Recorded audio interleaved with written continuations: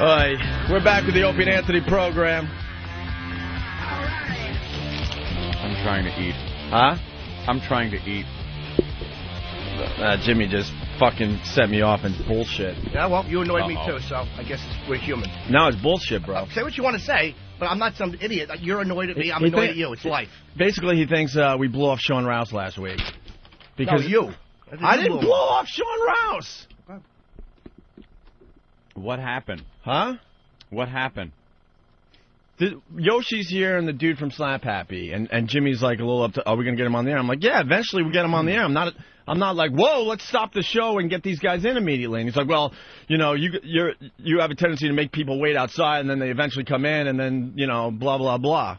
Tough shit. Is that the way I did it? Did I just whine at you like that? Yeah, you did whine at me. Yeah, and then you're like, Sean Rouse came all the way up here to do the show, and then you don't even thank him at the end of the show. Yeah, you don't. Like, I had a personal problem with Sean Rouse? I didn't say you had a personal problem. I just thought it was something that Sean Rouse opened up for you in Atlantic City. You asked, you know, you want Sean on the show Monday? I'm like, yeah. I didn't know he was driving. You said, hell yeah. Yeah, because I like the guy. I think the guy's a really funny comic. I met him when we were on hiatus in Dallas. He's a really funny guy. We've never done the show with him. So I said, yeah, sure. I didn't, first of all, know that he was driving 2.5 hours north just to do the radio show. Second of all, we booked him last second. We had a lot happening that day. So then you're like, well, you didn't have to go to the Joey Paisano phone call. Well, first of all, that's a judgment call. I don't talk like that. That's a judgment call. I went to the Joey Paisano call, and it was good radio. It was about gambling and addiction. You thought it stunk. Well, no, I didn't say it stunk. If I thought it stunk, I would tell you I thought it stunk. I didn't say it stunk. What'd you say? What'd you say? It could have waited till the next day because it wasn't something that because he was only here for one day. I didn't say it stunk. If I thought it stunk, I'd tell you that. Then you sit here and try to make this happen. See, that's not a valid argument. If I disagree with something, then don't ask people to voice their opinion. Dude, I have to make judgment calls every fucking day. These guys, everyone produces stuff for us and throws it in front of Anthony and I. And then Anthony and I pick away and go, well, we'll try this, we'll try that. Right. Well, this guest is here, we'll try that. All right? And that's how this show works, always. I understand. But you think there's some kind of underlying thing that we're purposely making people wait outside the studio. No, I don't. Sean Rouse came in. I never we talked to him for 10 minutes. Don't say you think I think that, because I don't think that. Yeah, don't you say did. I would say it. I would say it. If I thought there was an underlying thing, I would say it. You don't think guys have come to me, but, you know, after the show and said, you know, Jimmy's all pissed off because Sean Rouse waited outside, Bill Burr waited outside, Patrice waited outside. I wasn't here when Patrice waited outside. How are you saying that? I wasn't here. You see, you're making this up as you go along. I wasn't here, Ope. All right, it was Bill Burr then. Bill Burr, you complained. When did he wait outside? I don't remember Bill Burr waiting outside. Then I'm getting wrong information. They said that you were pissed off that you brought Bill Burr in and he had to wait outside because he's a big, big comic. When? What I was pissed off about was Sean. Had nothing to do with him waiting outside. Had nothing to do with you going to the Dane Cook, Bob Kelly phone call, which made perfect sense. Yeah, but we pulled that out of our ass. We didn't know that was going to be good radio. It was just the guy. I never know, dude. I understand the process. I understand it. And I'm sitting here with you. I know it. And unfortunately, I'm kind of like the point guard. I have to make judgment calls, okay? We went to the Dane Cook phone call, and it worked out fine. We went to the Joey Paisano phone call. It worked out fine. And that I didn't feel like it could wait because it happened while we were in Atlantic City. We were doing a whole Atlantic City thing. Sean Rouse came in. I talked to him. It was mediocre, average radio at best. He didn't stink, but he wasn't giving us much of anything. So I moved on with the program, and then if he could, you know, find a spot, he should jump in. That's how the show works. He didn't feel comfortable jumping in because I can't sit around and wait for someone to be comfortable. Well, then don't tell somebody 2 years ago that you're dying to get him on the air, and don't tell them, yeah, I'd love to have you on the air, and then talk to him for a couple of minutes. Dude. It's not like I just dragged the guy in off the street and go, hey, talk to these guys. They have a radio show. You're the one that mentioned him coming on. You're the one that invited him. But just because someone is invited on the show doesn't mean it's going to be a guarantee that he's going to get a lot of airtime. But he wasn't doing a bad job. It was okay, Jim. There was nothing going on. I set him up with a couple things, and he was like, yeah, he was slow. As far as the rhythm of a radio show, he was just trying to figure it all out. So we sat him over there, and we moved on with the show with other things. And you don't even thank the guy at the end. That was a total blow-off. So what does that mean? I was blowing someone off? It was rude. Don't fucking say blow off. That's what bullshit. it is. Well, you're misquoting me. That's bullshit. You're saying I complained about Billy Burr and Patrice. I wasn't even here when Patrice first came in. I don't blow off people that I like. Sean Rouse, I like. I didn't purposely blow him off. You can call it whatever you want. That means at the end of the show, I probably ran out of time and forgot to thank him. There was a lot of shit going on that day. Okay, so we talked to him for a couple of minutes, didn't talk to him for the rest of the show, and then didn't thank him at the end. Nothing. Just like, you even said at one point, hey, we're hanging with Chris Jericho.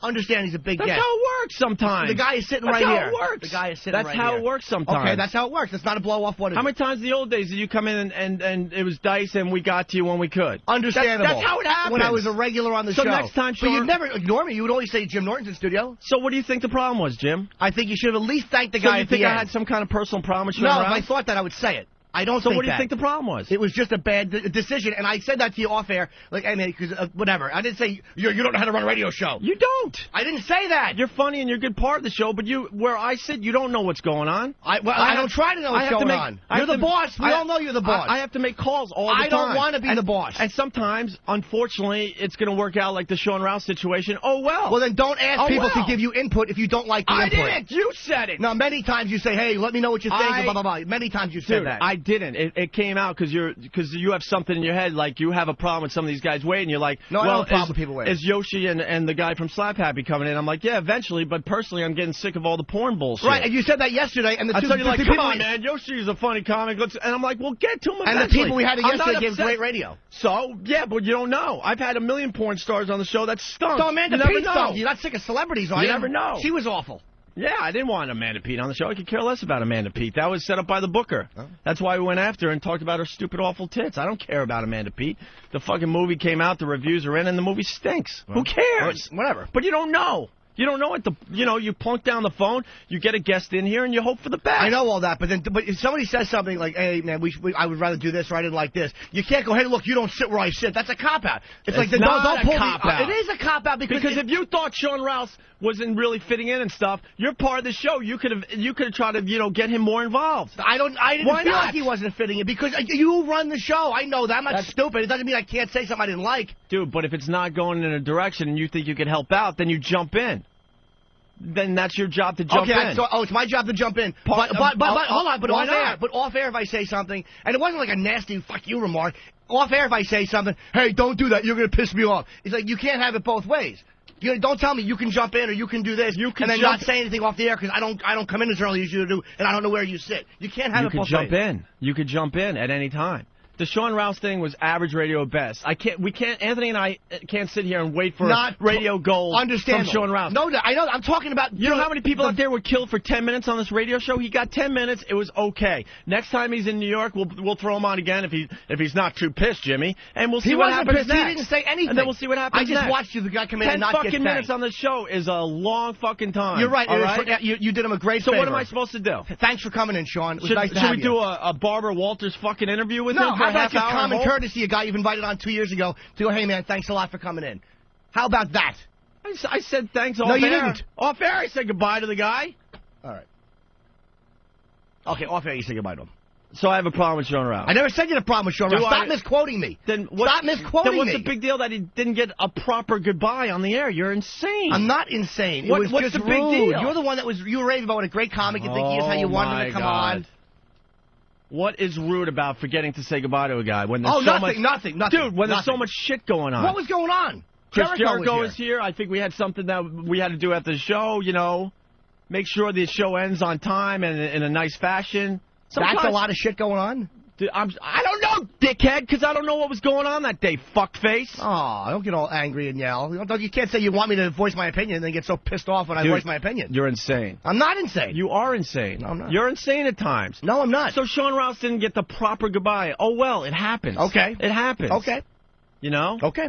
You can sit here and try to figure it out. See? You can.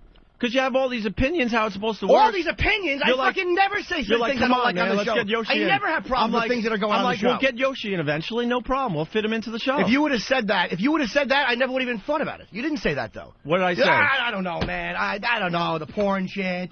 It was a big thing. You didn't go, yeah, man, we'll get to him in a little while. Okay. That's bullshit. I said we'll get to him eventually. It's bullshit? It's not bullshit. You didn't say it like, you would have said it like that. I didn't say that we're not getting these guys in. I'm like, yeah, we'll get to them. But I'm not obsessed with porn like you and Steve. Like, oh, God, more porn people. You guys get all excited. Can't wait to get your pictures and stuff. Who cares? Who cares? We're trying to do a fucking radio show. I know what we're trying to do. I'm sitting here across from you. I understand that. I understand you're trying to do a radio show. I know that.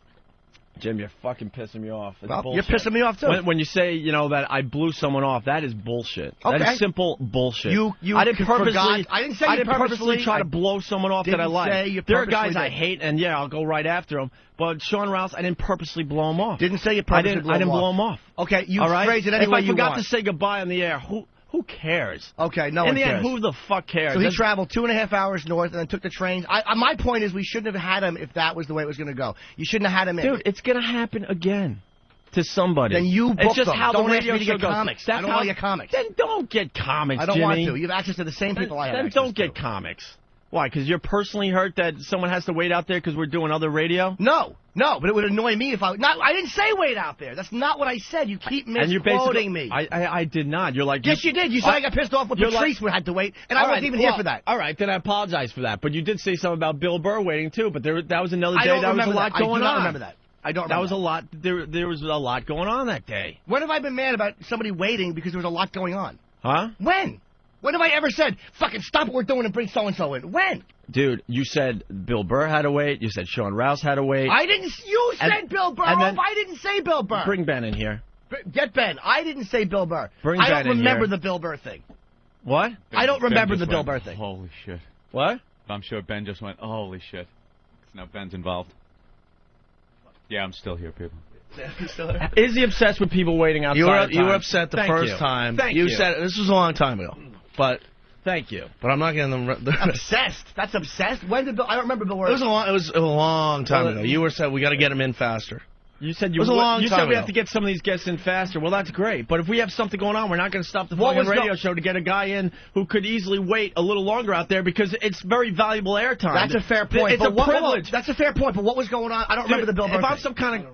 Huh? Bill, I don't remember the Bill Burr. I don't remember what was happening that day. But so why Bill mention Burr, it? Why not just stick to what we were talking about? Because it's part of the whole fucking thing. You get uptight because some of these guys have to wait to get on the show. How do you know that I wasn't right about the Bill Burr thing if neither one of us remembered what was going on? If I'm sitting outside the Opie and Anthony show, I'll wait 4 hours to fucking get 5 minutes of airtime. Tough shit. How do you know that I'm wrong about the Bill Burr thing if neither you or I can remember what was going on that day? You are wrong about the Bill Burr thing is because I know he's a funny guy and we want to work him into the show, but obviously something else was going on. Okay, so you're saying I'm wrong Anthony on principle. Anthony and I thought was much more important, so we made him sit out there a little longer. So there's no way, because neither one of us can remember it, so automatically I have to be wrong about it because you were obsessed that he was waiting outside. I'm obsessed. I didn't even remember it until he said I'm obsessed. Well, I didn't even remember it. Ben remembered. Ben remembers a lot of things. Ben remembers that we're getting, Dennis Leary and Lenny Clark in studio in Boston. Doesn't matter.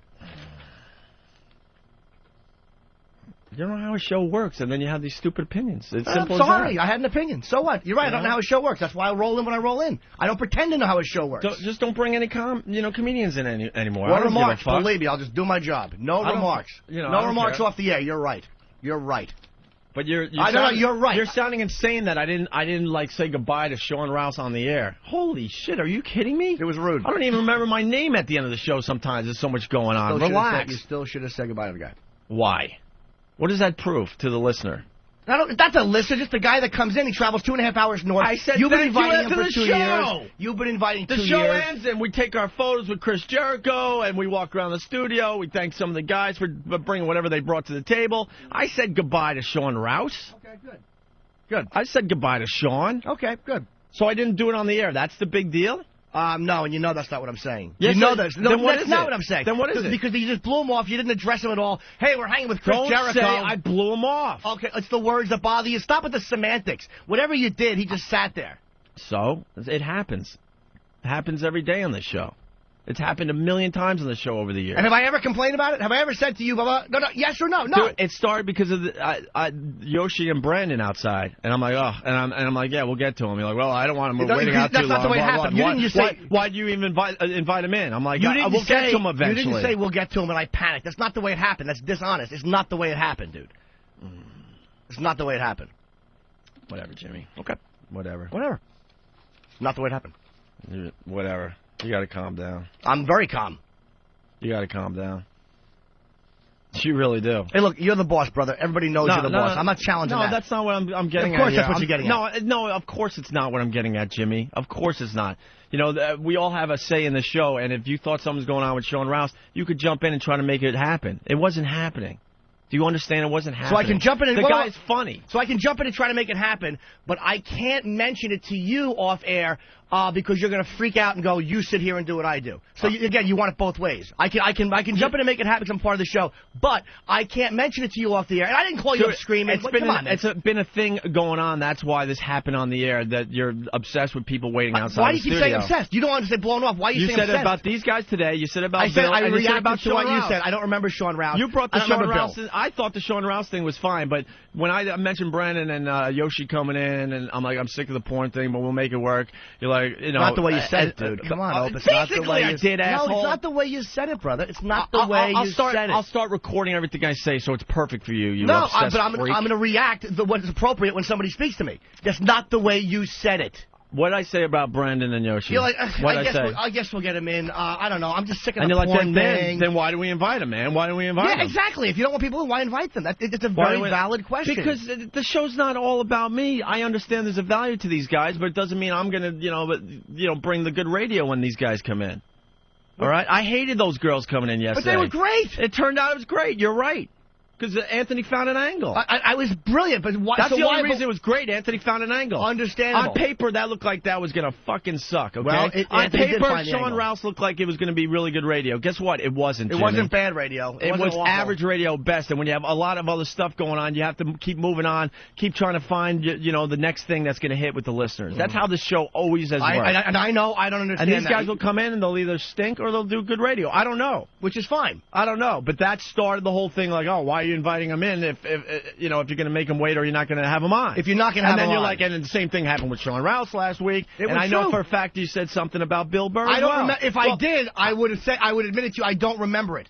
But you don't remember it either. Neither one of us remembers why he had to wait. I'm being honest. I don't remember that. He had to wait because the show was happening. That's the only reason. That's what it was?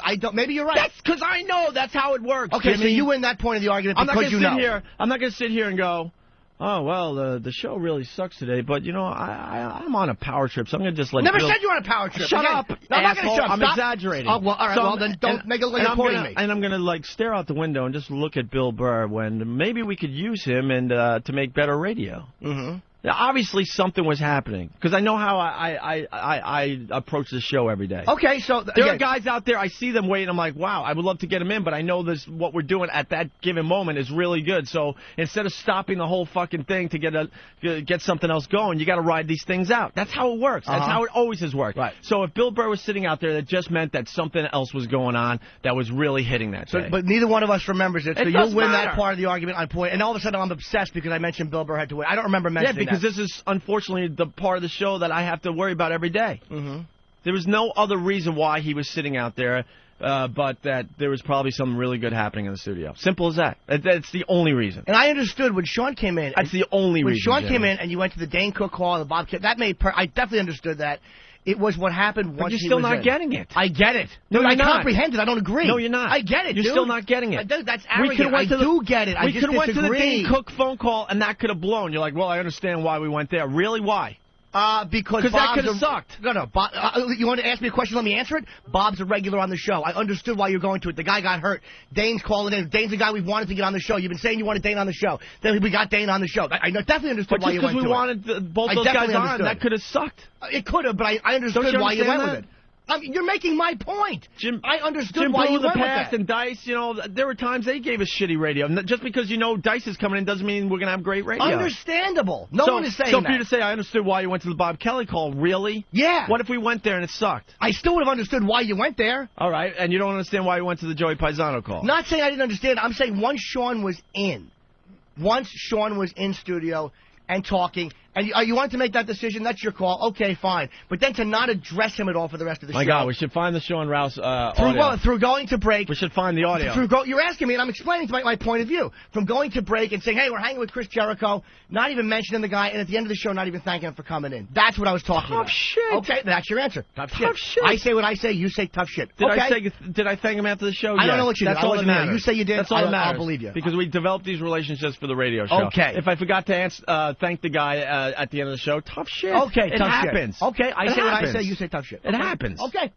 I know what happens. I was here when it happened. I remember what was going on that day. Chris Jericho, the whole reason, the one thing he asked, he goes, dudes, I love doing radio with you guys, but if you could, play my song or a part of my song, that's all I want. And I knew we were running out of time. We were supposed to play the whole song. All of a sudden there was, less than 2 minutes left, and I'm like, holy crap, we got to get to the song because we promised. I know. Because I tried it. When we promise someone something, I try to oblige. So all of a sudden I'm like, all right, hit the song. We got to get out of here. Chris Jericho, thanks for coming by. Here's Enemy. It was just a really rush job end of a radio show. I remember it, and I understood why you had to play it. That's the whole fucking reason why Sean didn't get a thank you. How come he didn't get, it's just a thing, dude, when I've been in this show long enough, when you're talking about who's in studio, you're like, all right, man, we're hanging here with Chris Jericho, blah, blah. It's just the way you say things. But when you're saying, we're hanging here with Chris Jericho, and the guy's just sitting there, and you don't even acknowledge him, and I'm not talking about at the end of the show, and then at the end of the show... give some people a little more respect than others, too. Chris Jericho is known all over the world. So what?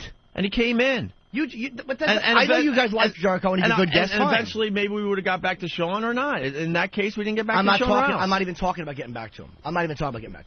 Oh, my God.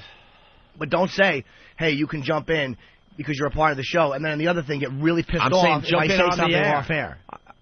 You can't have it both ways. No, it's bullshit, Jimmy. I think it's a cop-out when you're like, you have all these opinions off air, but... What, all these opinions? What do you mean, all these opinions? You got these... I want to know what you mean, all these opinions.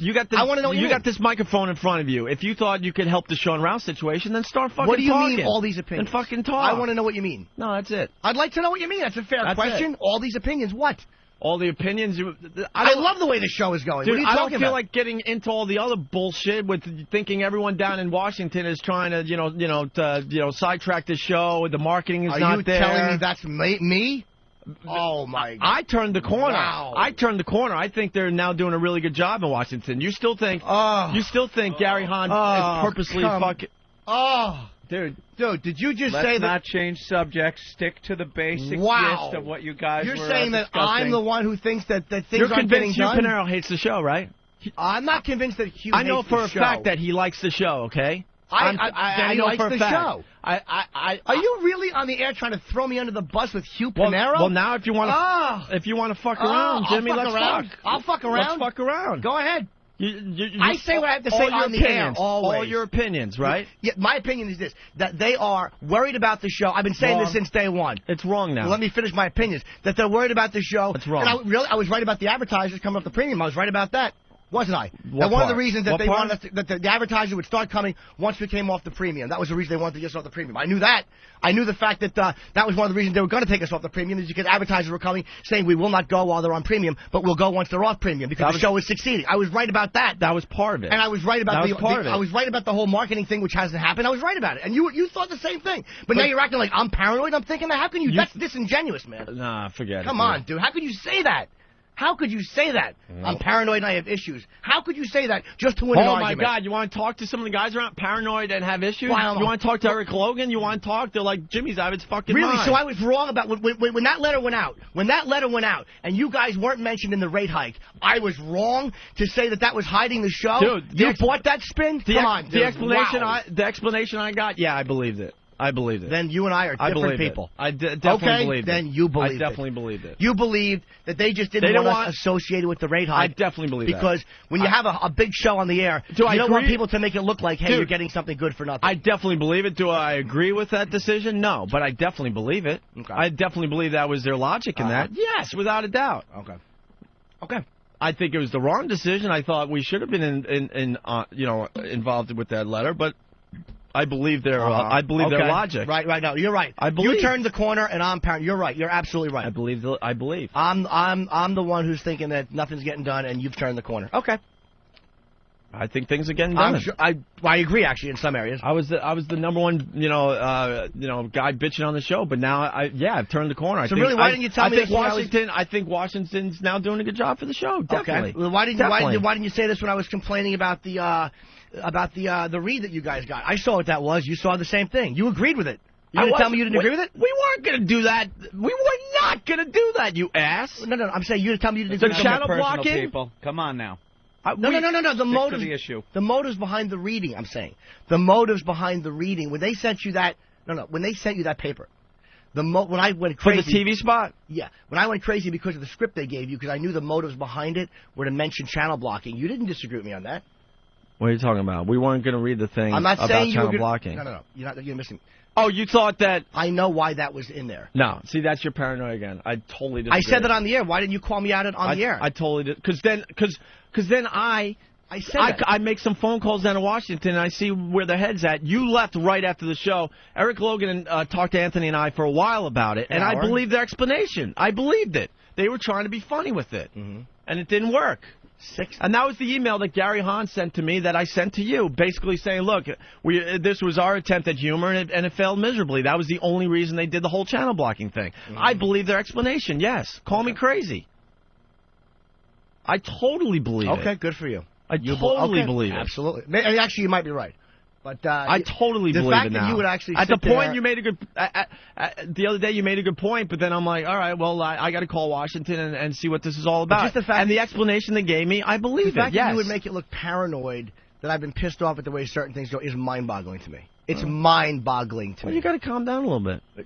There's some paranoia. You were still bitching about the advertising for the show while we're in the papers that day. Yes, I was. We're on the back page of the New York Post on the sports section, a really nice ad, and that day you were still bitching about the marketing. And I acknowledged the fact that was good. You said you like about that stuff, and I'm like, yeah, you're right, that is good. That was good. I was talking about the TV commercial and the dialogue in the TV commercial, and you know that's what I was talking about. I was talking about the dialogue they gave you, that little thing about, maybe they were going for a humor thing. If that had been one or two of the lines, I would have definitely understood that. But the fact that every single line mentioned channel block. You're the one that was saying no one's running this channel. We didn't get this stuff sent to us. I totally agree with that, too. But we're taking care of that situation, too. How can you say that I'm the one who's thinking that we're not thinking getting done? They went with this angle of channel blocking. So then they had 6 or 7 different versions because they thought that might make for a good spot. That's all that was about. And had they had one idea. They had one idea. Like, you know what? These guys talk about channel blocking in a sarcastic, dry way. This could make a good TV spot. They were absolutely wrong. But I would have agreed with you. That was the only motive. That was the only motive they had doing that. And I truly believe that now. Well, then you know what? Because I talked to everybody down there. Okay, then this is unless they're all if you're right, fucking with me. If you're right, then this is the case then of a guy who's been caught cheating on his wife 8 times. And one time he comes back with glitter on his collar, and it's legitimately there because he hugged a relative, and she thinks he was cheating again. He goes, no, I wasn't cheating. It's the same type of a vibe. So you can't call the wife paranoid for thinking the husband cheated. Jimmy, I'm involved with these guys in Washington a lot. I encourage you to talk to Eric Logan because you do. I do talk to Logan. I like him. You don't talk to him a lot. I talk to the guy every day. And I'm just saying some of the things you have problems with, you should get on the phone with him and you'd be more at ease, is what I'm saying. What are you saying that I have problems with that's so crazy or paranoid? I don't think the show's been advertised properly. They were afraid of the show, dude, and I was right about that. They were taking a slow approach. I understood that. Believe it or not, I understood it from the beginning. Oh, my God. This show in October, I didn't want the whole fucking country to know about. Anthony and I were getting our chemistry back together. I was okay with no national spots. Dude, you're making it look like you're comfortable with the way things have gone, and I'm this crazy person who's screaming for more. Come on, dude. We've all screamed and yelled and had our problems here. You were yelling 2 days ago. Huh? You're yelling 2 days ago. Because I didn't know. You brought up a good point, and then I'm like, wow, you might be right about this. Okay, sure. But then after the show, I called and I got an explanation. I believe what they had to say. And you also believe the explanation of why Open Ant were not mentioned in the XM letter. Completely believe it. Just because you didn't want to be associated with the rate hike. I don't agree with it, but I completely believe their logic in that. So it wasn't that they're a little afraid of the show, and maybe even justifiably so, considering what's happening. If they're still afraid of the show, they would just keep us on premium. Don't you get it? No, because of advertising. No. Because certain sponsors want to come aboard the show and just be a part of it and have us go out and do things. No, wrong. I think that they realize the show is moving in a different direction.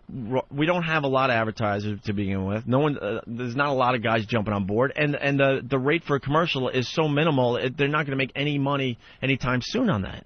They're just not. The advertising guy said that the advertisers want to come aboard. They want to be a part of the show. Sure, that's part of it. Once we're on basic. Well, then how come you? That's part of it. It's not part of it. You that's just one part of it, though. But if they were really worried about the show, they would just keep it on premium and let it grow that way. Okay, so you think that they've been very comfortable with the show and they've been pushing the show properly? And I'm this crazy person who doesn't think that. I don't buy it. No. I think things have gotten better, though. I never said they didn't. I think they wanted to take a very conservative, slow approach. Did we agree with that all the way along? No. Just the fact that in the beginning, I didn't really care because in the beginning I didn't care because I didn't think we had a product that I personally was proud to show the whole country in TV spots. Dude. I'm talking about from January on. You did care, and when Howard announced he was going to Sirius, all of us thought, like, all right, now you got to push this show because we got to be in a position to fight or whatever. You know, and we wanted them to push starting January. Starting January would have been nice. It didn't happen, but now we're in April, and now we got a big push happening. Mm-hmm. So it's a little slower than we wanted. Yeah, I agree with that. Mm-hmm. I agree with that. Mm-hmm. But from October to January, you know, this show wasn't ready for a national platform. It just wasn't. Okay, Anthony and I took 2.5 years off. You're saying you agree with that, but in the beginning of this whole XM tangent, you're making it look like I have all of a sudden been this problem who's complaining about XM irrationally, and that these guys Anthony, I love Jimmy, being here, and you know that, Jimmy. Yeah, but you don't acknowledge the good things that are happening in Washington. Of course I do. Not a lot, bro. Not a lot. You're always always looking for the other side of something. Why there was the channel blocking, script. Why we weren't mentioned in the letter. And I was right both times. No, maybe channel blocking way one thing, not. but I was right no, about the other one. No, you're not. Okay, then you really agreed dishonestly. You agreed with me dishonestly. No, I'm not going to explain it again. When it came up on the show, you brought up a good point. I'm like, whoa, yeah, we got to look into this. And you're 100% right about that, 100% right. But then I wrote some emails. Anthony and I talked to Eric Logan, and I'm completely satisfied now that they were just trying to make a joke that was just dumb. Possible. Dumb. Why were there no other options? Had there been other options, I would totally believe that, but there were no other options. Because when you're making a TV spot, you're like, all of a sudden something hits you. Like, well, I think this would make a great TV spot. So let's get 6 or 8 different versions of this and then record it, and we'll pick the best one. Mm-hmm. But then Ant and I jumped in and said, no, this is just not funny. It's not working. I totally believe it. Completely now. Completely. Okay. Just like you believe that one I could swallow more than that's the why you weren't mentioned in the rate hike. Well, that's fine. You can. I believe that too. Okay, good for you. I don't think I think it's bad business. I don't agree with their decision, but I believe their intentions definitely. Okay, good. Definitely. Didn't make me happy. Oh no, you're right. Their intentions were good. I'm nuts for thinking that. Dude, paranoid. It was Opie and Anthony coming off the premium. We're raising your service $3 a month. No. How is that good? Because that's not what it was. Basically, that's what it was. No, it was. That was the 2 points in that letter. Baseball. That's the 2 points. I'll tell you, baseball free online streaming, and when you have a show that you're proud of, baseball was already happening. When you have a good show that you're proud of, you're saying to people, this justifies the rate hike to a certain degree. Hey guys, look what you're getting now. We're raising the price. Look what you're getting. Baseball was already happening. So they were basically announcing, we're coming off the premium, and, oh, by the way, we're raising everything $3. But they didn't mention you were coming off the premium in the letter. That was my problem with the letter. They just said high voltage. That's fine. That's fine. To me, if you have a show that you're proud of, and you're raising people's rates, and you're saying, look, but now you're getting this great show for free, that's not a bad thing for the show. That's saying, look, people, look what you're getting as a part of this rate hike. That's being proud of the show. No, they're proud of the show. You have no idea. Okay. Then I have no idea. You don't. You don't. They're definitely proud of the show. Okay, good. Get on the phone with Eric Logan more, and you'll see for yourself. I've talked to the guy's fighting his balls off versus Washington. You don't need to tell me about Logan. I love Logan. And he's changed a lot of people's opinions down there. Whoa, change their opinions? You mean their opinions needed to be changed? It seems like that. Why would you say that? You made me look like I'm crazy, and now you're saying. Oh, okay. Right.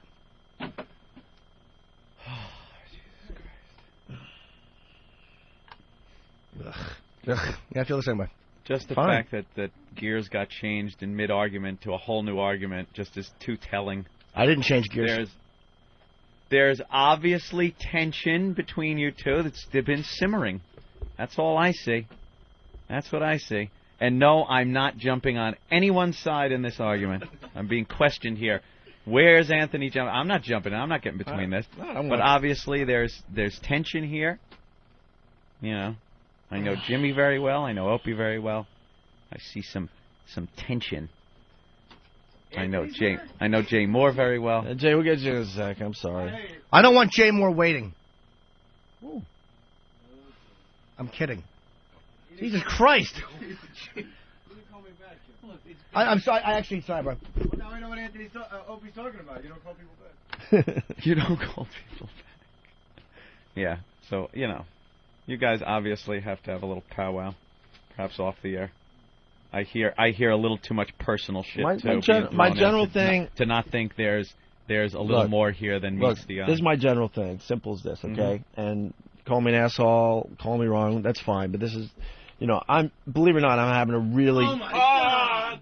Oh, Jesus, Jay. Jay Moore's completely naked. Jay Moore just got completely naked. He's standing in front of the window, completely naked. and I think it's getting hard, too. Jesus Christ. Tell him to put his pants on.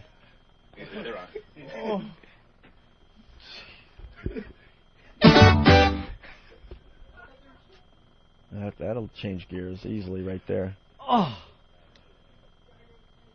Wow. Look, I'll summarize, and you could call me wrong, whatever, but believe it or not, I'm having a really, really good time with this radio show. A really good time. I'm having more fun in radio than I've ever had, okay? And I just get from Jimmy at times a negative vibe. When, it's always like point out the negatives, point out the negative. I'm just saying, dude, and if I'm wrong, you can call me out. And there's, well, I'm not going to, whatever. And I get a negative vibe. I get the calls, and the frustration and stuff. And sometimes, this is all I'm saying, sometimes I wish you would also just point out a lot of the positive things that are happening. You do focus on the negative a lot. That is so sociopathic, I almost don't know how to respond to it. Holy crap. Of course I'm negative, and I point out the negatives. But to think, when I've agreed that this is more fun than commercial radio ever was. And I love doing the show, and I love. I'm talking behind here. the scenes, dude. There's always this negative vibe of what this, that, and this is coming. Funny, this is coming from me, who's a complete asshole a lot of times, and a negative person. Then you should have told me that instead of saying, "Hey, man, I really like the way in the conference calls you speak your mind, and you try to get shit done about the channel name change, and all that stuff." You're coming from two different points of view. We haven't had a conference call in 4 months, dude. We haven't had a conference call in 4 or 5 months. How about the Club Soda Kenny situation? Was I negative about that? That just got resolved 2 days ago, bro. We all agreed on that one. Whoa, how am I the producer holding up a "Let's move on" sign? Ben trying to be the producer. Jay here. Let's go to Jay. Jay. Move on. Talk about this later. Cute girl outside. It's a cute girl out there. Jay got naked. You guys obviously need to, sit down and chat off air about things. I know both of you very well. I know both of your personalities very, very well. And I just see a clash going on there. That's for sure. I know Jimmy, like Opie says, Jimmy brings up a lot of the negative stuff and a lot of, he's always talking to people in D.C. about the problems that we're having. That is, first of all, that's just inherent in Jimmy's personality, is to point that stuff out. And the way he does it, is it abrasive? Sure. Is it in your face? Yeah. That's Jimmy. That's the way he does stuff. I sit there and I have seen huge improvements over the course of the past couple of months. Things have definitely gotten better. There's still a huge problem. I refuse to pay that Club Soda Kenny bill.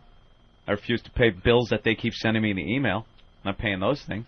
Are they advertising more? Sure. See if that lasts. Your personality is what your personality is. I've been with you for 10 years doing this show. I know what it's like, and you've come leaps and bounds, over the past couple of years. But to see you and Jimmy in the same room for a set amount of time, which is the past, few months that we've been on the air, I just see,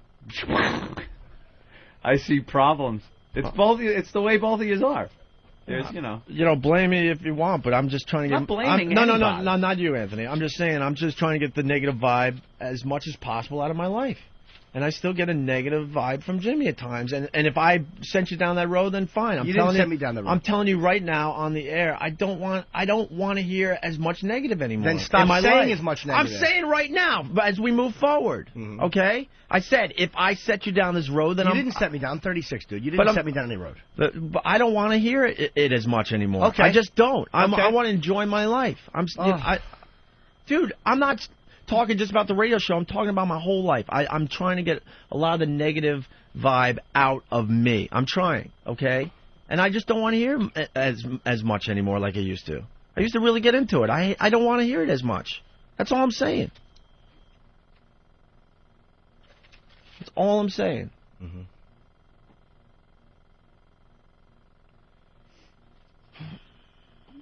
And, you know, you hit a nerve today with the whole people waiting outside the studio.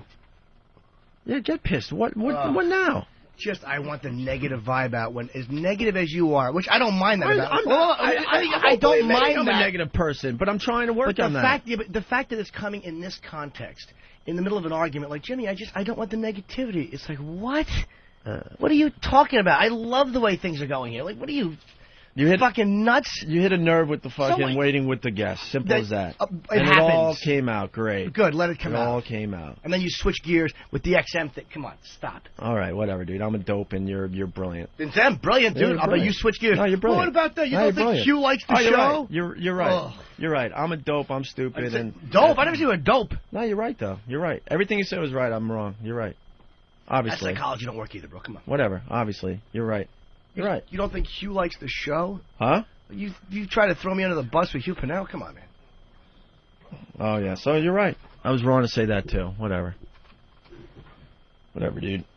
If you want to fight, you know, it gets ugly. That's how fights always work. Whatever. So you can point out that I quote, try to throw you under the bus with Hugh Pinero. Dude, I'm never going to win. You're the boss, man. I know Hugh Pinero isn't going to fucking fire you because I said something like that on the air. So I don't think he's going to relax. fire me, dude. I'm not worried about him firing me. Everyone listening to the show knows when there's a fight, it gets ugly. Tough shit. Tough shit. It doesn't So you hurt. don't like what I said? Oh well. You said some things I don't like. Like either. what? Huh? Like what? I'm not going to get into it. What? I would like to know what. No. Because then it'll be another 20 minutes. So you're right. I'm wrong. There you go. Will that make you sleep better tonight? Dude. You're putting yourself in this position like you're this rational guy, and you've just done this job in an argument. I don't care if you're mad or not. Wrong. You don't care if I'm mad or not. I'm completely wrong. And you can try to fix things the way you want to fix them. Whatever, dude. I feel the same way. Whatever. That psych shit that works on broads doesn't work on me. I don't care. Fine. Don't care. I don't care. Good. When you say you don't care, you care. Yeah. Ben, any suggestions, Ben? Besides your move on sign? Can we move on, please? Jesus Christ. We have been on this for a while. Yeah, we've been on for a while. Jay's here. Let's go. Let's take a break and go to Jay. We're back with Norton and Friends. Is that funny, at least? Are we done? All right, thanks. Are you done?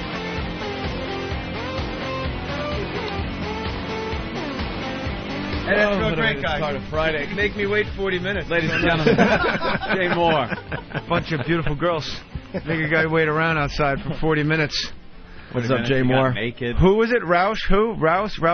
Sean Rouse. That guy's never had more press in his life. I never heard of him, and I'm a fucking comic. This guy's been talked about for 2 hours. This guy should come in here and tongue your bag. Well, who's Eric Rouse? Sean Rouse. Eric Logan, Sean Rouse. Two different people. Sean's a comedian. I heard of Eric Logan less than I've heard of Sean Rouse. He's the programming president. I'm not taking sides, you guys know that. Eric's one of the big wigs. Jimmy did get a little out of line, yeah. What? No, stop. You get a little out of line yourself, Jimmy. Billy? We're both out. Fuck that guy. It's my fucking party. I pay for the drinks. It's my party. Why don't you read it, old Billy boy? I'll admit I was out of line. No problem. We're making headway. I know that much. Jesus. Well, I when know my naked body pressed boy. against a glass. Enough. I felt bad.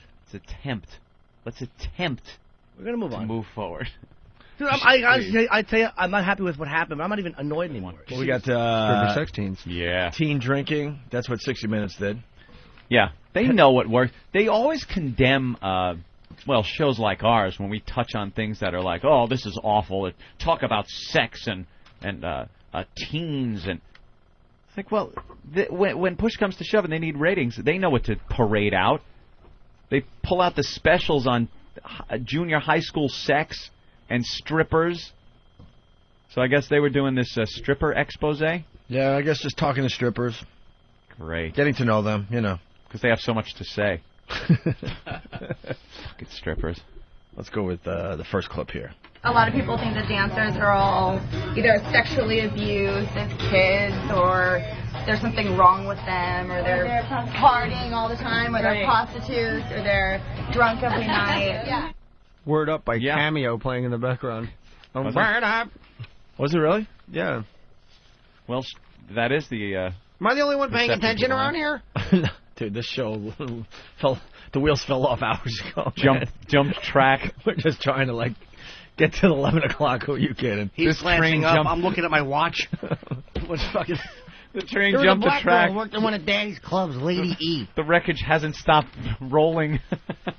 I'm waiting for Jim to finish the bathroom so I could go in, so it's not the awkwardness. Oh, no. Hey, it's just the worst. Do you just do the where you look, kind of purse your lips a little and go, nod your head? No, because there's just nothing? It's beyond awkward. Thank God we there's walked a weekend. We walked out together. Here's how you know it's tense. Because I went to the urinal and he went into the stall. And normally we piss next to each other. Yeah. Thank God there's a weekend coming up. Just kind of diffuse this a bit. I just don't... Here, this will. All right. A celebrity fart. There you go. Jay Moore. No, I just got a really bad headache now, Do you? Really bad. That's my own problem, though. How do you feel about the Jets getting Doug Jolly? Jesus, Jay. Jeez, that's a bad one, dude. God, yeah, well, it's a fart. Yeah, but sometimes they're not bad. Yeah, sometimes they're really good. Sometimes the inside of your ass is like potpourri. But sometimes they don't smell. They're never good, but sometimes they're just nothing. Mm-hmm. Is that a show promo? They're never good, but sometimes they're just nothing. Right. Opie and Anthony. So what do you got planned for the weekend? I don't know, really. Yeah? Probably going to Long Island, I guess. Yeah? Mellow out for a while? Yeah, sure. No? Not hanging out? Do my sets. No, he's got the big... Jimmy's doing the big HBO thing next week. Yeah. That's going to be the next stupid speculation. Monday and Tuesday. You going? Monday and Tuesday. Yeah, I'll go. It's not that. It's not a fucking... I understand. It isn't a deal breaker or anything. I'm the voice of the people, Opie. It's just one of those things, and we'll work it out. Whatever. It's just. What's your pilot? It's a special. It's a half-hour stand-up. No, he's doing the HBO on Tuesday. So here's the speculation that's going to start. Jimmy's not going to be here Monday and Tuesday. It's because he's getting ready for HBO. Oh, no. Now there's going to be all kinds of speculation. Of course there will. But I told Dope yesterday I wanted those days because I wanted to get my sleep, or I want to sleep late like I was always doing. That has nothing to do with what happened today. Not Trust me, we totally get it and understand. If we didn't say that, though, and all I of a know, sudden we that's show why I up want on to say Monday, it. There's no Jimmy here. That's why I want to say it, because stop. Should have done that. And now they're taking sides. Enough. Just relax. That would have been really cool to come in, not acknowledge that Jimmy's not here, and not even talk about Jimmy. Not mention it. Oh, boy, they would have. Bill Burr joining us again in studio. He did a good job on the show. Yeah, he's very funny. Bill's fun. Yeah. All right. And I thanked him properly, by the way. Stop it. Play the goddamn audio. Put you both in the ring, give you both a fucking beat, and let you fuck each other. Oh, get blood all over my contract. You're used to that. But like what you're on right now, what's that? Oh, this is instant feedback. This is people instantly commenting on the show, and boy, Pat from Monaco's even not funny in print. It has been very entertaining all day long. A lot of Pussy Metallica busted? references. Yeah, I know. Coming in. It'll be fine. Let's all relax. Don't. Dude, I gotta interrupt. The Photoshops are coming in. They are really funny. It's me and Jimmy looking really angry in the background, and you're sitting there. And the caption says, "I love you both, so I want to make this right. We'll need a porch and some marshmallows." It's chasing Opie. Yeah. That's funny. Smart-ass pricks. Let's go to Kentucky. Dexter, what's up? Hey, guys. How's it going today? Hi, Dexter. What do you think? Hell, sounds like y'all having problems in there. Oh, what's up, man? Sound like y'all have problems in there. What do you do, psychologist? I'm a damn truck driver. Oh, okay. What's up, Dexter?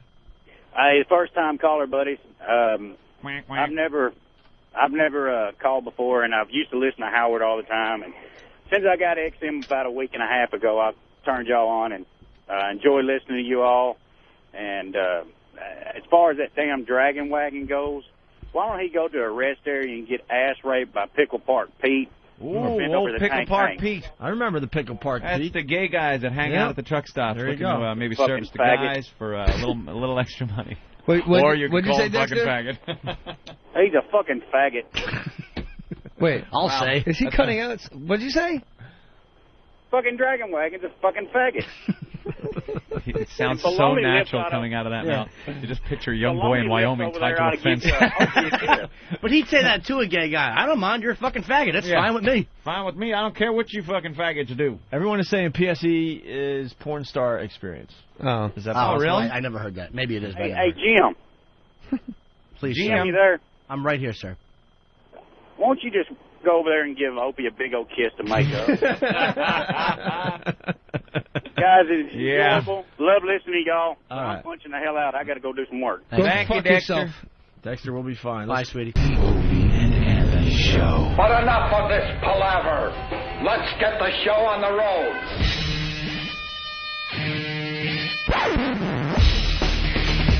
Now it's bullshit, bro. I'm very calm. You're insane. Come on, man. I'm very calm. I didn't say that. I don't blow off people that I like. Right, no, you're right. That is bullshit. Holy shit, are you kidding me? Now stop misquoting me. I don't know, dickhead, because I don't know what was going on that day, fuckface. You know that's what I was talking. We were not going to do that, you ass. I'm paranoid and I have issues. Aw, don't get all angry and yell. Whatever, Jimmy. You are insane. You're right. That's terrific. That's terrific. Stop whining. Quiet. Stupid! You're so stupid! Stop with the semantics. Well, you got to calm down a little bit.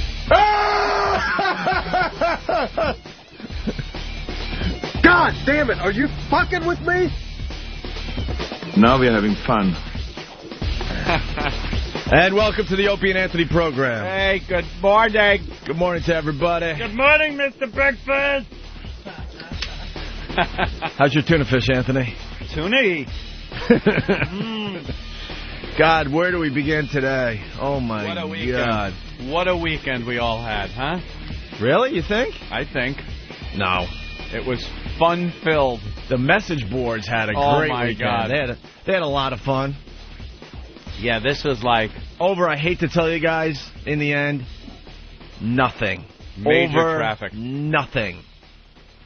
I was really entertained over the weekend checking in on the message boards and looking at the just thread after thread of speculation and accusation, masturbation, just throwing things out there. Some people that had pretty good insight on the situation at hand and what was going on. Were you posting?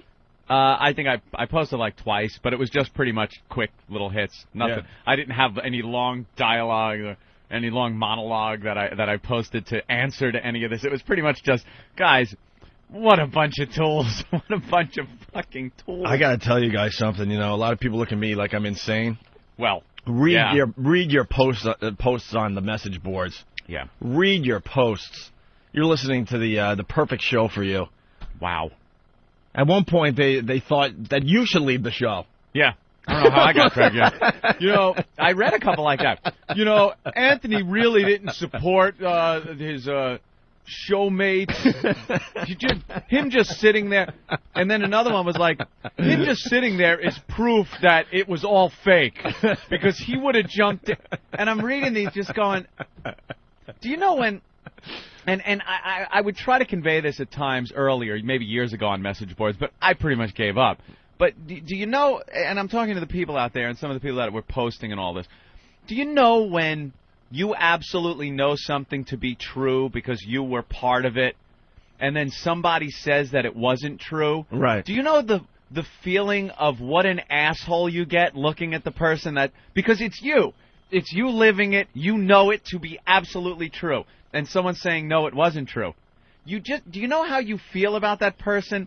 How stupid they look to you because you are absolutely sure of what happened? That is what it was like reading some of these posts. Dude, so fake, such a bit, I can't believe any of you are falling for it. And I'm just thinking, how stupid these people come off posting stuff like that. First of all, no offense to Jimmy, because he is an actor. You know, he has done some acting. No offense to you, you're not an actor, but for anyone to assume that for almost an hour, for just about an hour, these two guys could put on a performance like that and hold it together and actually act like that, you're insane. Oh, we would have pulled that for April Fools if we could have pulled it off. There's no way. and based on past performance, we just don't do that. We don't do that fake radio. Well, we're getting some of the message posts, some of the posts from the message boards there. Mm-hmm. Nathaniel just handed these in. This is Smokey McPot. That fight was pretty funny. I'm a pretty good judge of character, so I think I know where it all stems from. Opie is annoyed that his show that he started is in the beginning is kind of being hijacked by Norton. Wrong. Try again. On the other hand, I think that Jim might kind of get bothered by Opie sometimes. I mean, he's in shape, fairly good-looking, and doesn't pay for sex. So that's Jimmy's problem. Opie's my fave guy on the show. Sure, he doesn't do impressions or make fun of Lacey Peterson, but he keeps things together. This is Ack, I guess. I must say, after listening, I could swear it was real, but taking everything into consideration, I think at this point I'm 50-50 in favor of it being a bit. Oh, God. Taking into account Opie's recently talking about smoking pot and the fight being replaced with a Tommy Chong bit. See, here's the you guys are assholes. God, they look into everything. Did you see the post where they looked into the song that was played after the fight? Oh, the 9 Inch Nails song? The 9 Inch Nails song. Right. Dude, they were like, dude, did you hear what... Jesus. Shit's going down, dude. Did you hear the song? Oh, it is in there? Cool. Also, his now positive stance with XM would be part of that gag, like when you're high and you're just positive about everything. Playing the hand that feeds from 9 Inch Nails coming back from the break sounds like a little cue. They're screwing with us, because at that point the argument was over, and I don't think Opie would have taken a jab like that at that point. Opie, did you know 9 Inch Nails was being played? Yeah, and I was at the time, because after the fight... I mean, did you play it yourself? Oh, no. Did you know it was coming up? No. Of course not. Of course not. That's more people speculating and posting that have no clue how things work in here. We pick a lot of music that we want to play coming out of break, and then the guys in the booth, I don't think they even purposely played it. It was just coming up randomly, and that it just happened to go that way. Right, Derek? Ben actually picked it. So maybe Ben was messing with the audience a little bit. I must say it was fake. They are, if it was fake, they are the greatest actors. They were so quick back and forth and pretty much never hesitated, and it sounded exactly like those intense fights you have with family or friends. Because it was an intense fight with a friend. And the more I think about it, here's another one from Dupree. The more I think about it, the more I blame Ben Sparks. Ben just threw his arms up in the air. Like, what would I do? His gossip is probably what started a lot of this in the first place. Opie brought him in to verify that Jimmy had problems in the past with some of the shows. Who knows if Ben is right or not? It's pretty obvious that Ben and Jimmy don't like each other very much. It's pretty obvious, dude. Oh, my God, there's a deep love there. It's just amazing. Anthony and I have been doing this show together for 10 years. Jimmy's been doing the show with us off and on. Well, now on, Last obviously. year we were at NEW. So he's up to, a few years himself now. Mm-hmm. And it's kind of sad that the people that listen to the show really have no clue how it works. They really don't. Some of you do. You can't blame them for not having a clue. That isn't even, I wouldn't even go there. I'm not blaming them for not having a clue. I'm blaming them for intense speculation without any basis, without any clue. Like, if you don't have a clue, that's fine. But now if you're basing these really strong opinions on not having a clue, you're an idiot. Right. And we read them and go, oh, my God, what an idiot. Yeah. Totally wrong. And it was kind of sad, but, you know, you guys do what you want with the message boards, but just watching everyone pick sides and try to, like, do the divide and conquer and all that. Unbelievable. It was unbelievable. We're talking about the huge fight on Friday, obviously, that I thought, in my mind, was a 10-minute fight. No. That's how intense it was. No. I had no idea. 10 minutes. I thought it was 3.5 hours. Really? But from me sitting here, from everybody else except for you two, it went on and just wouldn't stop. If you asked me, though, I would have said, it was like a 10-minute fight. Yeah. I mean, notes were being, thrown in front of my face, move on. And no, that went on. And that made me laugh. I'm like, when you're in that really bad zone where you're fighting and stuff, you can't just stop it and go, okay, that was a good radio bit. Let's move on to something funny, everybody. Yeah. But for people to divide and conquer, and they just don't get what this show's all about. None of us are going anywhere. Everybody got reamed on the boards. It was so funny. The best to was go through. I expected to get reamed, of course. Jimmy got reamed, of course. But I didn't think they were going to throw you on the bus. Oh, I get reamed too. Yeah, there were a few of those. I'm reading them going, what did I do? I just sat there. Dude, that's just it. Just fucking sat there. What the hell was I supposed to do? Absolutely amazing. If Anthony, it's so telling that Anthony didn't jump in. It just goes to show you that he doesn't like these two guys. What? The speculation running wild over the weekend. The message board, Whackbag at least, crashed so many times. They had, more traffic than they've ever had. It was insane. All the message boards were crashing. I took a peek here and there, posted a couple things really fast, and that was it. I had a couple of posts. Said 1%. Said 1% of the people posting in the thread had good insight on what was going on. 49.5% were complete tools, and the other 49.5%, I put some derogatory thing about their mother. That's pretty much it. That's what it gets. That's what it degenerates to. Yeah, I just wish some of the smarter people that have a little intelligence could kind of, take controls of those message boards a little bit. Never happened. It's not the nature of the beast, man. The message boards are what they are. And when you realize that, then you're fine with it.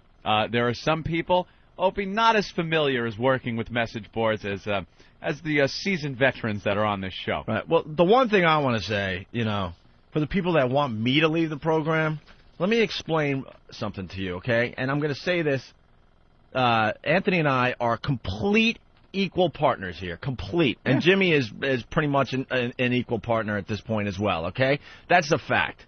But the reality is, this whole show was my vision almost 20 years ago. Do you people understand where this show started from? Yeah. And you think I'm just going to, walk away from it? Never. Yeah, leave. Never. God, leave. When I walk away and we go our own ways, I will definitely leave radio, and I bet Anthony goes off and does something completely different, and he'll be just as successful. But as far as this show goes, I'm not going anywhere. This was my vision 20 years ago. Where's he going? It started with just me and a bunch of stupid records getting goofy in between songs, and then developing from there. But the vision started back in 1985, something like that. Yeah. And then Anthony jumped on in 94. So we've been at this a while. Yeah. And Jimmy's not going anywhere because Ant and I, we're very calculated. We talked many times ago, it would be cool to have a third person in here. So Jimmy's not going anywhere. No one's leaving. No one's leaving. And Anthony's not going anywhere. I mean, he might do the show from a bubble suit or something. That is my goal. Leaving. That is the goal I have. Like you had your vision, I have mine. Right. Doing this program from an antiseptic bubble. But for the people that just don't understand the players and what they do for the show, you really got to start listening a little longer. No, they'd rather just concentrate speculate. a little longer instead of just speculating. You get one little tidbit of information, and then you lose your minds and say really dumb, stupid shit. Yeah. Is what it comes down to. It's really, really fun to look at the speculation based on nothing, based on stuff that they are sure that we did on purpose, that when I read it, I go, it was such a passing thing, I never gave it a second thought, and I barely even know what they're talking about. But they have it in their minds as such a calculated thing that we absolutely planned. Unbelievable. Now, you spoke with Jimmy. Of course I did. By the way, Eric just handed me a note. 37 pages. 37 about the fight pages. that happened on Friday. Well, here's the deal. You know, Jimmy and I went at it big time. We both have a lot of stupid tension in our lives. You know, Jimmy's got the HBO thing that he's preparing for. That's the only reason he's not here, by the way. Yeah. And I don't want to say too much until he gets here on Wednesday, you know. But I want everyone to get back on the same fucking page because it's a very exciting night tomorrow night. We're all going down to see Jim Norton tape his HBO special. Very exciting indeed. So, you know, as far as the fight and as far as, you know, picking sides, you know, I like Jimmy better. I like Opie better. I like Anthony the best. Anthony is the true glue of the show. Jesus Christ. Calm the fuck Shut down. up. The reality is, you know, I don't regret that it happened, you know. But we are on the same team is what it comes down to, okay? I knew after we fought that it was going to be fine. I just knew. But I couldn't talk the rest of the show. I just had a raging headache. And I even apologized to Anthony after the show. I'm like, dude, I wasn't trying to be a dick after the fight. I couldn't even talk anymore because of, the tension in my head. All right? So then we cooled off. And then on Saturday, Jimmy called me. I would have called him, but he beat me to the punch. I wasn't sitting there like some diva waiting for him to call me. Trust me, I wasn't at all. That's after the phone calls I took. Oh, really? Yeah. I talked to you. I talked to Jimmy. Oh, really? Before you two talked to each other. Were you like the mediator, unofficially? No, it wasn't a mediator. You guys obviously didn't need a mediator, but I was kind of the, is it cool to make the call guy? Like, I talked to Opie, and then I talked to Jimmy. And it was like, yeah, well, you think it's a... Yes, of course, call. Were you starting an alliance with Jimmy behind my back? That's exactly what was happening. People, start your speculation. Right. It's like to Jimmy, dude, I've been noticing the signs for a couple of years now. I really think if we do this right, we could get him kicked off the show, and it'll be you and I. It's so obvious what needs to be done here. I did show up to work today without shoes. Yeah, you did. And I after Friday's show and like all the uncomfortable looks I did get when I got in today, and now I'm showing up without shoes and my hair askew. Yeah. Because I rollerblade to work every morning, and usually right out of the shower, so it's windblown and it looks like awful, but I don't really care, And I walk in, and usually I throw my shoes in my backpack. Yeah. I forgot. Because I was rushing out of the house this morning, so I'm showing up into the office with just no shoes on. And when you do something crazy like that, you have to address it immediately. Oh, yeah. It was the first words out of Opie's mouth. Oh, yeah, because I saw, like, the looks starting. Just starting. And I'm like, all right, I got to squash this one right away before one of these guys secretly posts on the message board, he's now showing up to work without shoes. I'd assumed you took your blades off and you were in between, taking the blades off and putting your shoes on. I go to Anthony, dude, don't think I'm crazy. I just forgot my shoes today. It's going to be a little awkward walking around the office trying to do a radio show without shoes. I said, you think I think you're crazy because you don't have shoes on? After Friday? So that was the whole thing, too. It was like, yeah, I'm crazy because I washed my hands after Tippy Tom is in the studio. But after Friday's display, yeah, I'm the crazy one. Yeah. Anyway, yeah, of course Jimmy and I talked on Saturday. Jimmy and I, the reality is, and this is what's going to make a lot of people laugh, we're really, really good friends. Yeah. Extremely good friends, okay? You guys hang out more than I think anybody else on the show. Yeah, we're really, really, really good friends, and it was just one of those things. It's like brothers fighting. It's like friends fighting. Let me tell you something. Anthony and I have had some of these fights behind the scenes. Yeah. It's what happens when you work every day with people. Yeah. We've gone no knockdown dragouts like that. Certainly didn't last that long. No. They were quick. Quick. Even, something? Give a little tidbit to the old listeners. There were a couple that were really heated right before the mics went on at NEW. None here. Seconds before the mics went on. Seconds. Yeah. But the professionalism showed through back then. And you didn't have the insane Jimmy factor. Right. It was weird because... But there were a couple of times where seconds before the mics went on at NEW, we had a tiff. Tiff? Yeah. Brutal. Pretty good brawl. I mean, where people would leave the office, remember those? And go, oh, boy. And then we'd walk down the hall, like, hating the other person. This is going way back. say nothing. Say absolutely nothing to each other, turn the mics on and make believe we were the best of Ooh, friends. here goes the show. And then the mics would turn off, and then we wouldn't even look at each other or talk to each other. Yeah. It was the most uncomfortable 4 hours God, that did ever. suck. Oh, Jesus. We did a few of those, actually. Yeah. Not many at all, though. No. It really wasn't. It was a handful. Probably in the whole time we were there, if it was 5, it was... Yeah. I don't even think it was that many. Probably 3. Yeah, well, you know. I mean, we've been doing this for 10 years, so a few, you're few gonna tips, get, whatever. You know. But anyway, so, Jimmy called me, and he goes, hey, Ope. I go, uh-oh, awkward moment. And he just starts laughing. I just start laughing. And I swear to you, within less than 2 minutes, it was totally cool. Totally done, cool. over. Completely back to cool. goofing. And then we talked for, like, I don't know, 40 minutes just making each other laugh really, really hard about BS crap and blah, blah, blah. Mm-hmm. And Jimmy will give his take on Wednesday when he's here. Yeah, Jimmy called me up, and at first, like all Friday afternoon, I didn't take any calls. I just let the machine pick up because I really didn't want to deal with anything. I was exhausted. Just wanted to lay down and do nothing.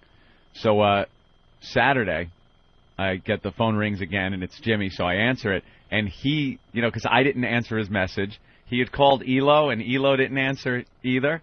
So he was like, I'm thinking was something going on, like we're all conspiring, like, all right, it was obvious Jimmy has to go. We got to get rid of him. He's going to be fired. He just doesn't know, so I'm not taking his calls or anything. Yeah. Jimmy, no, nothing's going on. Don't even, you got this HBO thing. Keep that in your mind. Don't worry about this shit at all. Poor Jimmy. It's over and done with. Of course it is. But and then I was thinking, oh my God, imagine if I didn't answer that call. He'd have been insane. He'd have jumped. He'd have jumped out of his window. See, if we really were twisted, we would have not answered his calls all weekend. Oh, no, I couldn't do that to the little guy. No, of course not. Oh, poor little guy. So, no, we all have to get on the same page immediately, Mm-hmm. no matter whose side you were on in the fight. A lot of people picking sides. Oh, my God, because the HBO thing is happening, and we really, really want to support and need to support Jimmy too. Oh, yeah. Because it's all going to be O&A fans there Mm-hmm. tomorrow night. We're all going. It's going to be great. Yep. My brother got in on the action, man. This was a part of the battle on the message boards over the weekend that just had me roaring.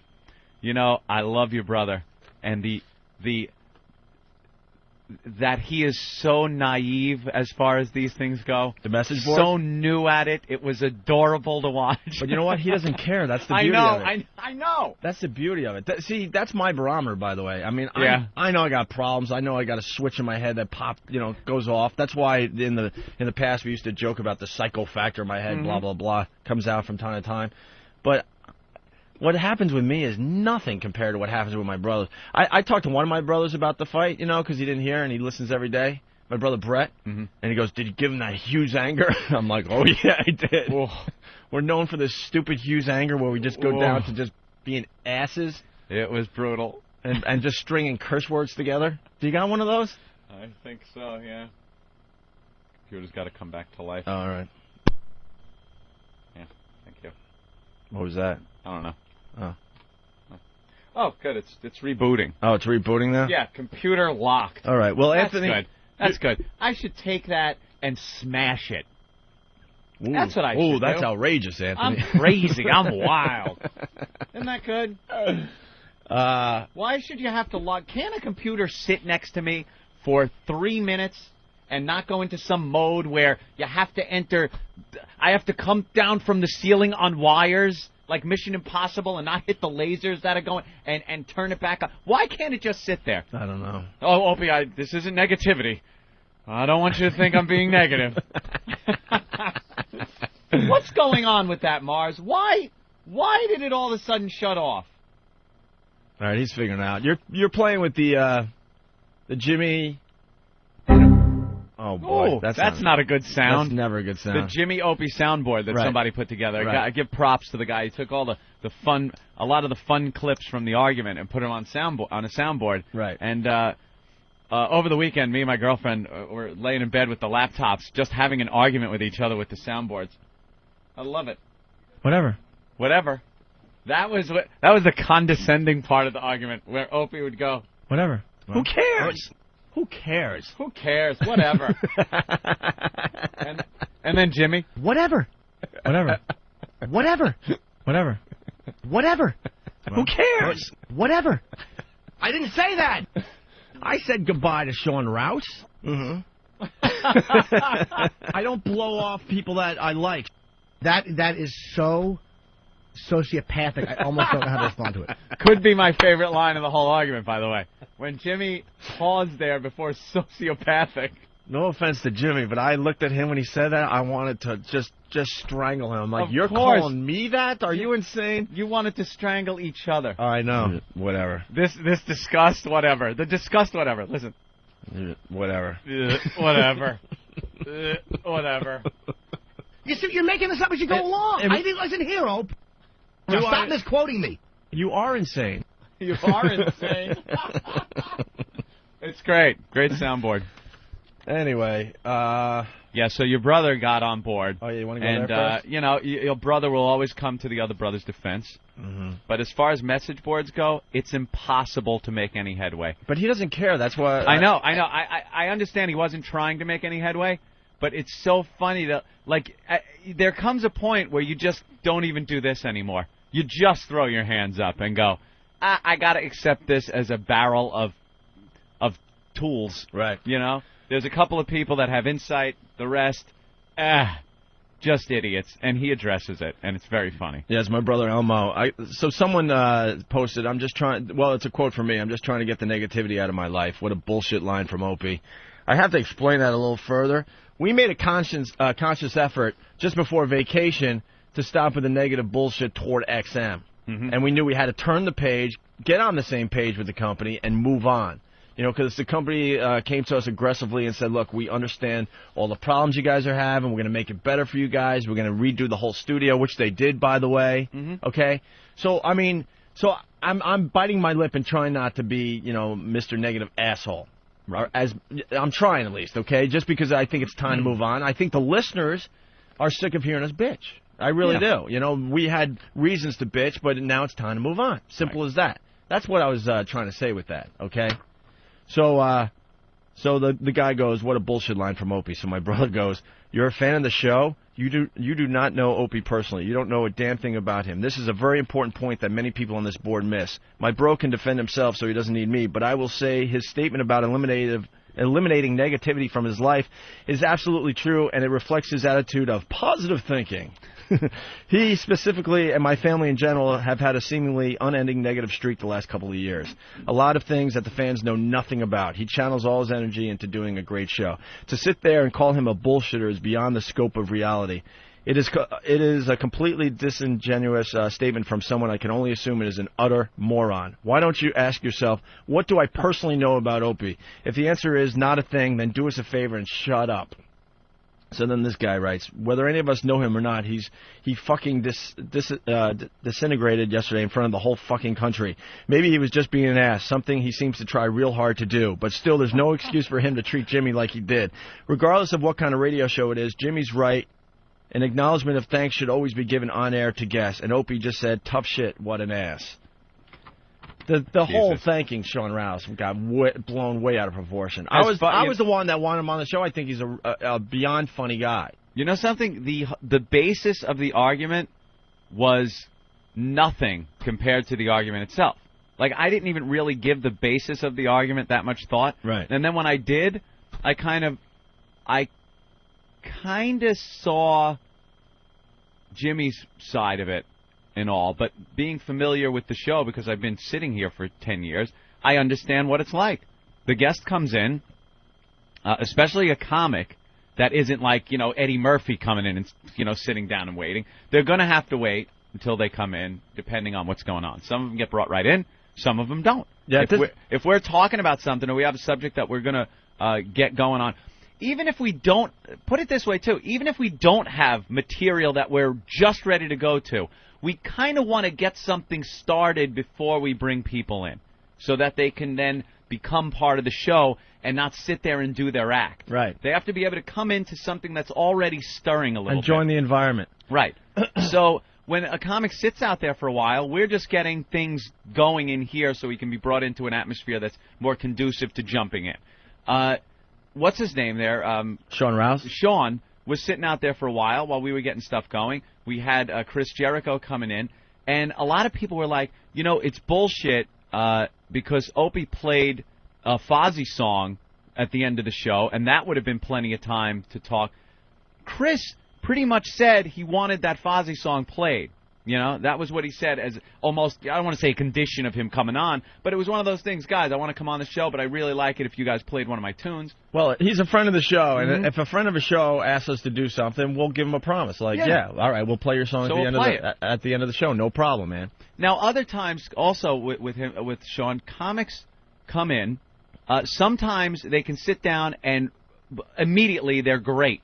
They work on the show, and it's fine. They fit in. They're talking about whatever we're talking about. They're being funny. Other times they come in, don't say 5 words, pretty much get acclimated to what we do, and then their next appearance is brilliant, you know? That's just the way this show works. And he came in, it wasn't a stellar appearance. He didn't suck. I gotta be honest. He didn't suck, but nothing was really developing there. It's not something that people are going to call back and go, wow, I got to hear that again, or write about in months to come and go, wasn't that a great appearance or anything? It just happens. It's not that the guy isn't funny, he sucks, he can't. It's just some people come in here, and depending on what's going on sometimes, or depending on their head or ours or whatever, you know, Colin's been great on our show. Colin Quinn comes on, has been hysterically funny when we've had Laverne and Shirley in and everything like that. His last appearance on this show stunk on ice. Doesn't mean Colin sucks. A lot of that was our fault that day.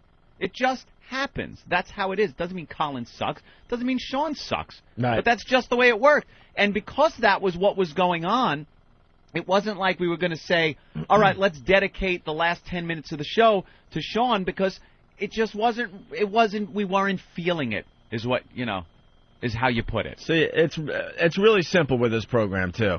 Anthony and I, you know, we and Jimmy, we come up with stuff. Wow, what was that? Computer shut off again. Oh, okay. Basically, we'll do what's called bits or whatever you want to call them, okay? And we'll get into a flow.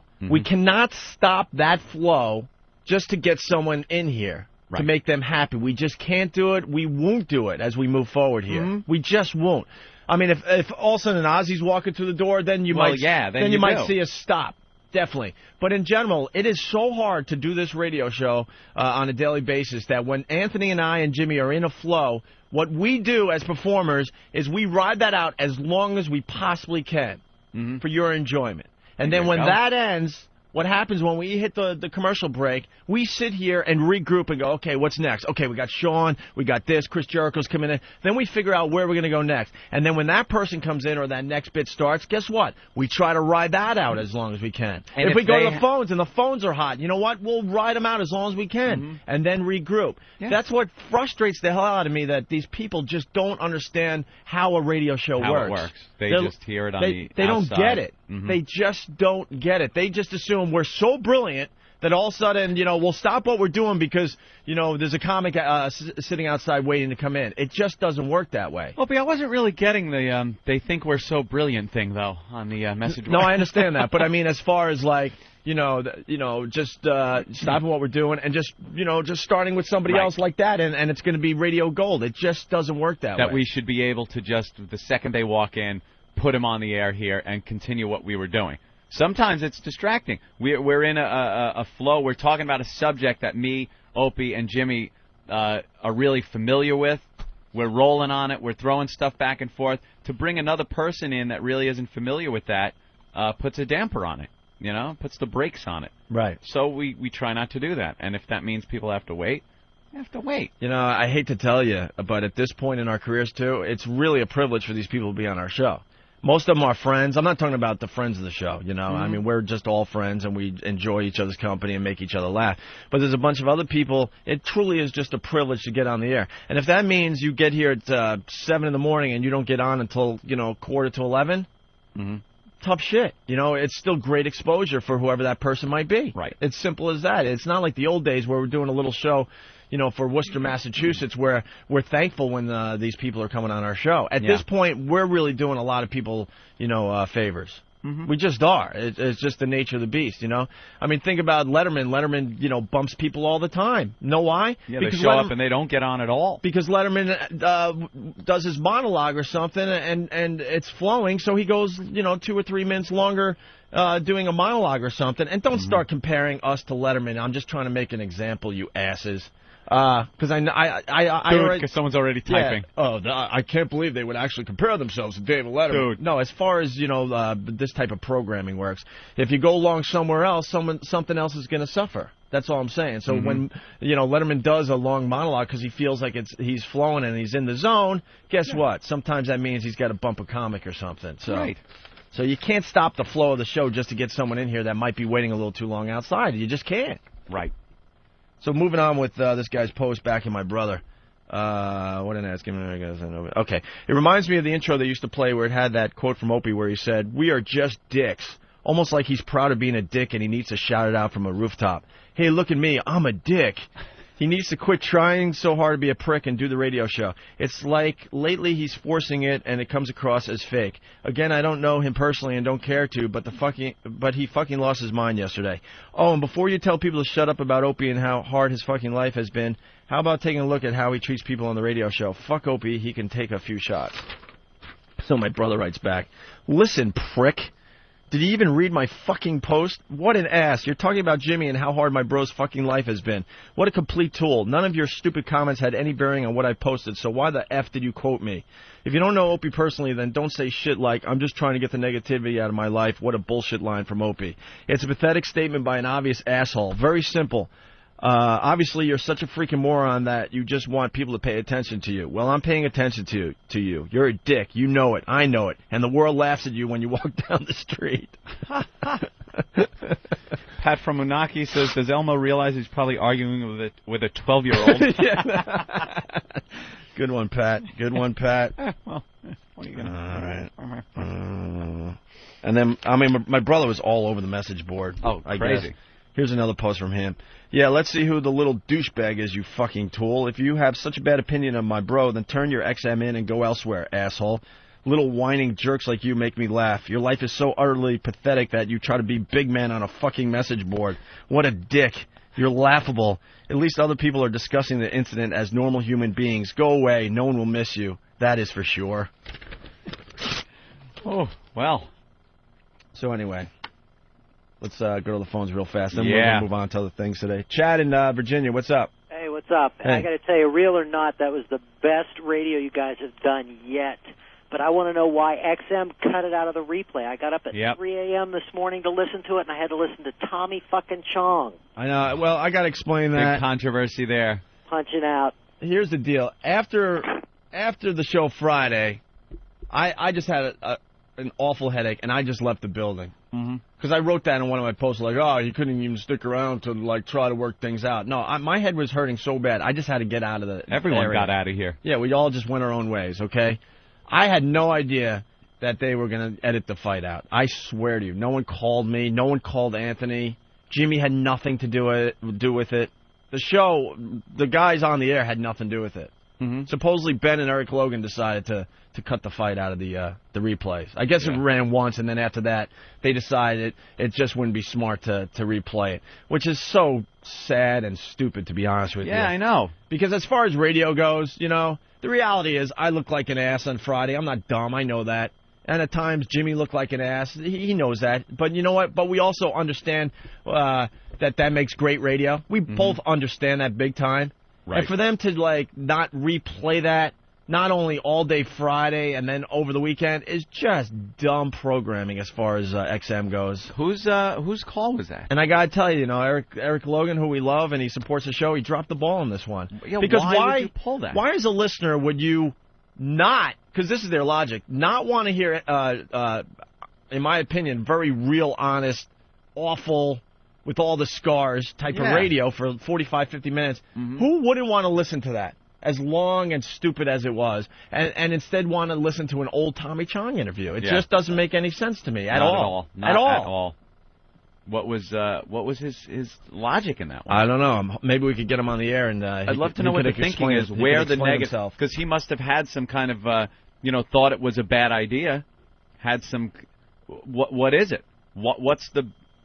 What's the downside of playing that as far as ELO's concerned? I don't know, because I'd then love to know. The message boards went nuts on that, so I quickly posted like, "Look, you guys got to understand.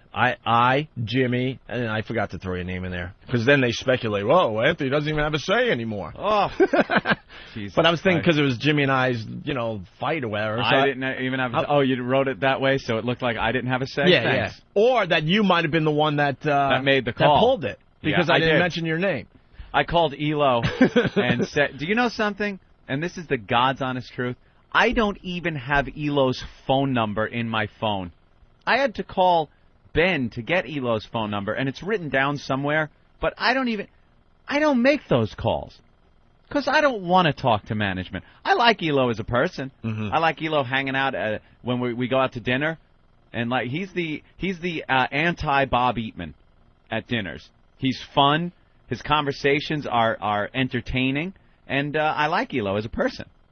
But as far as work-related stuff, I cannot be bothered talking to any of them. I don't want to talk to them.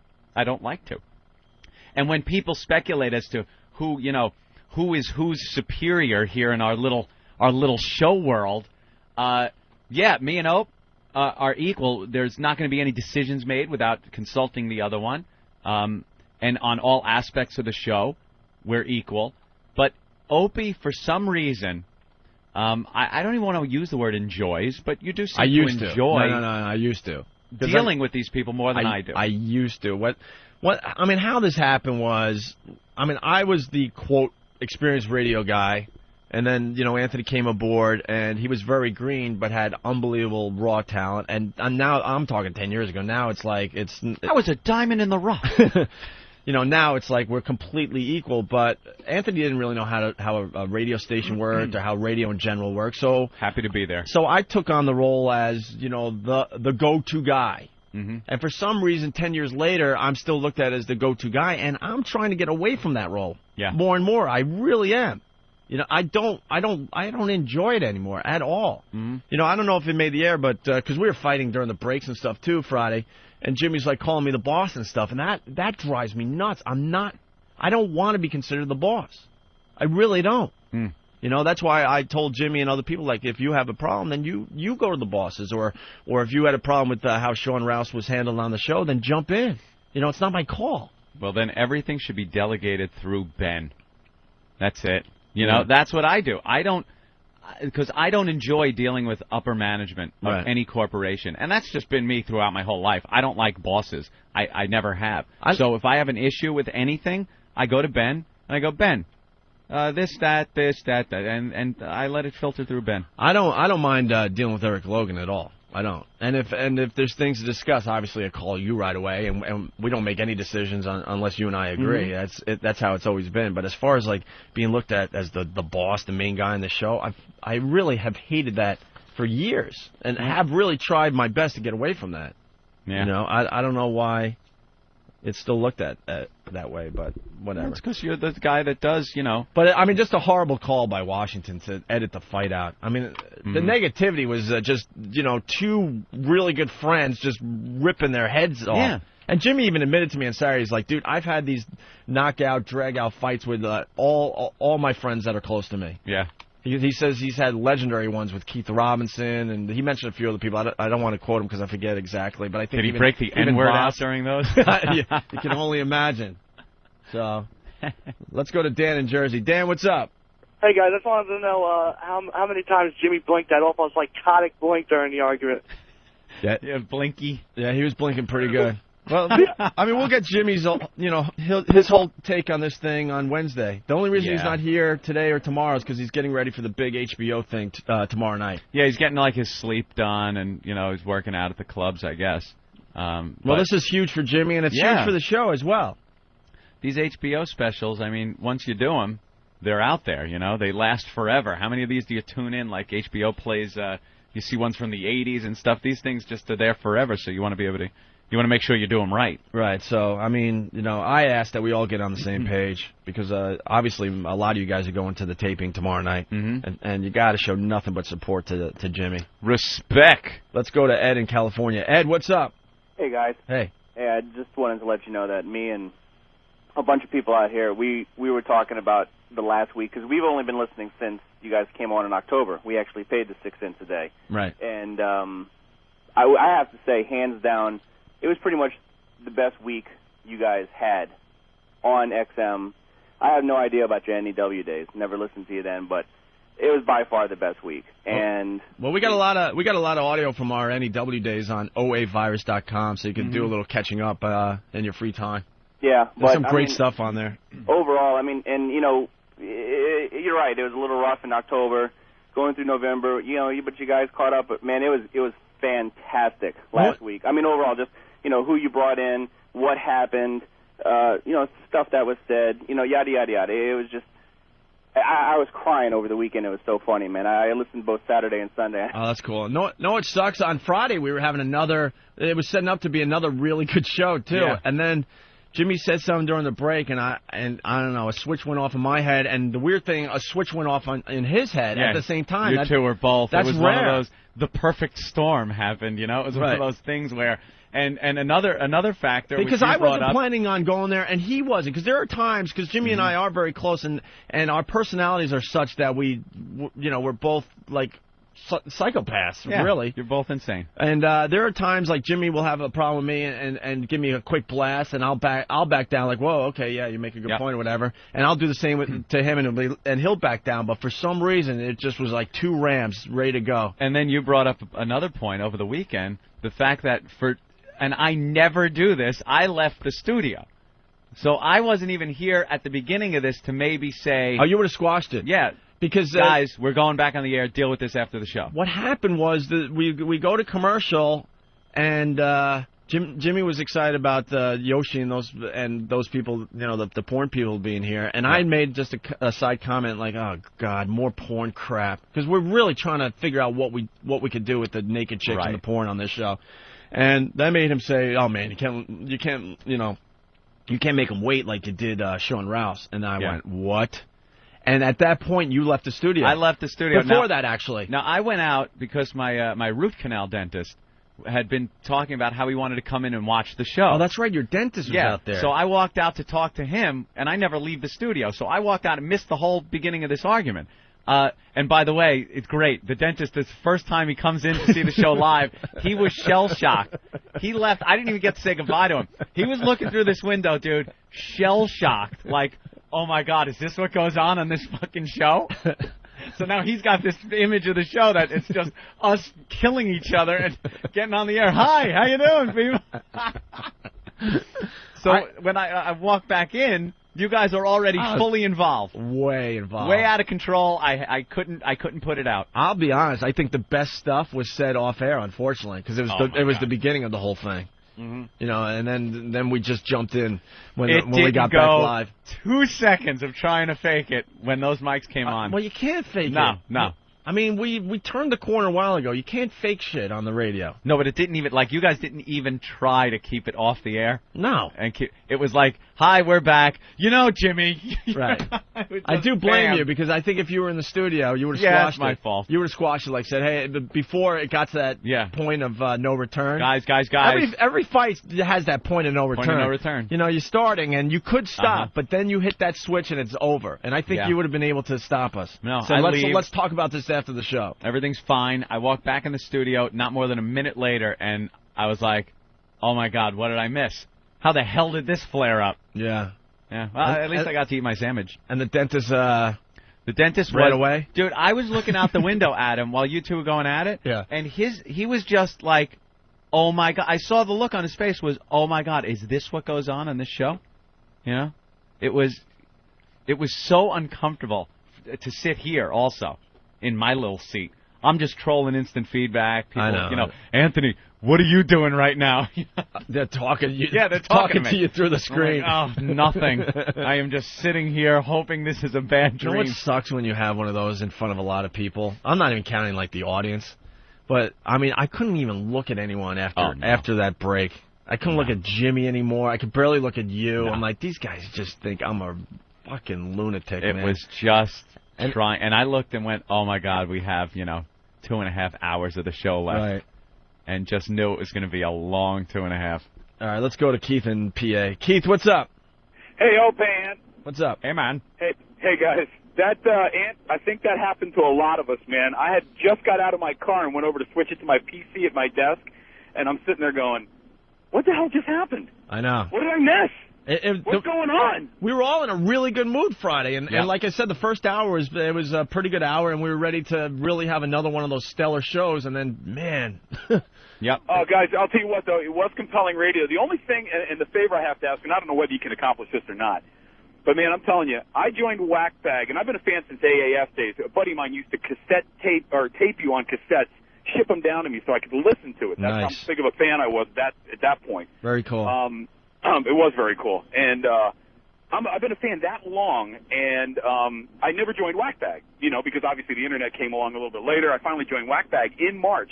I put one post on Whackbag, and I'm a frickin' piece of meat for piranhas.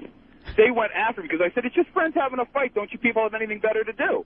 They don't. We got to get these people jobs, man. They don't have anything better to do than to talk about you guys all day long on Whackbag. He said they don't have anything better to do. That was his mistake. Yeah. You could say, it's just friends having a fight, and then people would have said that. But the second you say, you guys don't have anything better to do, then you're going to get pounced. Is this true? Has Elmo been suspended from Whackbag for 2 weeks for bashing other members? 2 weeks? 2 weeks suspension. My brother will be just fine with that. My God. It made him feel good, I guarantee it. Oh, yeah. Well, for a brother doesn't want to log on and just read, bashing of his brother. That's my barometer, though. You don't think I left here Friday going, oh, my God, you're really losing it, dude. I mean, I'm having this inner conversation with myself, right? Yeah. And then I see what my brother does and stuff like that. I'm like, okay, I'm still cool. I'm still all right. I'm not ready for the mental home yet. You're insane at times. Here's I actually have a clip on the Opie Jimmy soundboard. All right. It's just you better say Jimmy versus Opie soundboard. Yeah, you better give him top billing so no one looks too much into it, right? Here's the only clip of me on this whole thing. Holy shit. And that says it all right there. My tone, what I said, is exactly how I felt. Is that the only thing you said? The only thing. Because I really don't remember you even talking during that 45, I had a couple of little minutes. things trying to keep you guys on track. I really don't remember. But they did a better job keeping that train on track in Japan than I could ever keeping this argument on track. Here it is. Holy shit. Holy shit. Just an exhausted, holy shit. I want to go home. Holy shit. 2.5 hours. All right, let's go to Cigars and Scotch from whackbag.com. I just want to make sure I'm getting everything straight before I post. So Opie suspended Jimmy for 2 days. Till Wednesday, right? You All suspended him. I want to know. The reason he came in barefoot was that it's symbolic that Jimmy should walk a day in his shoes. Oh, wow. All right, I want to know whose side you took, bro. I was leaning heavily towards Jimmy until I heard Yoshi on the air. And then I was back to Opie. Man, dude, if that wasn't some kind... Even if it meant nothing, did you feel any kind of... like you were exonerated a little when Yoshi was put on the air Friday and completely bombed? It made me smile a little bit. Just a little. Oh, my God. Hey, we all love Yoshi. My biggest frustration is that people don't understand how this show works and how you really have... I unfortunately have to be the guy that is like the point guard, and I just knew that Yoshi was going to stink. No offense to Yoshi. He's just too nervous to do the show. Maybe the next time or a few appearances down the road, he'll be a lot better. Right. And the way you get that way is by coming in and hanging out. Like you sit and whatever time we bring you in, you sit there, you throw in a quip or two during whatever we're talking about. But to put him on and go, hey, Yosh, your act, all right, what's your act all about? What do you do? I'm just sitting there. Holy shit. Wow. Yeah, that was a little like, uh-oh. Yeah, let's go. This is what we were kind of talking about. Let's go to Oklahoma. Stanley, what's up? Hey, I was just wondering if y'all was going to play that argument from Friday. Well, we got to figure out how to replay it where it makes sense or something. I have no problem with that. Well, I was out unloading my truck at the time, and I missed it, and I tried to catch it on replay. My brother-in-law told me about it, and I never did get to hear it. See, that's why Washington made a huge mistake, because when you have that type of radio going on, people, you know, what you want to do with a radio show is get people talking. So if you missed that fight, but you have friends that heard it, they're of course going to tell you, like, oh, my God, did you hear those guys losing their minds on the radio today? No, well, I did not. Well, what channel was that on? And then you get people to tune in. And then instead they're hearing a dumb old Tommy Chong interview. That's just bad programming. Yeah. You know? I know I look like an ass. Jimmy looked like an ass. I don't care, though. I knew it made for good radio and that it would make people tune in. So I know there's already links up on, I think, whackbag.com. FoundryMusic.com might throw a link to the fight. It's already all over the internet, so. I'd like to have it replayed, though. It was like, people should be able to hear that. Yeah. Definitely. All right, Stanley. Well, I hope y'all get to replay it, but I'm a first-time caller, and I just want to say I used to listen to Howard Stern all the time, and since I got y'all, since that replay during Christmas, I had XM, and that's the reason I got it. Y'all rock, bud. And Thank I'll you, now. Stanley. All right, thank you. I really appreciate it. That was a little sinister. You know, maybe on the East Coast we could play it in the 6 a.m. hour with Jimmy and I, you know, doing an intro and an outro or something like that to give you guys one more, you know, chance to get it. Yeah. Because a lot of people are just taping this show on their MiFi anyway. That might be the way to do it. I don't know. We'll figure out something. That'd be pretty cool. Pete in Queens, what's up? Yeah, what's going on? No, it's the first replay. I heard, all you heard Anthony say, the first thing coming out of break was, I'm just going to sit here and eat my sandwich, and then you two guys just go at it. Yeah, because I saw it was going. I saw there was no way we were doing the show after that. So when we came back from break, before they even started the on-air portion of the argument, they had argued off-air, and it was just too brutal, and I knew it was carrying over. So we come back from break, and I just said, well, I'm going to eat my sandwich because I knew it was over, Johnny. All right, Pete in Connecticut. We got to move on here. Pete? Yeah, dude, it's so obvious what's going on. Dude, Opie's not wearing shoes. Hello? Paul McCartney, Abbey Road. Dude, Opie is dead to the show. Play the argument backwards, dude. Play it backwards. Very good. If it wasn't so accurate. There's the Photoshop for today. That's it, dude. That's an easy one. It is obvious. Who's going to be the first one to Photoshop that on whackbag.com? With fucking Yoko Norton sitting over there. Exactly. Yeah, they were calling him Yoko. It was just... Yoko. It was just amazing. Oh, bunch of asses. I love it. You asses with your divide and conquer. It's just never going to happen.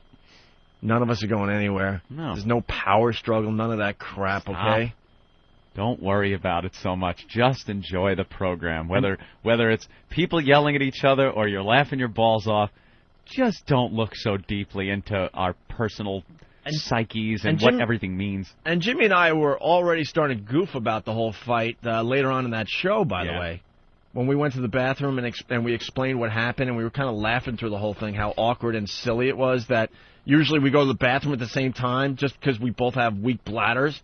Yeah. And we usually take leaks right next to each other. Well, the show's sounding pretty good today, blah, blah, blah. We'll talk a little small talk, right? And, you know, we walked. We're like, oh, great. We both had to take a leak at the same time. He goes to the urinals. I go in the stall like you usually do. Sure. And I slam the stall. We take our leaks, right? And he's finished before me, so he's leaving the bathroom. Slams the door. Oh, God. Oh. Then we have to walk back in here.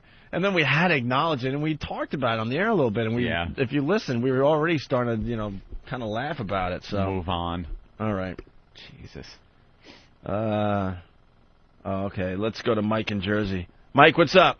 Hey, okay, Ant. Hey. I just wanted to know, I mean, because the rest of after the fight, you really didn't. Jay Moore pretty much took over the show.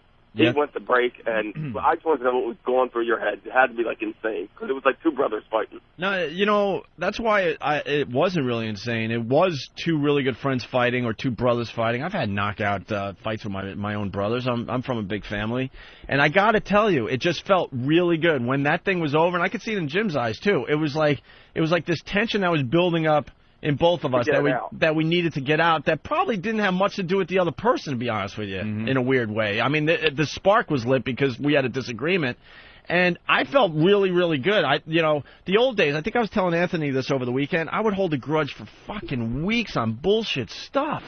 And after the fight, I just was like, I felt really good, but the problem was I had a really, really bad headache. Really bad. And I just couldn't even focus or concentrate anymore. And that was the only reason. I even apologized to Anthony. I'm like, I told him over the weekend, I'm like, I didn't purposely mean to, shut up the rest of the show, but I couldn't concentrate because I had one of those headaches where you can't even, see almost. Yeah. Where it hurts, where the light hurts. It was almost like a migraine. It was cool. So I apologized to him because I'm like, I didn't mean to, throw you in that position to, totally just try to make something happen. That was cool. But it worked out, I thought.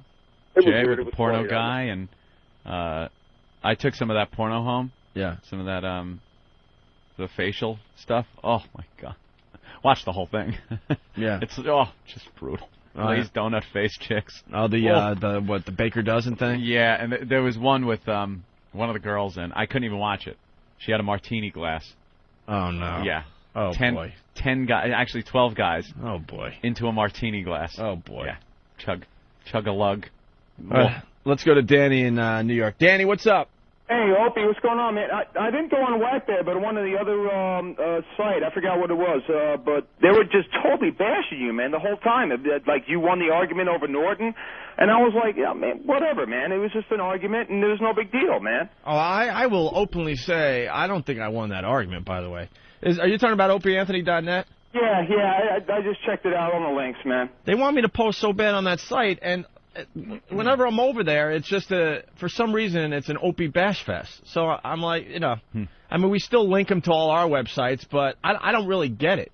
I don't really get, what their agenda is over there. So I don't get it, man. They were just totally bashing you, dude. And like Whackbag was like, okay, it was an equal fight, and you guys had your things to hash out, and right. I don't get it, man. They were just totally bashing you, man, and I totally disagree with that, man. Well, I asked one stupid, lousy thing.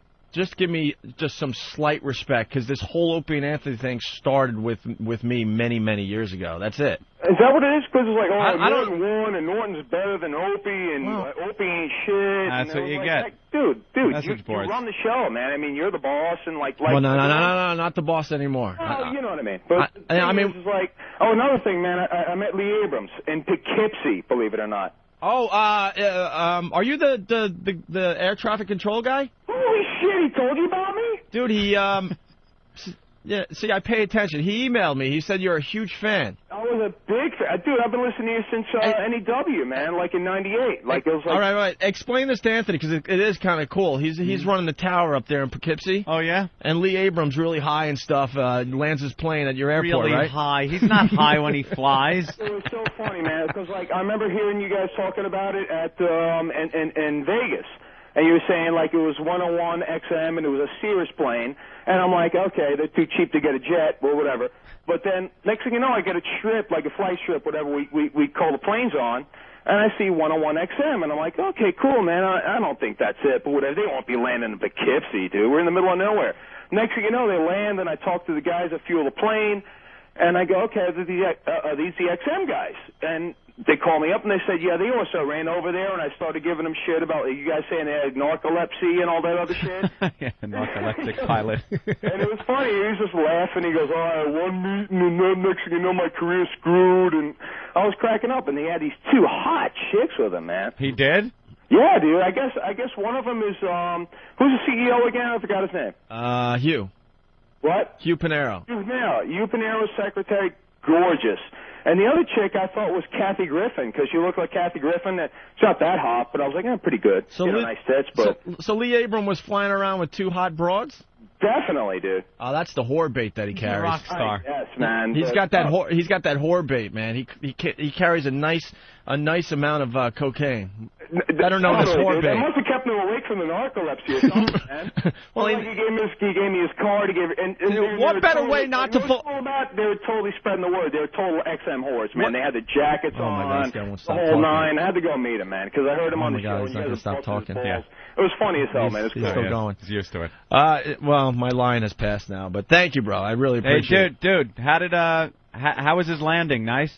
Landing was perfect. Everything was cool. What a guy. I thought he might have fallen asleep and just crashed it and shit. I had to call the fire trucks. But Dink it in. Thanks for taking my call, man. I appreciate it. Hi, man. Well, I wish I did, but thank you, Danny.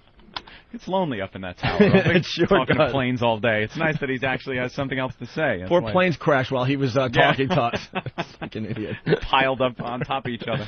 Mark in Michigan, what's up?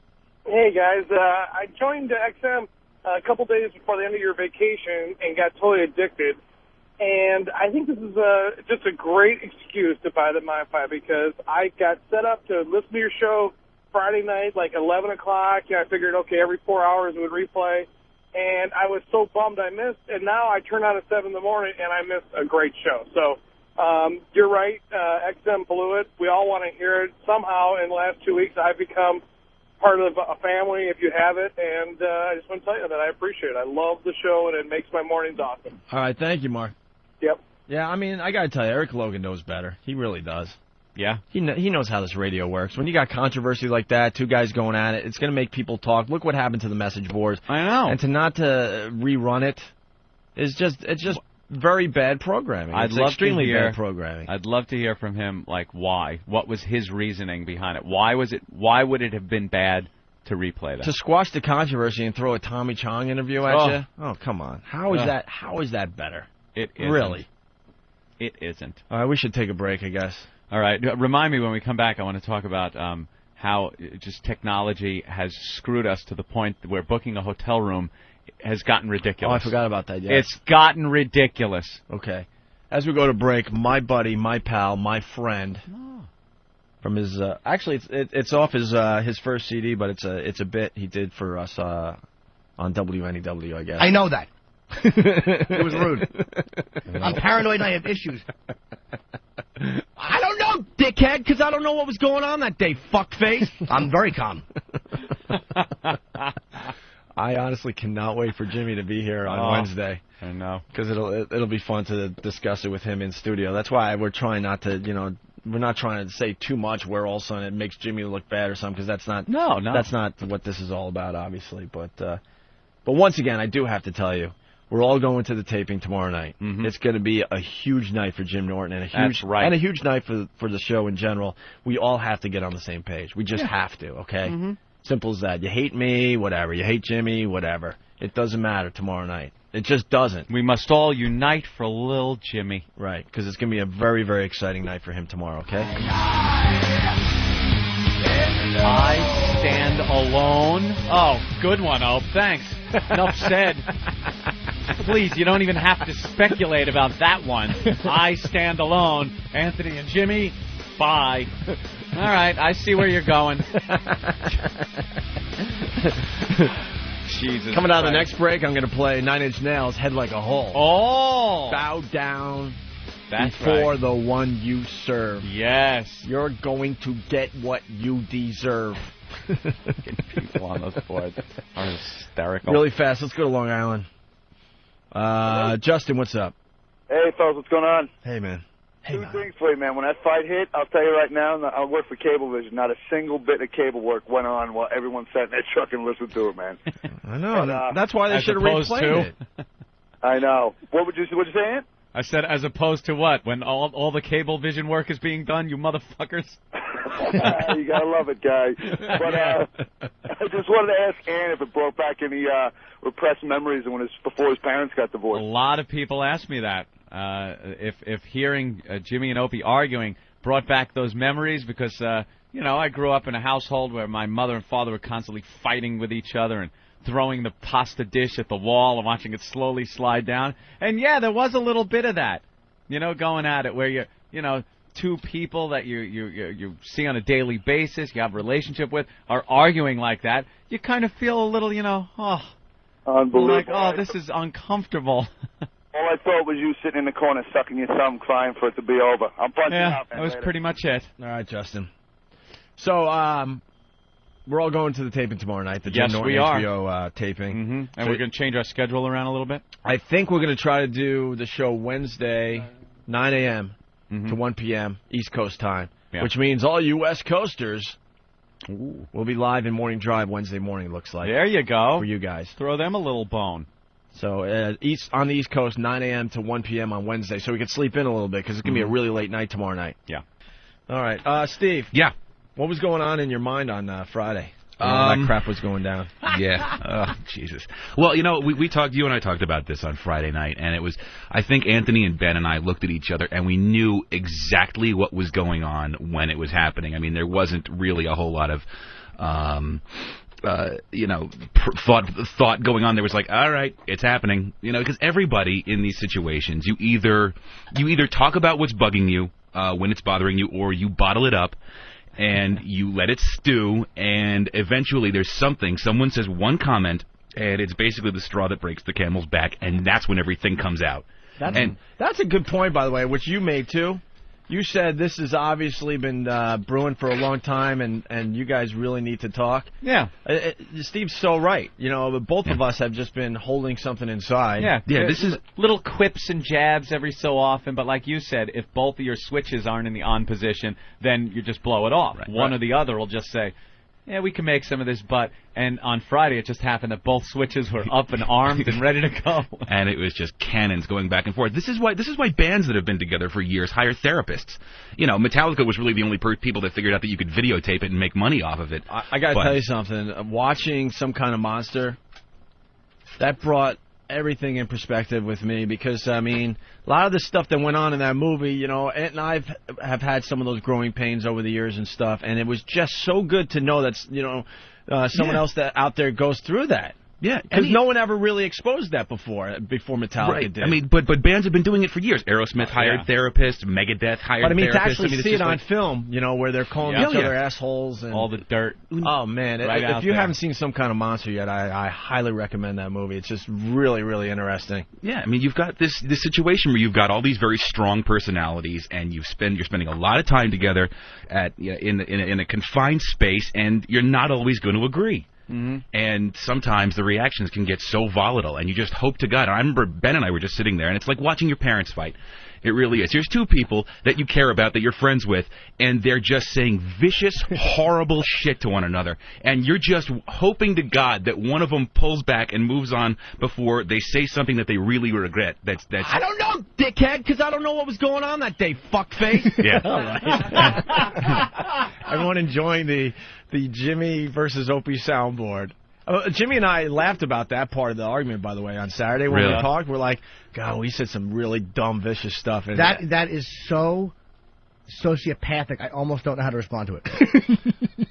You know what I noticed, and I'm sure Anthony picked up on this. When you think of all the horrible things you've heard Jimmy say when he's mad at somebody, you notice how restrained he was. Yeah, he was incredibly restrained. Well, believe it or not, I was too. Oh, I know, but I mean, still, he was. You know, I mean, he was almost... Because in the end, we respect each other, and we are friends, and I believe we wouldn't go down that road. You're convinced Hugh Pinero hates the show, right? Are you really on the air trying to throw me under the bus with Hugh Pinero? Well, now if you want to... Holy shit. Whoever came up with that, brilliant, man. I think you can get to it through whackbag.com. Yeah, we put up links, too. You can make your own argument. Hey, we got Bill Dwyer coming in today. He's a very, very funny guy. Extremely funny guy. At 10 a.m., though? All right. He'll do the last hour of our show with us. Last hour, if he comes in at 10, you know, you're just going to have him wait until 5 to 11 anyway. I know, Anthony, I know. Jesus Christ. Also, we got to talk about... Good. Whoa, hey. Oh, my God. No, I'm not. We have... an unlucky lottery we're going to get to. Stop with the semantics. In a little while. Also, Anthony, this unlucky lottery is just beyond amazing. The odds of this happening are just unbelievable. You know that's what I was talking about. Yeah, we were just touching the surface yesterday. So why was religion evil in your house? Oh, by the way, I went to see your friend Anthony yesterday. That's all right. Oh, my God, that was so much fun. Okay. Can I say that? Of course. Oh, okay. It would help you'd say that. Oh, okay, good. No, it helps because... He's a delightful man. Well, first of all, it's just later in the day. Right. Which helps because I just have more energy later. You were fine on our show? You know? All right. Was it just you two, or did you have other people there? It was us two and then Ralph Sutton. What did you talk about? Why wouldn't it be fine? Huh? Why wouldn't it be fine? No. Of course it would be fine. It was great. No, you were asking me. Why wouldn't it be fine? Oh, I don't know. Sorry. Oh. Probably your reaction. Huh? She might have thought you reacted. How did I react? I didn't even react. No, you didn't react. We talked about it yesterday. I said, it was fine. We don't talk, but I don't. But I don't care if people do his show. Right. So, anyway, Are you guys going to talk at the benefit? No, not at all. He's done some really shitty things. No, now I'm pissed. No, it goes really deep. The stuff I've found out recently. No, I'm not talking to him, and I won't be in the same room as him. No. Do you know any of the stuff that he's done lately? Okay, fair enough. No, I'm not. So he can put that aside, that rumor that we might talk. No. The shit I found out recently, no. No, I'll never be in the same room as that fucking guy. You don't have to be, I know what you're talking about. That's fine. Like I said, I'm not putting you in the middle of it, but if you don't know, you don't know. That's fine. Sorry, I don't know. Real shitty stuff, to be honest with you. Extremely shitty stuff. Yeah. So, anyway. And people are confused. Whoa, you threw him under the bus. No, I never threw Anthony under the bus, trust me. But he made it very obvious that it was time to move on. Extremely obvious. I'm sorry. And things I wondered about it now I know as true. So no. How do you know they're true? I'm not saying they're not. I don't even know what you're talking about. I'm leaving you out of it. Simple as that. And I'll never talk to you about it. You'll never tell me? No. No. No. No. Yeah, see? No. Getting a lot of people shaking their heads. No. Why won't you tell me? I don't want to. Okay. I don't feel like we're that close in that way. No, I'm not telling you. Okay. Anyway. Hi, Esther. Hi. Sorry I brought that up. That's not your fault that we're not that close. That's not your fault. What's going on? Nothing much. What's going on with you? I'm actually good in general. Anyway, so what religion were you growing up? It was Christian evangelical. What is that? They try to recruit people. Like they would always go fishing. Well, they weren't the ones that shaved their heads. No, they just went to college campuses and preyed on vulnerable, insecure kids and would, recruit them and bring them to the church. Right. And so they were always just out shopping for new recruits. Right. Which is you don't want that in a religion, right? Where would they go to try to find new members? They would go to college campuses. Really? Mm-hmm. And your parents were into this? Yeah. Huh. I would go. What do you mean? I would go as a high school kid to college campuses and so they talk to people and be like. So they wanted you to recruit people. Yeah. Your parents made you do this? The church made me do this. Yeah. Oh, so you turned away from religion. Right. Ah, I got it. Was that a problem with you and your parents? Yeah. Yeah, because they were super into it, Right. So. All right, this got weird. Well, it just got weird because I'm asking you something. You're like, we're not that close like that, which is fine, but... Well, we're not. I mean, we do a good show together and stuff, but we're not that close. So now you're mad at me for something? I'm not mad. I'm not mad. We're not close yet. What, this is a surprise to you? We're not close. We do a good show together. It's okay. Don't say ugh. I'm going to say ugh. Don't say ugh. You know everything that's been going on. You don't. No, but I don't know exactly what you're talking about. You're saying something that I don't know, and you're acting like I do know. That's all right. But you are acting like I do know. No, I said I was surprised you in don't. that conspiratorial tone. I was surprised you don't know. But I don't. I believe you. For real. For real. I do believe you. Okay? And it's not a matter of being close. It's just this weird paranoia thing. It's what's going? If there's something going on, there's no paranoia, but there's none. I believe you. If you tell me you don't know some of the real dirty shit he did over the years, that's fine. I have no idea. I believe you. I really do. But it does make me very upset. Okay, but I do believe you. All right. I believe you. Not happy. I believe you though. Okay. You've been in the middle of this, for a long time, so I try to keep you out of it. You do both shows and all that. Yes. I don't say a word about it. No. And if you say you don't know, then fine. I believe you. Okay? Yeah, no, I really don't know, and I don't feel like I need to. I know you're not asking me to prove I don't know, and I don't feel like I need to prove. I said I know that. I really do believe you. I know. Okay? I know you do. I don't feel like you don't. I don't feel disbelieved. Right. But if somebody, that to me, that you don't need to be close to somebody.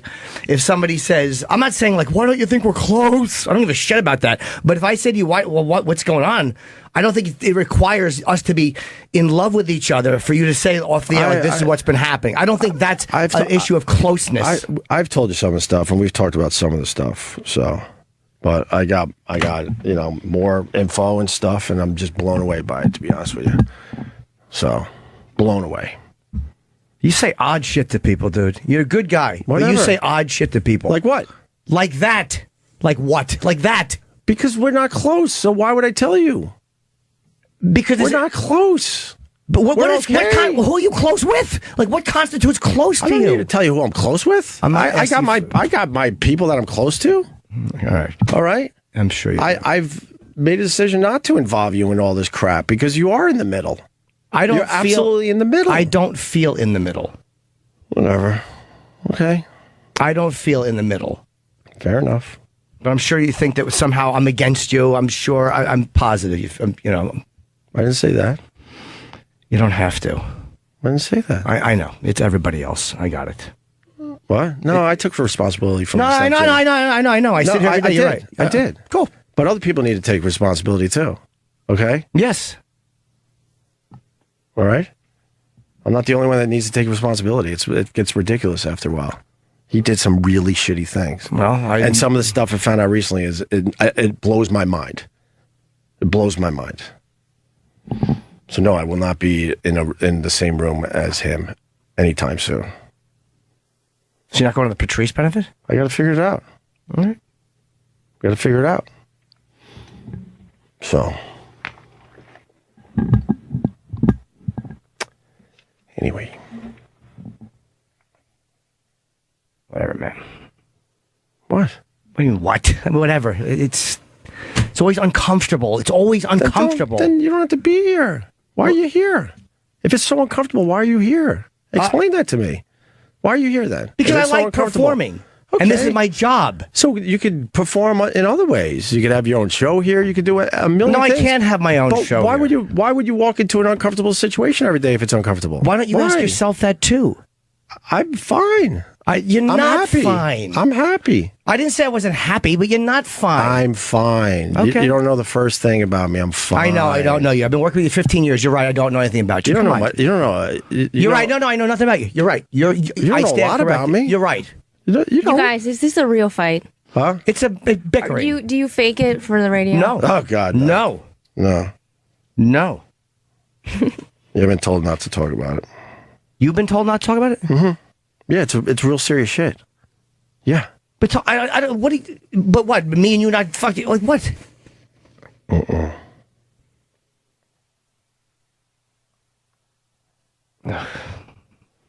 So I'll do this till October, and then you can get a new partner, and I'll move on. I'm not going to quit my fucking job. This is my gig. I didn't say you should quit, but if you're not comfortable here, then that's on you, not me. I'm comfortable here. You're not always comfortable. I'm comfortable You can't even look at me half the time. I'm doing Uncle Paul. You're literally looking into the monitor like, I wish this guy would just go away. I'm not a fan of Uncle Paul. You know that. We've talked about it. Whatever. But you're not a fan of some of the stuff I talk about either. So it's just what it is. But I don't stare into a monitor like I'm being molested when you're doing it. No, you stare into your phone or completely ignore me. I mean, it happens all the time. But believe it or not, it happens all the time. If you're not into what I'm saying, you completely ignore me. Are you kidding me? Do you really want to have this conversation? Yes, I do. You sit there and go on your phone and completely ignore me. But I feel like I'm talking to a wall. I know you do, but not realizing that I can look at my phone and I can also participate in a discussion. I know how to talk as well. You tap out. You completely tap out on things. You know that. Maybe if we're talking about something and you just automatically switch the subject because you don't want to talk about it, maybe then. No, it's a tough spot to be in. Sometimes I just... No, I know. I don't know how to talk. I'm talking before. No, I'm just saying. What? Talking about before? What happened before? We're talking about Sydney party. We're just doing something. I'm talking about something. Right. And then all of a sudden it's like, so Trump... And it's like, okay, sorry, I didn't mean to interrupt you with my personal life. Like, you just. Wow, you're crazy. You're literally crazy. How is that crazy? That bit was fine. What point is crazy. That's not crazy. That you was walk away from things. That was the bit of the day, and then it felt like where I sit, it was time to move on. So we moved on to the Trump. But that's not people having a discussion. I know what you're saying. And if it wasn't, then I'm sorry, but I know what you're saying. Good shit there. I know what you're saying, but it's not always okay. Trump. It's like we're just having a discussion about something. It just feels unnatural to jump into something else. Well, that's what you do with radio. You move on to other things, I guess. I wasn't cutting you off. We got good material out of that. I didn't know you were done.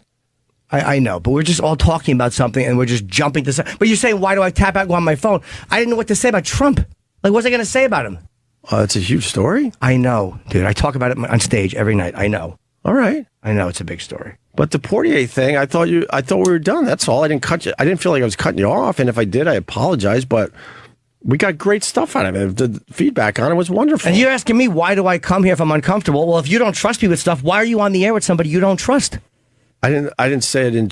No, that's more of that's. Or you're not that close to. Why? Why are you doing radio every day with somebody who you just genuinely don't like that much? I didn't say I didn't like you. That is the same I didn't say I didn't like you. Now you're going far with that shit. Well, we both. I think like I said, day one, we were both put into a horrendous situation, a weird situation. I do like you, Jimmy. Okay. And in general, I have a good time in here. In general, I've had more fun doing radio than I've had in years in here. Okay. I think everybody's feelings are just hurt. No, I don't feel. No. I don't feel like my feelings are hurt. I don't feel wounded by that. I'm not like, oh, how could you? It's like, what do you think if you tell me something that happened that I'm not involved with, but it's still a part of the whole story here. Because what happens is when you do stuff like that, like I asked, I wasn't even going to say anything. That's the point I'm making. But I wasn't. That's the point, dude. Let me finish, please. That's the point I'm making. Go ahead. When you said, because when she said I was on Anthony's, you did react. You didn't react like fuck him. You reacted like it was a noticeable thing. Whatever it was. Because we talked about it yesterday. I don't know why it was brought up again today. She felt it and I felt it. That's fine. So it's a real reaction. Right. So don't say that you're not, like, you do react to it. So then the next reaction is, okay, why are you reacting that way? I thought everything was kind of mellow, and then I hear he's going to be at the Patrice Bath. I'm like, oh, I wonder if you guys are just going to chat. So I asked the natural question. I'm not chatting with him. Okay. But you come back with, no, this other stuff happened, which I don't know about. Which I was keeping between, me and a few people I trust, and right. So you actually think I'm going to go in and say it on the air or go back and tell somebody? I didn't say that. You said me and a few people I trust. Yeah, I got people I trust in my life. Yes, and I talk to a lot. Okay. We don't talk a lot. Off air? I'm not saying we do, or that we should, or that we will. This has just become what it is, and it's nice, and I do enjoy it, but we don't really, talk at any level outside here. I know, and it's you think you take responsibility, dude, but you do for part of it and on the surface, but you don't sometimes. You don't. Like what? Just in general, you have no idea. You have literally no idea how your moods affect other people. I'm not saying you gotta go. I will in October. I'm fine here. I know you're fine. I'm fine here, and I enjoy October, what I'm doing. We don't need to reiterate it. In October, I'm done. I don't want to wait till October. Then that's ridiculous. I'm not quitting my fucking job. I didn't say that. Well, then what am I going to do? Are you going to fire me? You can't. I'm not saying you can't. Because I fire everybody else, or I'm just asking. Why would I fire you? Because you have the ability to. Because you're my boss. Why? But why would I do that? Because you just said why wait till October? Well, you're the one who but just that's silly, said though. If you're not happy here, then why would you stay till October? Because it's money. It's my job. Again, I'm not a 3-year-old. It's my job. So maybe there's other ways to do it. How? I don't know. Let's ask the company. You ask the company. You have more connections. I'm not the one that goes up and talks to them. I don't have no relationship with them. Someone has to. Well, you have to. Yeah, that was never fun for me. Do you guys want me to talk to them? Huh? It would be lovely. You go down the hall. You go down the hall, but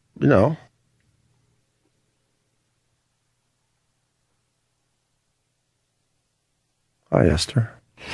But yeah, you could talk to them, dude. I mean, you have a relationship with them. I don't. I'm not going to throw you under the bus. I don't care if you do or not. I've done. I feel like we should go outside and take a bong hit. A bong hit? Jeez. Yeah. How high are you? You feel like what? I know they would have gotten rid of me with Ant. They would have been happy to cut my salary and get rid of me. Of course I know that. They asked me. I know they did. They absolutely asked me. Of course they did.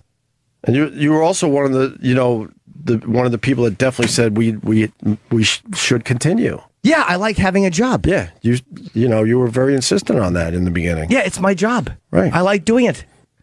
I like doing this for a living. But you think I don't... But I get all the shit for moving on without Ant.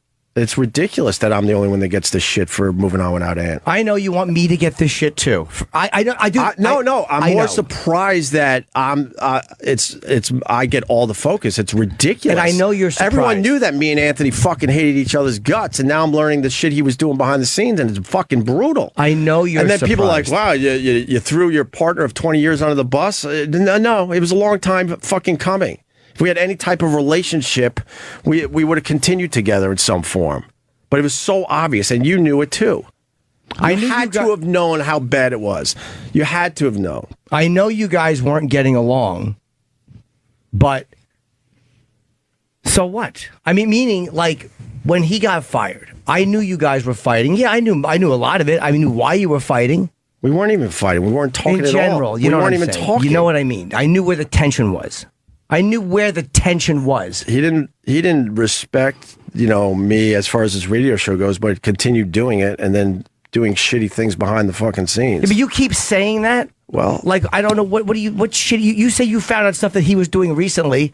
Yeah. I don't know if that's true or not. Maybe it is. I don't know. Well, it's pretty solid. Yes, pretty solid. Will you tell me?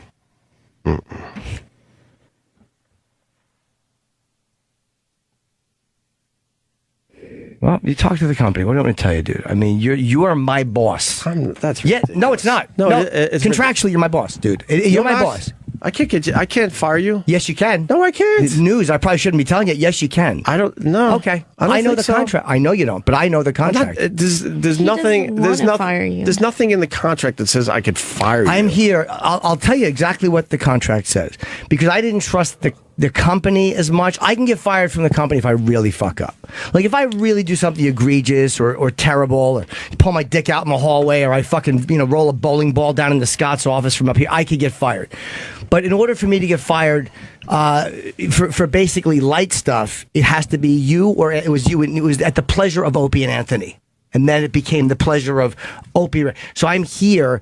You are the buffer between me and the company. So you can fire me a lot easier than they can. Contractually, unless I really fucked up. But I haven't really fucked up. So you, if you want to move on, could talk to the company and they would do it because they would love to cut my salary. I told you they're not awful to me. They're not terrible to me here, dude. They don't treat me terrible. However, I've told you since day one, they don't give a fuck if I'm here or not. And you're like, no, dude, they like you. I'm like, dude, you stop. I'm too smart for that. They absolutely asked me. I said, of course, I'd continue with Jimmy. But the fact that they had to ask you that shows you exactly where they put me in the middle. No, they wanted to know what it was going to be after that, after Ant got fired. So they sat me down and said, what is this now going to be? They were probably crossing their fingers. We don't want to lose Norton. No, they don't. We wanted to continue with you. So what do you see as the new show? That's exactly the conversation I had. Exactly. I understand. And in all fairness, you don't look at me either. So now what? That's on me. But hold on. So that's now on me because you think, you never look at me. But I swear to you, I get the same exact feeling. I know you do. I know you feel like what you're saying. I know that. I really believe you. I know you're not bullshitting me, but I'm telling you, we're talking about things half the time, and you are looking at everybody else in the room. And it's a weird thing. And I'm not saying you have to like Uncle Paul. It's just a bit on the dumb radio show. But your reaction to it is literally like you're being beaten with something and you're staring into them. Like, it's a weird, it's not a silence. It's a silence that is meant to make a statement. And we've talked about it. I apologize to you that I don't react better to it. But then, 99% of the shit you do, I'm fucking laughing my balls off and pushing forward. It's just, when you do a radio show, you're not going to like every single thing. And I feel bad that I get in the way of that one, but it's just really fucking weird to me. That's all. It's not the laughter. I don't need you to laugh. Like I don't want you to fake laugh. But that part's oh god, I'm not fake laughing. I'm not saying you are. I'm just saying that's not what I want. But that's my point. I'm not fake laughing. I generally love everything you do on the radio show. So who gives a fuck? It's one thing, and then I try to see how I could, work it better or just stay out of the conversation or something. I don't know, because it derails it, and it's a weird. It's like I said. It's a silence that says something. It's not a silence that is so. Yeah, but you do the exact same thing with some of the stuff I talk about. It's just what it is. If you're not into something, you're not into something. I mean, what can I tell you? I know you don't give a shit about half the stuff I bring up. It's fine. It's not that I don't give a shit about the stuff. Sometimes the timing of it's odd, but it's you completely tap out too. So I mean, what are we trying to say here? What do I tap out of? I'd have to sit down and think about it, but I mean, I'll start talking about something and go, okay, and I get no reaction. Sometimes you gotta work the conversation to see where the sweet spot is and see where it could go. And if you're not interested in something, you absolutely tap out quickly. That happens in every relationship where two people spend a lot of time together. You just eventually tap out. Right. It's almost natural. Anybody who works together is married. You guys have been working together for so long. Like, right. I mean, it's just, if you didn't tap out, then you guys might be in love, Yeah. I mean, it all stems down to it was time for the Opie and Anthony show to end, and people should just, understand that. And I get a lot of heat for that because I didn't go to bat for him, which is ridiculous because I did absolutely all the time in the fucking past. We had nothing left to offer. We wouldn't fucking look at each other. We wouldn't fucking talk to each other. We wouldn't call each other anymore. He didn't give a fuck about what I said on this radio show anymore. And quite frankly, I didn't give a fuck about a lot of the stuff he was doing. At that point, we lost our fucking chemistry. So it was time to end the show. And then for me to get all the heat is so ridiculous, I can't even tell you. It's so obvious that it was time to move on. And that's why I wish him nothing but the best as he continues with his career. But the shit I found out of the stuff he was doing behind the scenes is just unforgivable, period. How do you know it's even true? I can't go down the road right now. I really can't. Okay. Not at this time. Not at this time. But you say we're not close like that, which is. But the amount of my. Sorry, no, you're not letting me finish, dude. That's not what I'm saying. That's not what I'm saying. Right. I'm not hurt by that. We're shocked by it. The amount of my personal life I expose on this radio show is fucking astronomical. Now, I know with a family you can't expose all that stuff. But you literally give 5% of that, 10% of that, and you expect me to, or other people to expose their personal life, and everything I do that's embarrassing or humiliating or in the moment, I talk about. Right. And then it comes down to, we're joking the other day about something, and somebody says something like, what's your song? Like, you told me the wedding song or some shit. You're like, oh, you put me on the spot. Like you don't even want to offer that up. And it's like, how much, and then how come you didn't say this? Well, it's because we're not close like that. And it's like, well, all I do is fucking talk about my personal life and the shit that's going on. Right, so that's you. You're way more open than probably 99.9% of the people I've ever met in my life. You're an exception to the rule. That's still, when something is happening that affects the radio show, if it affects the radio show, and then you're not going to make me privy to it, if it's got anything to do with me, even in a peripheral way, is unfair. I guess, but, I'm not saying it on the air right now. Of course not. But you don't even send me a text to let me know certain other things that had happened. I got to read them in the paper? Yeah, you do at this point. Sadly, yeah. Like, why? Because I never felt like I could talk to you. You don't feel like you could trust me? Not anymore. We used to. We used to be really close. No, you know that. And we used to talk a lot and stuff. I felt like it got to a point, I just couldn't really talk to you about that stuff anymore. Why?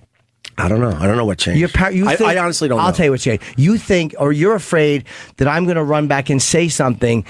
You're afraid, like I'm an errand boy, who I'm going to run back and give a report on what you're talking to me about. That's what it is. You don't want to say, no, that's what it is. That might be part of it. And that is insulting. That might be part of it. I don't know.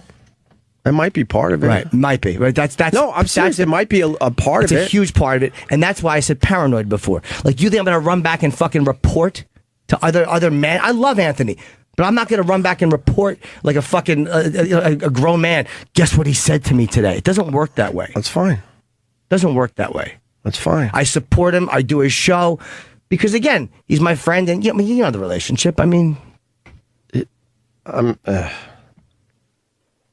definitely talked to you about shit. He definitely did. What about, the famous text message where he was calling me a cunt and was sending it to you casually. So obviously he probably did that from time to time, and he sent it to me by accident. I remember the text. And then he quickly blamed, saying it was you when I knew. No, he didn't blame me. No, he didn't. He said it to me. He goes, I'll explain later.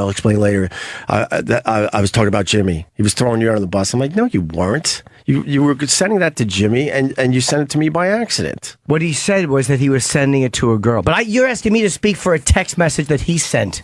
Huh? You're asking me to address a text message that he sent. But that was certainly, suspicious that he was comfortable enough to be sending you text messages during the show, which is kind of fucking creepy. But who says he was sending the text message to me during the show? Why are we talking about that?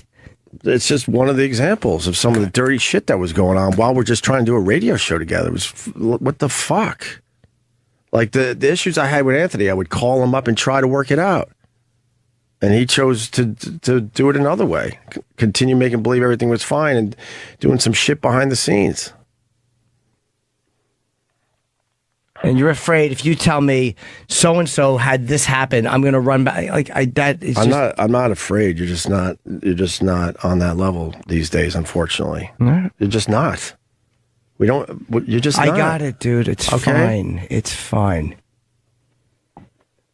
Come October, I'll go. If you want me faster to go, I'm not fucking firing you. That's ridiculous. Well, I'm giving my notice for October, and I'll do the radio show, and I'll be funny on the radio show, despite this discussion. I mean, it's my job. I can be funny on the radio show. Okay. Be weird though now. It's December now. Yeah, October just passed. I know. We got 10 months left. Yeah. But hey, look, if you want to move me to a different, what are you going to do? What can I possibly do? If the company is going to wind up firing me. So when Ant takes all the shots at me, you just make believe he's not doing that, or what shots? You No. When I'm on the show, he doesn't take shots. No, I'm not saying when you're on the show. All the shitty things he said about me since he got fired. You're just fine with all that, and you're cool with that. Your relationship. I'm just asking for real. I'm not trying to be a dick. I'll be real honest. He's taking shots at my wife. He's taking shots at me and everything I do on this radio show. I've never heard him take a shot at your wife, ever. Well, then you should pay closer attention. But I don't. I worry about my own stand-up career, and I love Ant, but in all honesty, I don't listen to this show when I'm not here. I don't listen to... But he takes shots at me all the time, so you have to know that. But I also know... Because that's being self-aware, like you say I'm not.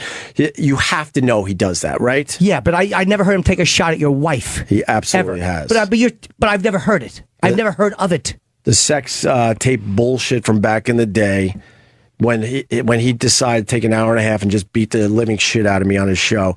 One of the final things was they were asking about that tape, and he goes, "Well, I'll just leave it for the internet to speculate." He knows damn well that whole fucking thing was bullshit and fake. He knows it. Yeah, of course, everybody knows it. So he should have fucking left my wife out of it, but he couldn't help himself. I'll let the internet keep speculating on that. He knows what that did to me and my fucking family. And he knows it was complete fucking bullshit. And he knows it was the fucking guy that he invited to his fucking party.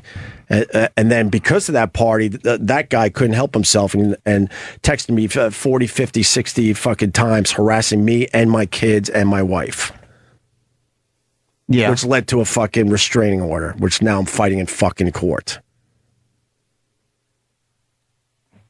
Yeah, no, I know all that. But you know the guy's been taking shots at me.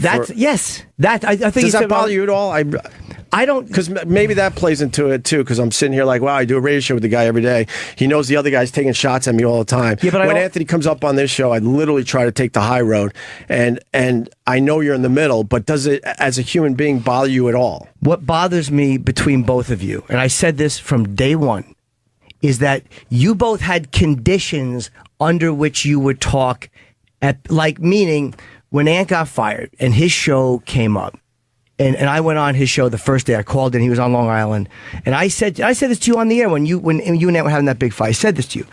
you should have went on his show, regardless of the personal stuff. My opinion was that the support for his endeavor as a professional guy, as a member of this show, should have been the groundswell of support should have come from us, and it should have been from this show, regardless of all the personal stuff. I told you that from day one. Yeah, it would have made my hold life. on, you're asking me how does it feel? Do I feel? And then you said stuff which I knew what you meant when you said it, dude. Like I really did. Like when you would say stuff like management likes the direction of the show, I knew you weren't motherfuckering him. I knew you were saying that in defense of us. We were getting attacked. People were being very unfair. These guys are fucking traitors. They're cunts. And you said, hey, management likes. You weren't saying fuck Anthony. You were sticking up for us. And spun it to mean I was saying fuck Anthony. No, we were fighting for our fucking lives. But he can't see past himself half the fucking time. But when I heard that as the guy in the room with you, right? I'm like, why would he? Like, I know what you meant, right? But yet that does not sound like I'm defending my guy. That sounds like the people that gave us the hard time all these years that we railed against, now they like what we're doing. And I'm just telling you. Yeah. So when he takes shots, like whether you mean to take a shot like that or not, it's a back and forth between you guys. And I would see certain things on Twitter that you would say, I don't think you meant to be horrible. I really don't think you were trying to be attacking. Right. But I understand the back and forth between you guys. Right. So you're asking, how do I feel about it? There's things that both of you have said that I really wished you had not said. And there's also things that you guys have not said that I'm fucking happy you haven't. My little subtle Twitter things doesn't even compare to the stuff he's been saying and doing on his end.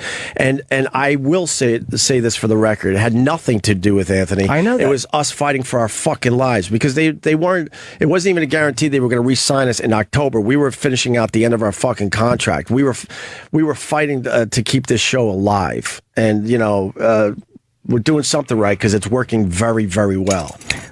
I'm answering your question. You're saying to me, how does it make me feel when that happens? I don't want to see it happen. I don't want to be taking shots at you any more than I want you to be saying that stuff for whatever reason, because I know how that's right. Because I know how I hear it, and I'm sitting right with you, and I know what your intention is. You really weren't. I know you weren't taking a shot at him. And I knew in the moment you weren't. Well, you probably should have brought it up on the show, and we would have, Who, me? Why not? And say, wow, what you tweeted was a little strange considering where we're at. Why not? We're doing it right now. Well, seriously, or call me. Because first of all, you always have a reason like, well, this is why it wasn't that bad. And I did talk to you about it. I did say that to you. That one. About the whole thing about not going on his show. And to be honest with you, I wouldn't know what to say to the guy. And to be honest with you, dude, like when you're saying something like that, like, that tweet you sent out, I knew you would have just said, no, but I meant this because I did know what you meant. And we have talked about it. Like, no, you probably should have called me and said, but you understand why people are spinning this, maybe. Well, how do you not understand it? You're not a dumb guy. How do you not get it? I did see that at that point. I went, fuck. And maybe I should have said something on the air. Maybe, but I'm telling you, it wasn't my intention. And at that point, to allow the personal stuff, the professional stuff, look, I mean, people don't know behind the scenes. They think that I know you went to bat for the guy. I really do. I know that you called them. Dude, they were fucking mad at Anthony for years around here, and I went to bat for him in my dumb little ways. But by the end of it, we had nothing else to offer. We were done as a radio show, and the chemistry was completely gone. And so for people to say after 20 years that I threw him under the bus is completely ridiculous. He got himself fired. Period. When you say to me, how do I feel him taking shots? And I said, you should have went on this show. Because on a professional level, even if you guys had no personal relationship left, the support for the guy, you're the guy with the gig. I'm the guy with the gig. Like I know we didn't get ourselves fired. I get it, but we got the gig. So the man out should have gotten the support from this show, not just in casual asides or mentions, but legitimate support. So you're saying, why is all the hate directed at you? First of all, I get enough of it. Believe me, they don't fucking like me either. Not really. They really don't. Not really. Guys. Justin, hold on. There's two grown-ups talking. I know you're trying to help, but we're discussing something. We're not yelling at each other. I'm not telling the guy to go kill himself. We're discussing it. They do not like what I'm doing. Ant manipulates a lot of the listeners to fucking hate me, right? You know that part of this too. Which is amazing to me because we started out as brothers. We did 20 years together. It didn't even end shitty. We had nothing. We had no chemistry, and we were done offering anything because when he talked, I wasn't listening to him anymore. When I talked, he wasn't listening to me anymore, and it was time to end the fucking thing. And then when he started his show, I honestly have no idea how I would have done the show, knowing where we were at before he even got fired. First of all, I don't know that he's manipulating people. Oh, yeah. I mean, you tell me I need to be a little more self-aware. If you just open your eyes, it's obvious. My eyes are wide open, dude. I'm fairly self-aware. Not 100%, but I've spent my entire adult life. Everyone that's around Anthony has to hate me? Have you figured that one out on your own? People that I've never met in my life, have no fucking relationship with. They all have to fucking hate me to be part of Anthony's thing. That's really strange to me. That is really strange. I would understand if it was someone that I had bad blood with and had a relationship, but I'm talking about guys I've never met. So who hates you that has never met you? Gavin's one of them. He obsessively fucking attacks me. I've never met the fucking guy. Does he attack you on a personal level or professional level? On a professional level. Well, then it's nothing to do with knowing you. He's reciting bullshit that is out there that Anthony had said on his own fucking show. But if people I never met the fucking guy. Why is he obsessively hating on me? Why? I don't know. But I'm asking. But I'm legitimately. That's ridiculous. Maybe he doesn't like you. In all honesty, I've never met the fucking guy. In all honesty, I have met him, and we've never discussed that. Like literally, I don't know. I've had my own weird run-in with Gavin. We talked it out. I called him. We talked for an hour. We argued on the phone. Right. That was my first introduction to Gavin. Right. I don't know. Maybe you should have addressed it. Again, I can't speak to why Gavin doesn't like you. I don't know. I don't care that he doesn't like me, but it's weird when someone you've never met. But why are you, to me, to say that Ant manipulated that or... That to me is a little unfair. Like that's. Oh, I mean, come on. There's way more than that. It's obviously manipulates the audience. You have to hate me to listen to Ant's show. It's so fucking obvious. There's a group of them. It's so fucking obvious. So where does that come from? Everybody, is it? There's a group. No, but there's a group of them that hates me, and you get more of it. And I've said you get a lot more of it. I think more people hate me. Huh? A lot of them do more hate you too. More people hate me. Well, they fucking hate your laugh. They do. No, they don't like us, do they? Really do find us, and that's why I think a lot of them are full of shit. Because no matter who comes on the show, no matter who does well on this show, they start to hate. They started hating Dan Soder. They fuck Dan, but then when he does Big J show, they like him. So it's like a lot of times anyone who comes on this show, they start to hate. So you think I don't know that bullshit? But that's not Ant making that happen, dude. And you think they don't hate me because you get more of it? They hate my fucking guts. They hate everybody. Wait till the Property Brothers come in. They hate my fucking stand-up. They hate my fucking guts. Scheduled. They hate my guts. You don't think they do because you look for stuff about you just like Jim Norton looks for stuff about himself. I look for stuff about me. I don't really look for stuff though. Well, it pops up. It pops up. You're right. But I'm not looking at any of that shit. I mean, maybe when Gavin being like weird with you, like he just feels loyalty to his boss, and it's just but it doesn't. Like that's stupid. It doesn't have to be that. That's my whole point. It doesn't have to be that way. That's how it is with we started the show as fucking brothers, and after 20 years, we were in a shitty place. Yes, but why? But why not just move the fuck on? Yeah, why not? When people bring up Anthony in the show in general. Maybe sometimes I grip my teeth, but I go, I wish him nothing but the best. And I don't encourage people to fucking not listen to him. You're not the woman in Times Square who was punching him. And I don't encourage... Why are they blaming you, Huh? I don't know. I didn't get him fired.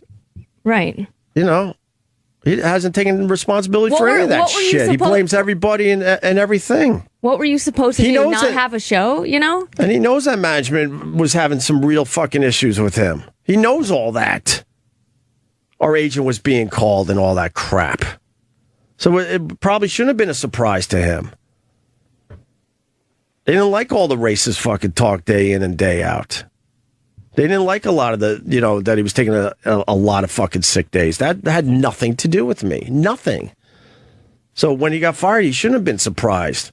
They were having discussions with him and our agent for a while about stuff. So then to turn around and blame me, that's fucking ridiculous. Take responsibility. You were in a weird fucking place. But dude, you're saying something like, they don't hate me, they just hate you. And it's like, are you crazy? They can't fucking make... You get more of it. You do.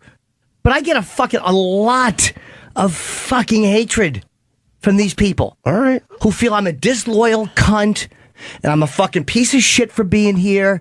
You think I don't get that? Like, you don't read my fucking emails or the tweets I get? Come on, man. Again, you get more of it. Well, a lot of people feel like, the obvious show is you and Anthony, so why aren't you doing that? I mean, well, first of all, because you guys absolutely still had the chemistry. When me and Anthony were extremely popular, it was because we had amazing fucking chemistry. And then when you came in, we all had amazing chemistry. By the end of the Opie and Anthony show, me and Anthony's chemistry was shit. But you guys still had really good chemistry, and that is out there. A lot of people wonder why you and him aren't doing a show together. It's a real question. I understand that. I understand. And then I hear you come in here, and it's my mood and this and that. I wouldn't do that. You wouldn't do what? I wouldn't come into a shitty situation day in and day out. I didn't say it was a shitty situation day in and day out. And first of all, yes, you would, because you did for a long time. So don't say you would. Well, yeah. Come on. Hold on. I will adjust. I felt trapped. Yes, I felt trapped and didn't know what the fuck to do. I started thinking the obvious thing, because there is a fan base to consider too, that if we would have split the show at the end of that contract, it would have been beautiful for everybody. And I think the company would have went for it. And I say it again, I never officially had a discussion like that with anybody. But in my own dumb head, I was thinking maybe that's the way to go. And then maybe we do a little radio together. Maybe if we only saw each other once in a while, that would be better. And maybe we could handle that. So I was thinking that. But in general, I feel like I come in here in a good mood, and I feel like we're doing good radio. The last couple weeks have been a little strange, but I don't know. I don't know why. Strange. I don't know. Well, like you said it. I don't look at you, and you don't look at me. So isn't that strange? Half the times I come in the morning, I'll say, "Hey, everybody," and you either don't say anything, and maybe it's your hearing, but literally you don't say anything. I'm telling you, just my experience walking in the morning. Right. I walk in, and I don't know if you resent that I'm not here earlier, but that's not the way I perform. No. I'm okay, fine. No. But I walk in, and I'll say good morning, or I'll go, hey, what's up? Or good morning, ladies, or whatever dumb shit I say. And half the times, you do not respond. I feel the same way to you when you come in general. Like, it's just really weird and awkward. But I say hello every morning when I walk in. You're always here before me. Right. I don't know. It just always seems just like not genuine. I say hello when I walk in. No, it just feels very like almost almost forced. Almost okay, like, here we are again. Hi, what's up?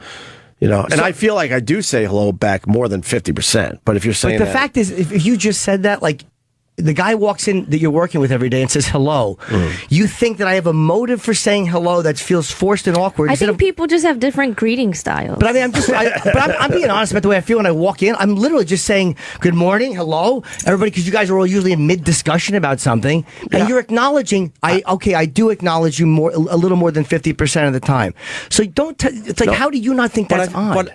But I don't do that to everybody else for some reason. That's where me and you are at. Have so much time what is it from your end? On the air. I don't feel comfortable around you. I don't feel like, like you give a fuck about me. Then why don't, again, when I called you 2 weeks ago and I go, or I text you, I'm like, is everything cool? And you're like, yeah, everything's cool. And it was. And we discussed it. And then the last, last 4 weeks have been weird again. I don't know why. Well, maybe this one's on you, dude. Maybe, maybe you're feeling, Jimmy, just said, I feel like I don't give a fuck about you. But it can't always be on me. Are you trying to tell me you don't come in here with your own fucking moods? Most of my moods every time I walk in here in the morning, if I have a mood, it's obvious to everyone. And I know you're going to say, well, fuck, it's obvious to everyone when you come in. Yeah, that's the way it is. But it's extremely obvious when you're in a mood. But I can't think of the last time I walked in here in a lousy mood about something with the radio show.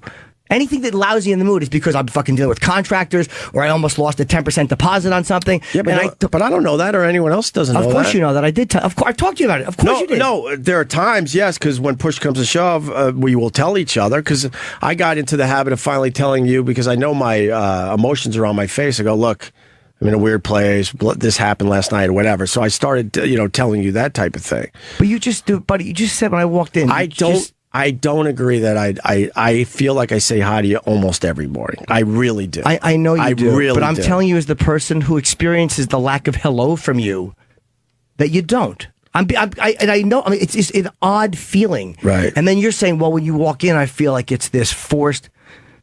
Like, what are you talking? Maybe your hello's like at a 2. We need to raise it to like an 8. But or make it a 2. Nice. You know I don't. what I It's a mean? 0. I'll just be like, hi. But will that help? Well, it would be lovely once in a while. Wait, but what about your goodbyes? But you just said Who it. cares about the greeting? Here's what the problem is. You don't think I give a fuck about you. That's what it all comes down to.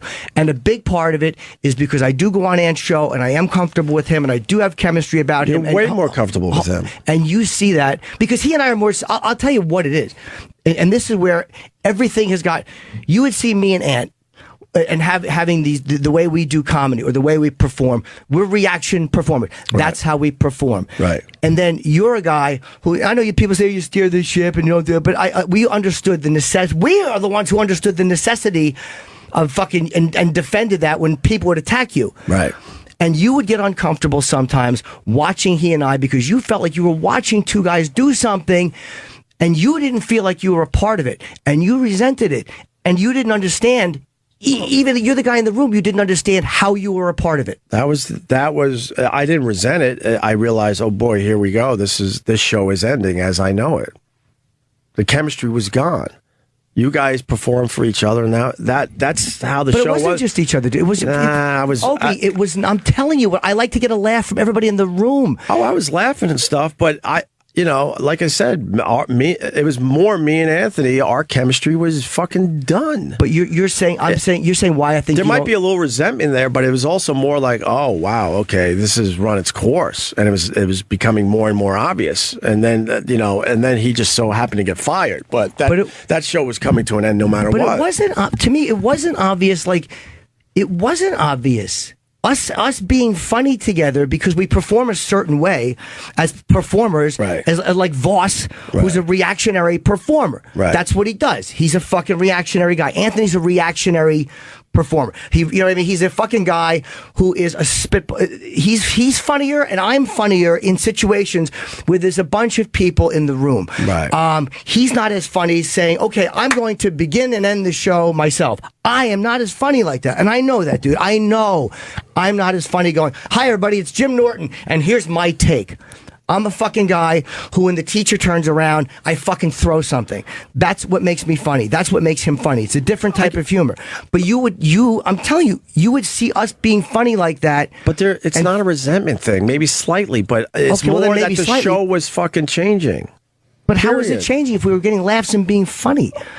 Meaning you see that as a reaction against you, but it wasn't. No, but it was obvious then at that point you two probably should have moved on and continued doing a radio show together. But we all didn't know how to end that fucking thing. Because we all didn't know how to end that fucking thing. I was not a part of that show the last couple of years. And in that, what you just said. But that's the truth. But that's how I see it. I've been doing this since I was 18. It's how you see it. You allowed criticism and fucking hatred from these people, to influence the way you saw yourself on the air. No, you did, because for you to resent that and not just be a part of it and enjoy it.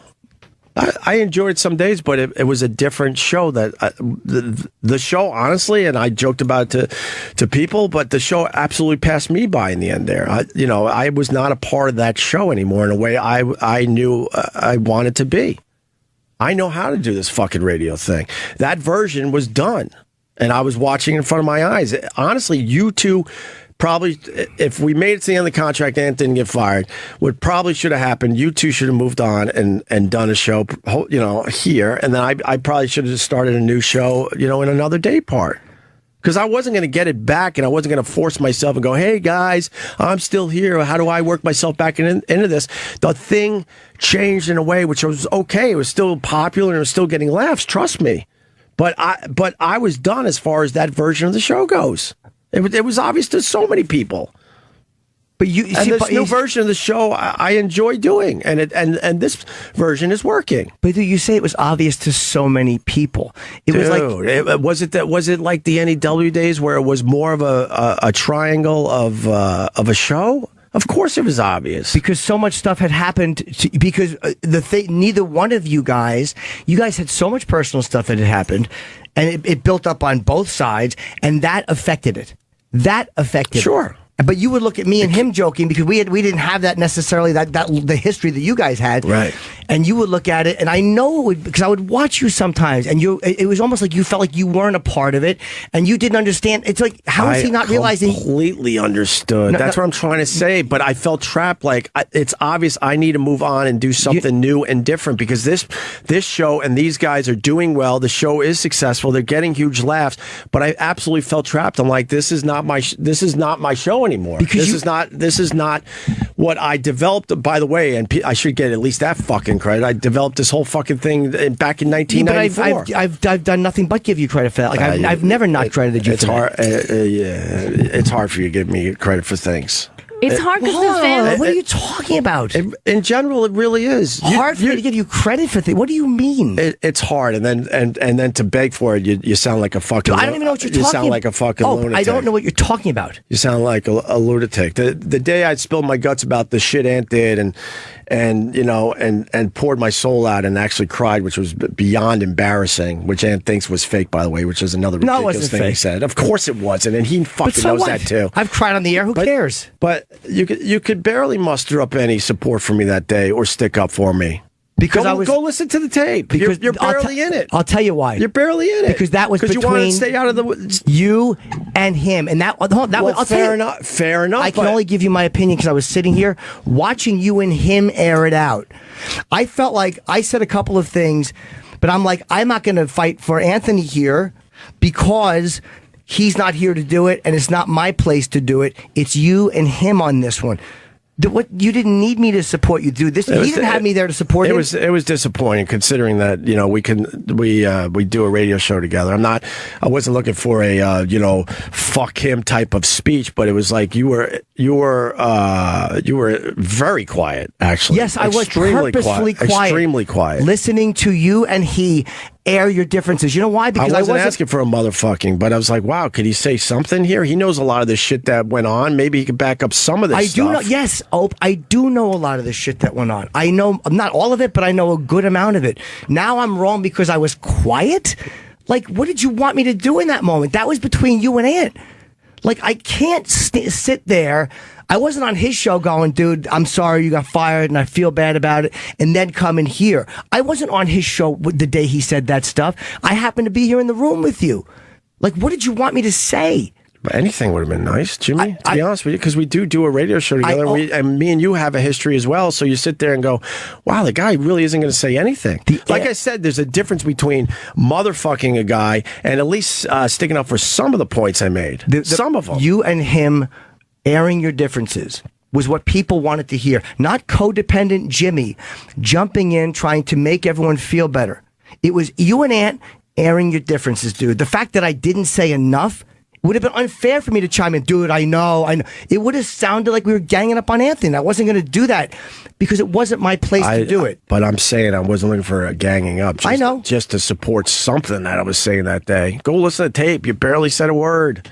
Barely. Yeah, and it was surprising to me, to be honest with you. And I said it earlier. I know you've been in the middle since day one, so it is and I've said it to you off air as well that it's a strange position for you to be in because you're kind of in the middle. But I was like, fuck, the guy can't say anything here? I'm here every day. Like, do you understand? Like, what is it that you need from people, bro? Like, I'm here every day. I'm here every day. I don't need anything from you, Jimmy, to be honest with you. Not anymore. We had a good relationship and stuff, and I don't hate you, and I don't think we have a shitty relationship. So but our relationship changed, and that day, I'm spilling my guts out, and the guy that I'm continuing with, he's saying nothing. Because the guy said nothing. Because the relationship you're talking about I wasn't even motherfucking him. I was just giving more facts about some of the shit he was saying. Do you know how many times I've had to go on the road and do the apology tour for you or for Ant? Like, all I've done is defend you guys. My whole and again, this show changed my life. I've done nothing but give credit to the radio show. That is 100% right. Hold on, that's 100% right. I've done nothing. That's not the point I'm making. But you said I don't give you. You said I don't like giving you credit, which is a lie. It's not true, bro. It's not true. It's few and far between, which is fine because I'm not begging for that thing, but it does eat away at you a little bit. I'm talking about the day when I was spilling my guts out, and you sat there and barely said a fucking word, and knowing everyone was like just trying to destroy me because of the shitty stuff he was saying on his show. So you deep down have resented that this whole time, and in my mind, in that moment, You see what I'm saying? Yeah. In my mind, I'm doing the right thing by shutting my fucking mouth and allowing that to happen. Yeah, resent is right, and you resent some of the things I did. That's just how it is with I know, relationships. but we're talking about this particular thing. Sure. You literally have resented that this whole time. I was consciously keeping my mouth shut. I moved on from it, but we brought it back up today. I was able to work it out in my head. I'm like, fuck, I guess, because, he's obviously in the middle and it's a shitty situation to be in. But yeah, I was frustrated. I'm like, God, why couldn't he, come to my defense a little bit here? I didn't think you needed to be defended. You were talking about stuff that Anthony had said. He had talked about you.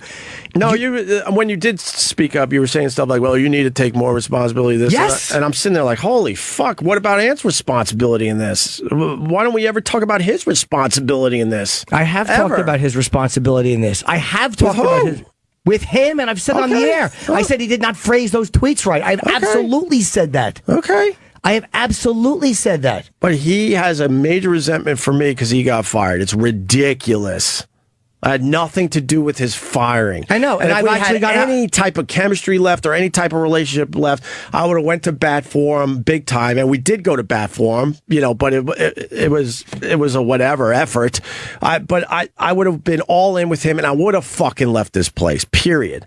But I had nowhere to fucking go after Ant got fired. I know we were done. I know our chemistry was done. I know that version of the show was done. So my only option was to stay the fuck here because I do like doing this in the end. Period. Yeah, I know. Period. I understand. Yeah, but for some reason, these idiots still don't understand. But again, I'm not these idiots, dude. Or they don't want to, acknowledge any of this. Because to them, he's the underdog. He's the one who got fired. So it's easy to hate on you. That is exactly what it does. But he knows what is the truth. But you're lumping me in with them?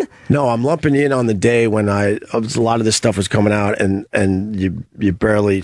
You backed up any of my points or said anything. It's hard because you guys are like a married couple and Jimmy's like your kid, So it's hard to bring your kid and say, hey, mommy and daddy's having a fight. What do you think? It's hard to put him in the middle. I've never put him in the middle. I didn't say he never put me in the middle. Say it right now because I need to hear that. I never put you in the middle. I don't need to. I've said that from the beginning. I never felt like I was. I said before. I never felt like I was in the middle.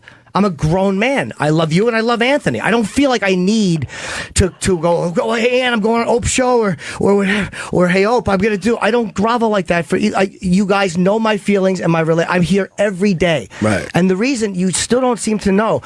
When you're the outed guy, when you're the guy who's doesn't have the gig, it's a different dynamic. Yeah, and I absolutely would have said whose responsibility I thought was what. If we were all in a room together and fucking talking on the radio, I would gladly say that. But I have not spoken to you guys in a room together in a year and a half. Right, and it's not happening. I'm not saying it's happening. That's things done, and he did say right away that if I got fired, he would have continued. Period. Yes, because that's where we were at with our relationship. I understand that. It's just like you guys would have continued if I got fired from K-Rock. I know you stuck up for me, and I've said that. But they were going to fire me at K-Rock, and the show would have continued. And I'm saying this more to the fans who are saying Jimmy, you should have left. Yeah, I sat down with Chiasano about that. I said how ridiculous that was. They wanted me out. He wasn't officially saying he wanted to get rid of you. By the way, he was fishing around a little bit. Yeah, I know he was. Just like I know that. I went to bat like I did a million fucking times for a lot of fucking people around here. I got my fucking faults, but I also got the shit I've fucking done for people. Yeah, I know. It's ridiculous. But you don't hear when people stick up for you. You grab this resentful point, and you don't hear when I'm on. When that whole fucking first cake stomp thing happened, and my entire West Coast fucking trip is and again, I know you would have defended me. My entire West Coast promotion trip is defending that. This is not this most recent bullshit one with these fucking assholes. First of all, for anyone, assholes, it's the fucking fans. I know. The quote, supposed fans. No, it's trust me. It is. Part of it is the fans, and part of it are fans from other shows that hated your guts and hated the show. Oh no, there's some of that, but that is being pushed forward by some old school O&A fans that maybe they never liked me. I don't know. I'd have to sit them down. I have no idea, but it's absolutely those guys. And by the way, you know that too. And I'll tell you something. I don't know that as well as you think I do. God, you do know that it's. They were pushing the agenda. They said they were going to try to I know it's part of that. October me and all that crap. crap. But it's a lot of. I think it's a lot of other people as well. Oh yeah, they jumped on other board. fans of but show, and they I'll tell jumped on, but they weren't the ones that started the fucking. And thing. you know one reason it's hard to defend you sometimes? Because you don't bring this stuff up on the air, Ope. Like if you had, hold on, you didn't mention Gavin, you didn't mention because I don't want to give him the fucking time of the day. I hate that we brought it up today. But it's you brought it up, and then you said I don't defend you. You don't bring this stuff up Well, ever. you know the guy was taking all sorts of shots at me, and I was like, why is this guy doing this? So- I never met the fucking guy. But what would and you- if he was a fan of the show or listened to it, maybe he was listening near the end when, everything was not right anymore as far as chemistry goes. No, but with the fan stuff, raw stuff, like you never mention this stuff on the air. Like you literally, it will happen. You won't bring it up, and then you're sitting here telling me I haven't said enough to defend you, and it's just. I'm talking about the famous day where, and I'm talking I about spilled my fucking guts out. You would think someone would be like, "Wow." First of all, I need to be. I'm what? I've spilled my. That's my thing. I'm getting mad at the fact I've spilled my guts a million times on Well, that this was a show. day I think you really should have. To be honest with you, it was pretty heavy shit. And I've said what I had to say about it. I mean, and I've talked about it. I've been very open about it. In every interview I have done, they have asked me about this. Every interview I've done, I've had to go through the entire explanation about Opie and Anthony and the relationship. Do you know how many times I know you don't listen to my interviews or podcasts. I don't expect you to. Yeah. But you don't hear the fucking things I've had to say or felt, to defend the show or to defend our position or to defend myself. Doesn't come across my radar a lot, I'll be honest with you. Maybe we should put together a montage of what he said, the nice things that he said about you, and it'll make you cry, probably. No, but the nice things that he said about you. I rarely cry, but I cry once on the air. But the fact that you're looking at that resentful, instead of looking at it like, dude, this was a me and meaning you and Ant thing, and like what did you want me to do in that moment? Like, do you understand Probably the answer would be anything. Like, you purposely made sure you were very quiet and silent. Because you were talking openly and honestly. It was great to hear. And I felt like maybe you're thinking, well, if I say the wrong thing, I don't know how this is going to be spun for me. I'm being serious. I really was thinking, like, why wouldn't he say anything? I'll tell you why. Because you were having an extraordinarily open and honest exchange. It was 15 years of knowing you. I'm like, can the guy say anything today? This would be nice. You were having an open, vulnerable moment about something that you had not talked about publicly. Right. There was nothing for me to say. There was a couple of the things that I watched over the years. I told you the girlfriend thing, like with back, like you didn't seem to see how the resentment that could build up because of that. But I wasn't going to jump in and fucking say all this stuff. That was between you and him. How about the girlfriend thing? Then every girlfriend you had after that hated me and my wife, and I never had a relationship with any of his fucking girlfriends after that. I know, dude. I don't know any of that. And the first one, Melinda, I did try to make good with that, and we tried to work some shit out, and obviously we didn't. But then moving forward, every girlfriend he got openly would hate me on Twitter in any way they could, and I'm like, I haven't even really hung out with you or met you. This is ridiculous. And then we're doing the radio show together every day. This is complete madness. I know, but I'm not talking about that stuff. I should have stepped the fucking away a long time ago. I'm not talking about that stuff. That's not the stuff I would meet these girls and go, why the fuck do you hate me? I haven't even met you yet. But that's not what I'm talking about. And if he had a problem with that, he should have, discussed it with me. You're saying you wanted me to speak up that day, and I'm saying there was an open. That was the only thing you said. You were defending him because he wasn't here, and I was raising a point as somebody who has been in this studio for 15 years and seen a lot of what goes on. Right. And he wasn't here. And again, being the guy who got fired. But I wasn't asking for a motherfucking. I know that. Anything. You didn't need me to. Like I said, I kind of needed you. No, you didn't, dude. You did fine. No, you were open and honest, and you didn't need me to. Jimmy, if you need to know, because we've been friends for a long time, I kind of needed you that day. And I was bummed that you weren't there for me. Oh my God! And I did get over it. But why wouldn't you? We're talking honestly. No, I know that, but I'm shocked that you feel that way. Like, why wouldn't you? Absolutely, I needed you that day. I was here. Like, period. You needed me. Like, what did you need me to do? You were having an open and honest talk. Are you making fun of the fact I said period there? No, you're defining. Just wondering. Just asking. What? It's a joke. Because you're saying I needed you. No, that's not a joke. I did need you that day. But like, what did you want me to do? I was right here. Honestly, you weren't here. You were here physically. Okay. No, I'm not really, Jimmy. I'm not really. letting that point go.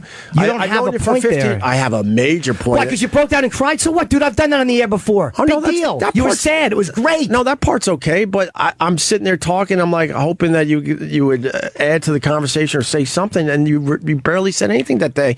And yeah, I needed you that day. Because it was and that's between embarrassing you. to say, and you want an open discussion. I do. I needed you that day. So what? As a friend, like, wow, we're going through shit together because we continued the show, and everyone didn't know the shit that was happening behind the scenes. So right away, they're like, wow, they're fucking scumbags for moving on without him. And then, sorry, I'm losing my fucking thought. And saying you needed me that day. And yeah, because we were going through a lot, continuing without him, and you also knew all the shit that was happening with me and Ann. And I'm like, can't you say anything? And when the mics went off, and I told you that, don't tell me I didn't say anything to you. I told you that was fucking great that you did that.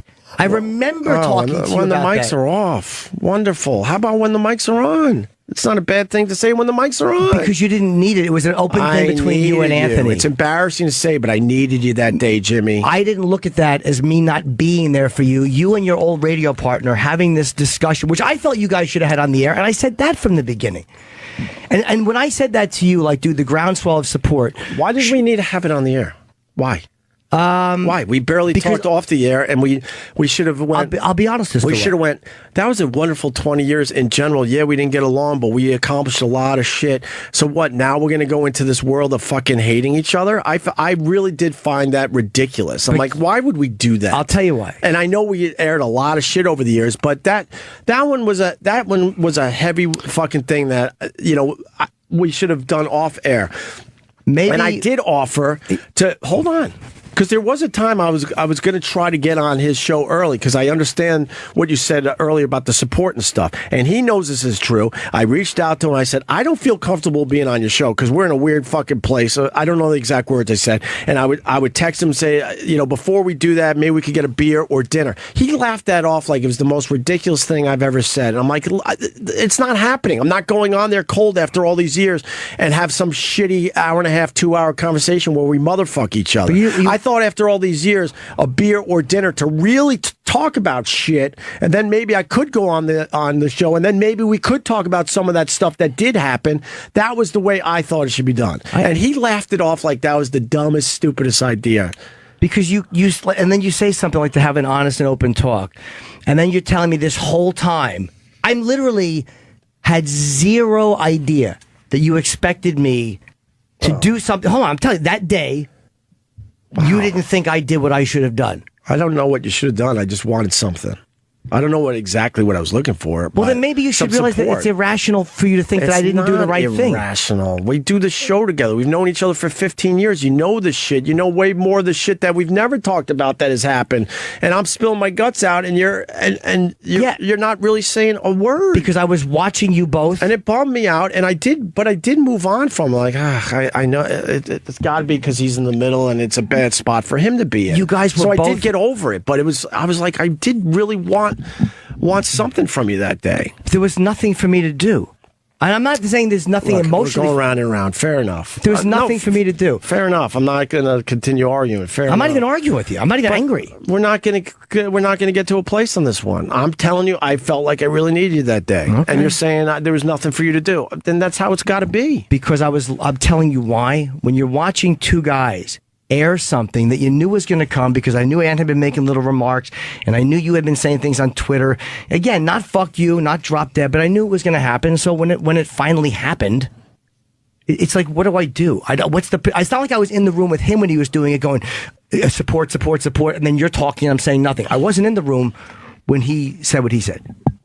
Yeah, I get that part of it. So the fact that I was in the room while you were responding, but you're confused because I'm not talking about. You're thinking that. No, I don't think you needed to speak up. So yeah, anything would have been nice. Like, holy fuck, we've been through some shit.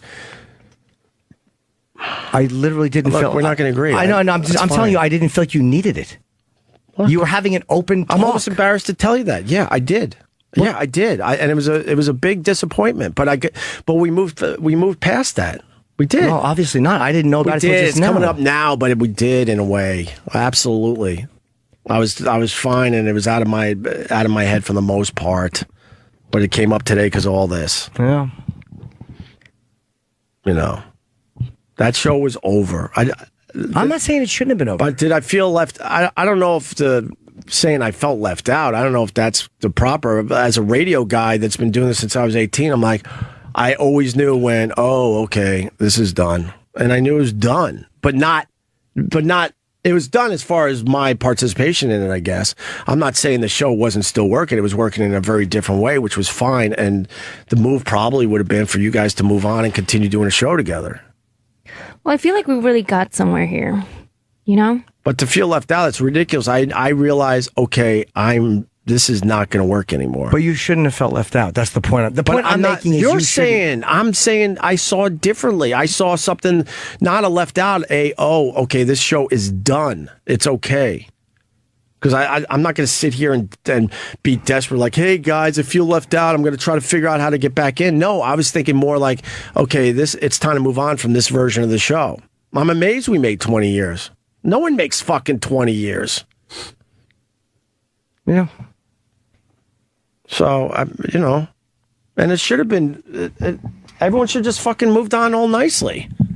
But for some reason, that can't happen, which is ridiculous after 20 years. But when you say things like, I'm not getting any hatred for being here, like, you have no idea. I guess I think everybody just needs to close their Twitter accounts. No, but I mean, I'm not even crying about it. Like, it stinks. I don't like it. Some of it I guess some of it makes my radar, but not on any level that I think is It's amazing it's amazing how much. Because here's the thing: when you do a radio show, you do know that people aren't going to like you. Period. But so you get that like anyone else does. But mine was just over the top, ridiculous shit, and being blamed for everything. And then this fucking guy that I sat next to for 20 years allowed it to happen because he's fucking bitter. But that's has nothing to do with me.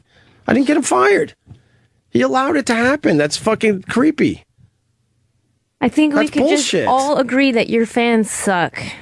No, I mean they are in a weird position. Like I'm not talking about the hardcore ones who are scummy, like the ones who are fucking pushing bullshit or having multiple Twitter accounts. I'm not talking about those people. The majority of the fans who even want the show back, it's not going to come back. And I know that, and you know that, and Ant knows that. Right. But I'm saying they're not shitty. A lot of them honestly don't know. They've been put in this position. They're like, well, this show was what it was, and how could this happen? Yeah. And how could they? Like, I understand that they don't.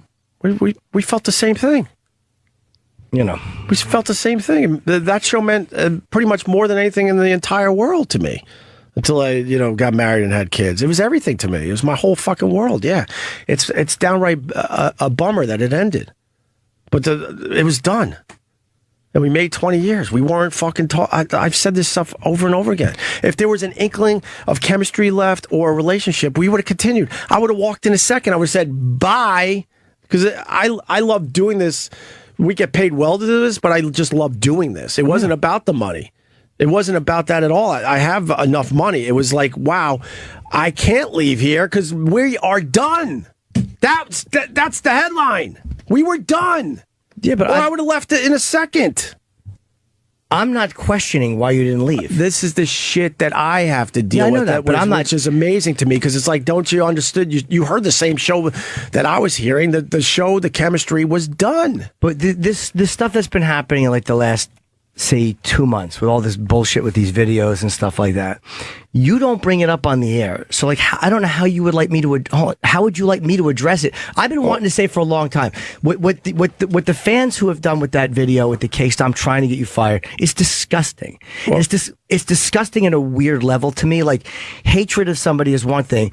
But that drove me crazy. What fucking nonsense that was, and how that wasn't even dirty. It was just like, how the fuck could you guys try to get somebody fired for? Like, that's been annoying me so much. Well, but it hasn't been brought up by you on the air, so I didn't feel like it was my place to bring up something where they were targeting you for. Right. So you would have gotten a tremendous amount of support from me had you just mentioned it on the air, but you didn't. So I didn't feel it was my place. Well, all right. I mean, I'm guilty of this too. Then why don't you call me on that and say, hey, man? I have talked to you about that. Off the air, we've talked about that. No, I don't think you said to bring it up on the air. Let's try to work through this. Oh, I didn't. It didn't occur to me to say that. Like, for the record, I know you support me on that. Yeah, But maybe you should, I don't know, maybe you should have said, hey, maybe it would be a good one to bring up on the air. Because some of the stuff is not good to bring up on the air. I understand that, but put yourself in my shoes.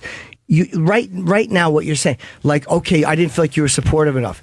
I would have been 1,000% supportive on this because it was annoying the shit out of me. I told you it annoyed me. It was disgusting.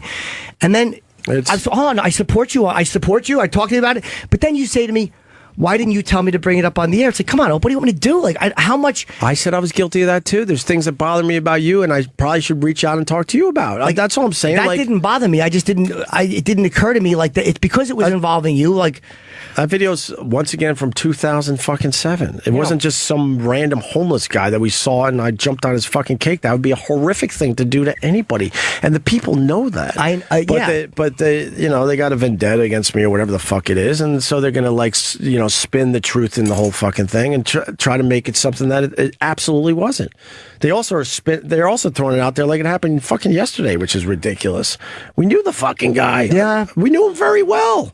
We gave him thousands of dollars in our time of knowing the guy. And I'm not saying money makes something go away, but we also, or I did, I felt like I had a relationship with the guy enough where, I could do this for a stupid radio show and everyone would be okay in the end. Yeah, and if I'm wrong for thinking that, that's fine.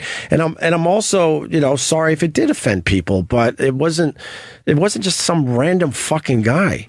I mean, the company actually sat me down. I don't even know if I ever told you this, Eric Logan, and he wanted to know all the facts about that because it was getting ugly at the time back in 2007. And when he found out it was Andrew, a guy we talked to a lot in the air, he's like, oh, okay. And the company was totally cool with it. They got it. They totally got it. It was a shocking thing to do for a shock jock show. Yeah.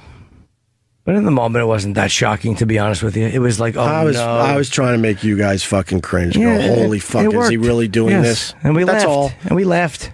And not at his expense, because I'm like, this guy, we were bringing homeless guys in all the time, and we were making them feel special and part of the fucking radio show. We didn't just look at them like fucking bums. By the way, do you know how much hatred I got from that recently? Like, you're not the only one that caught. You never told me. I have no idea. I'm not mad at you for it. I mean, I have no idea. I didn't even think of it. But I just, literally on the air, I'm having some fucking stripper fucking tell me what a piece of garbage I am. Tell me, because I'm fucking, she's texting me, this fucking girl had been sending me nude videos. Right. Tell me what a piece of shit I am on the fucking, but like all the times, the interviews I've had to do, and again, for press or whatever, on the road, on the radio, do you have any idea how many times this has come up? People ask, every single time. And I know, I don't believe it. You can't go and listen. I'm hearing this. You can't go and listen to my press. I don't expect you to. But every time it's come up, I've gone through it and I've explained what it was, just like I did a couple of years ago when it first started getting bad. Right. No, it's just a bunch of fucking dirtbags trying to like. But it shows a deeper issue, because if we were having just conversations like we did in the past, that would probably just come up in conversation. Like, dude, man, I'm not blaming you. Yeah, I'm just saying. I'm saying I wouldn't even think we would need to. But we don't have that conversation anymore. Where it would probably come up like, dude, God, man, that cake stomp thing. I can't tell you how many times that's been coming up in interviews lately. I'm hearing this for the first fucking time. I'm not even, because honestly, I haven't thought of it to say. But it's like it's an obvious thing. Like when Ant got fired, I defended him. When you got this shit, I defended you. Like it's like, how many times have I gone on, whether you guys were a team or whatever, the loyalty I've showed to this radio show has been fucking, I've never put anything in front of my career above this radio show. Then you're telling me like I defend you enough that one day, and I'm telling you my reason. Well, that was a big day, Jimmy. And I did the right thing, because had I jumped in and was like, oh, they would have been like, why is he coddling Opie? I'm telling you what would have happened. Instead of saying, like in the Newsweek article, when I told you, hey, Polly wants to do this interview, do it. She's fucking great. Right. She'll paint it fairly. Yeah, I took the high road. I didn't say half the shit I wanted to. I was like, this is crazy. Why are we doing this? I was like thinking, why are we doing this? But you're not seeing any of, like, you don't look at any of that stuff and go like, wow, man, this guy did go to bat for me on this stuff. You don't see any of that stuff. You absolutely went to bat for me in the Newsweek article. You're 100% right on that as well. Okay, but and the cake stop thing, I had no idea about that. You're getting shit for that out there. I just don't. Because the shit you're getting is a lot more. So it was like I didn't. We used to talk a lot. We don't talk on that level anymore. That's why. I know you're insulted that you don't know some of the stuff I now know. But me and you are we're not that type of friends right now. I think maybe we will be again. I don't know. When you got married, Opie. What? That's when the problem started, because they're both not married, and then you're like the one married guy, and it's like you can't relate anymore. No, I can relate. There, Esther.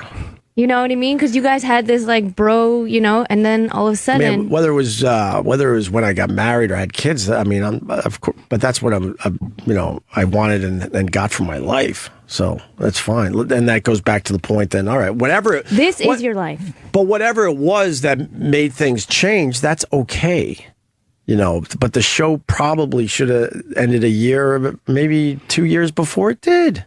And I'm guilty of that, too, because I felt trapped. I didn't know how to... Well, me and Ann weren't talking at all, so I didn't know how to even bring that up.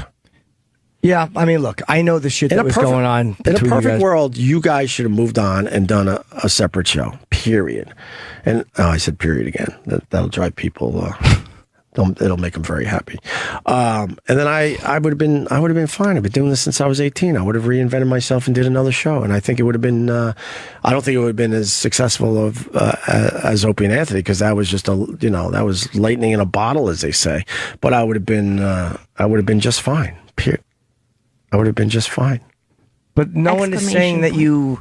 I didn't feel left out. I want to make that point. I didn't. But maybe slightly as a human being, but it was more like, oh, okay, the writing's on the wall here. But it was almost and it was kind of sad. Like, okay, this is coming to an end. But a few minutes ago, you did say, like, yeah, I was watching you guys, and I didn't feel like there was a place for me in it. But in the reality it was because you were doubting what your place was. Of course, there was a place. To me, it was amazing. You didn't see it. The honest answer is maybe I was doubting my place in that situation, but not doubting my place as far as a broadcaster goes. No, I just mean in the comedic back and forth. I don't mean as a broadcaster. I just mean that the guy's bullshitting. No, that's fine. I was never supposed to be, the funniest man in the room. I was never. I get my laughs, and that's all. I was never supposed to be, the guy getting over the top laughs. I've always enjoyed, the comedy and the laughs in this room, of course. But then why would you feel like weird when me and him were going back and forth? That goes back to the show is now over.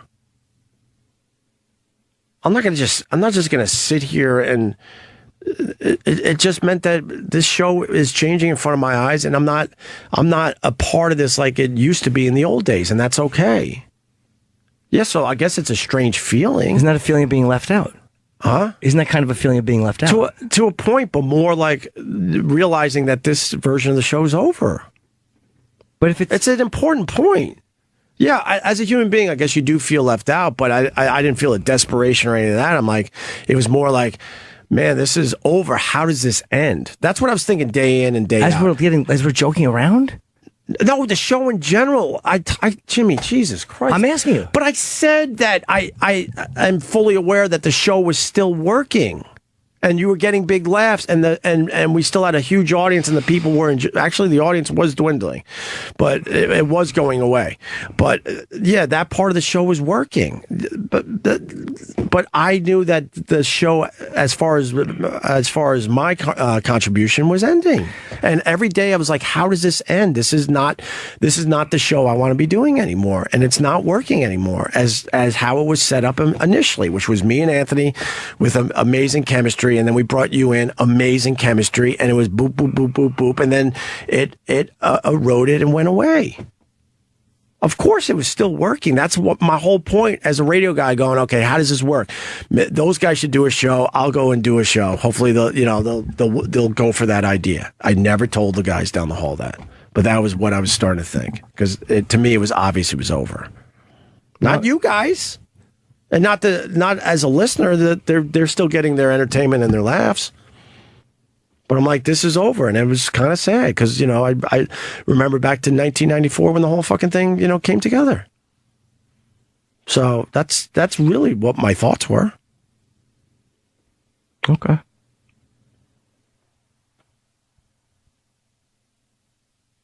I've had to shit for 40 minutes. I'm not saying we should take a break. I'm just telling you, I've literally had to take a shit for 40 minutes.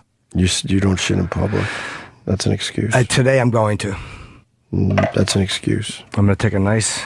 You're avoiding. I've had to pee for 30 minutes. Have you really? Yeah. Really? My bladder is pressing up against my uterine lining.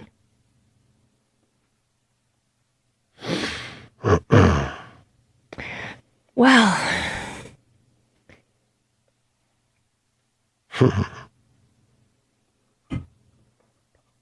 I feel like we got a lot accomplished today. Eric Logan wrote me. Hi, Kenny. Hi, Kenny. How are you?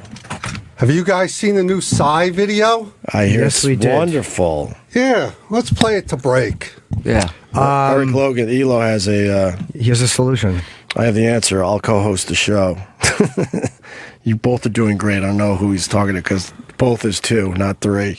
So I don't know who he's referring to there. He means me and you. I'm joking. Oh, okay. I didn't know. Christ. But then, I do hold get on, my laughs in. But you're getting mad That's at me. right. I'm not getting mad at you. Okay. Relax. Yeah, all right, because I didn't know you were joking. Even the joking part, relax. I'm joking. Right. Okay. I'm not mad that you didn't get it. All right. But, you have, I guess we both, whatever, dude. I mean, I don't know what the answer is. I mean, I don't know. What do you mean?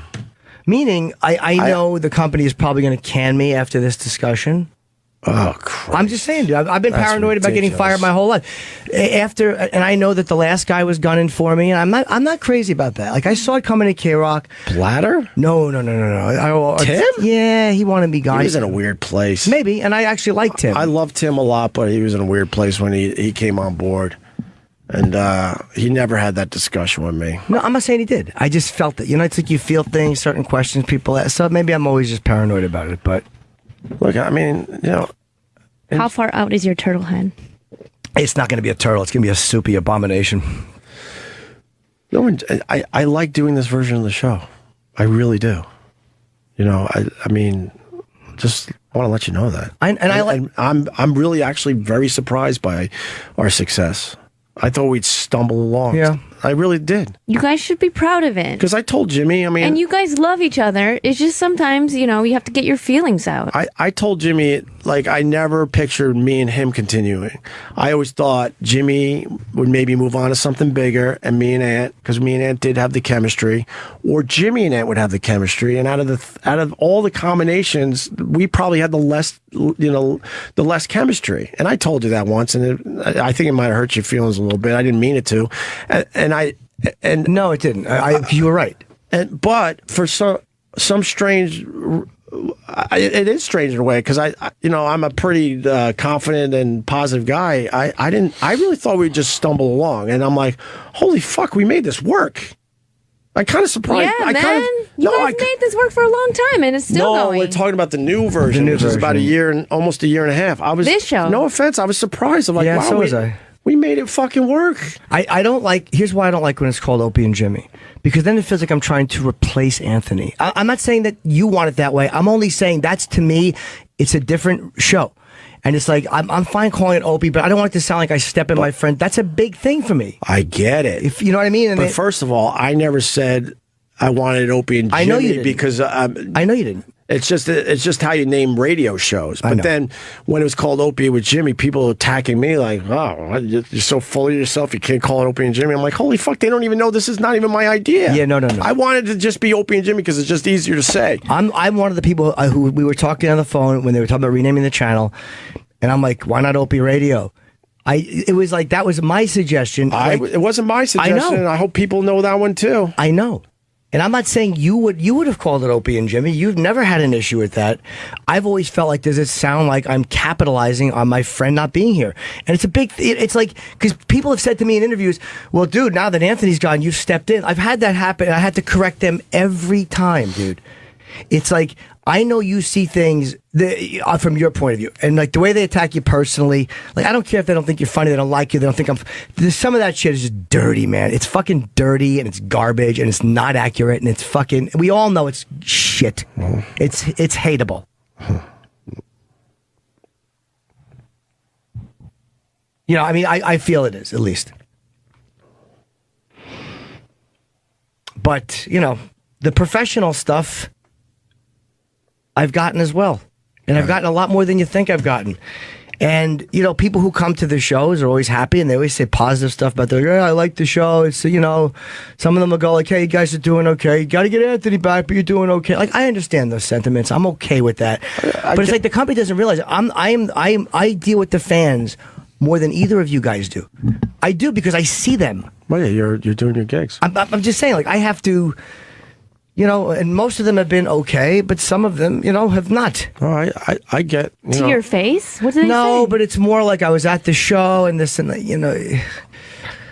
Whatever. It's okay. I get why a lot of them are very fucking pissed off. I completely do. And I want to say that. I get why they're fucking pissed off. And there's no right answer. There was way more to it. I mean, these people who think they know anything, they don't know half the fucking shit. But there's also people They just don't, that and they listen never to you will. who are not pissed off, you know, and they just don't speak up. And there's a reason why you guys are still going.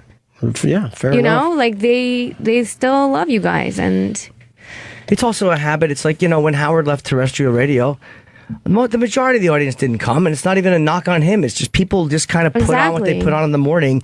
And if you and I both left and it was just Justin and fucking Eric, they would listen to them. I'm exaggerating, of course. But you know what I mean? Wow. But the point is, they would, you know, people would. No, they'd find something else. Yeah, it's just what people do, man.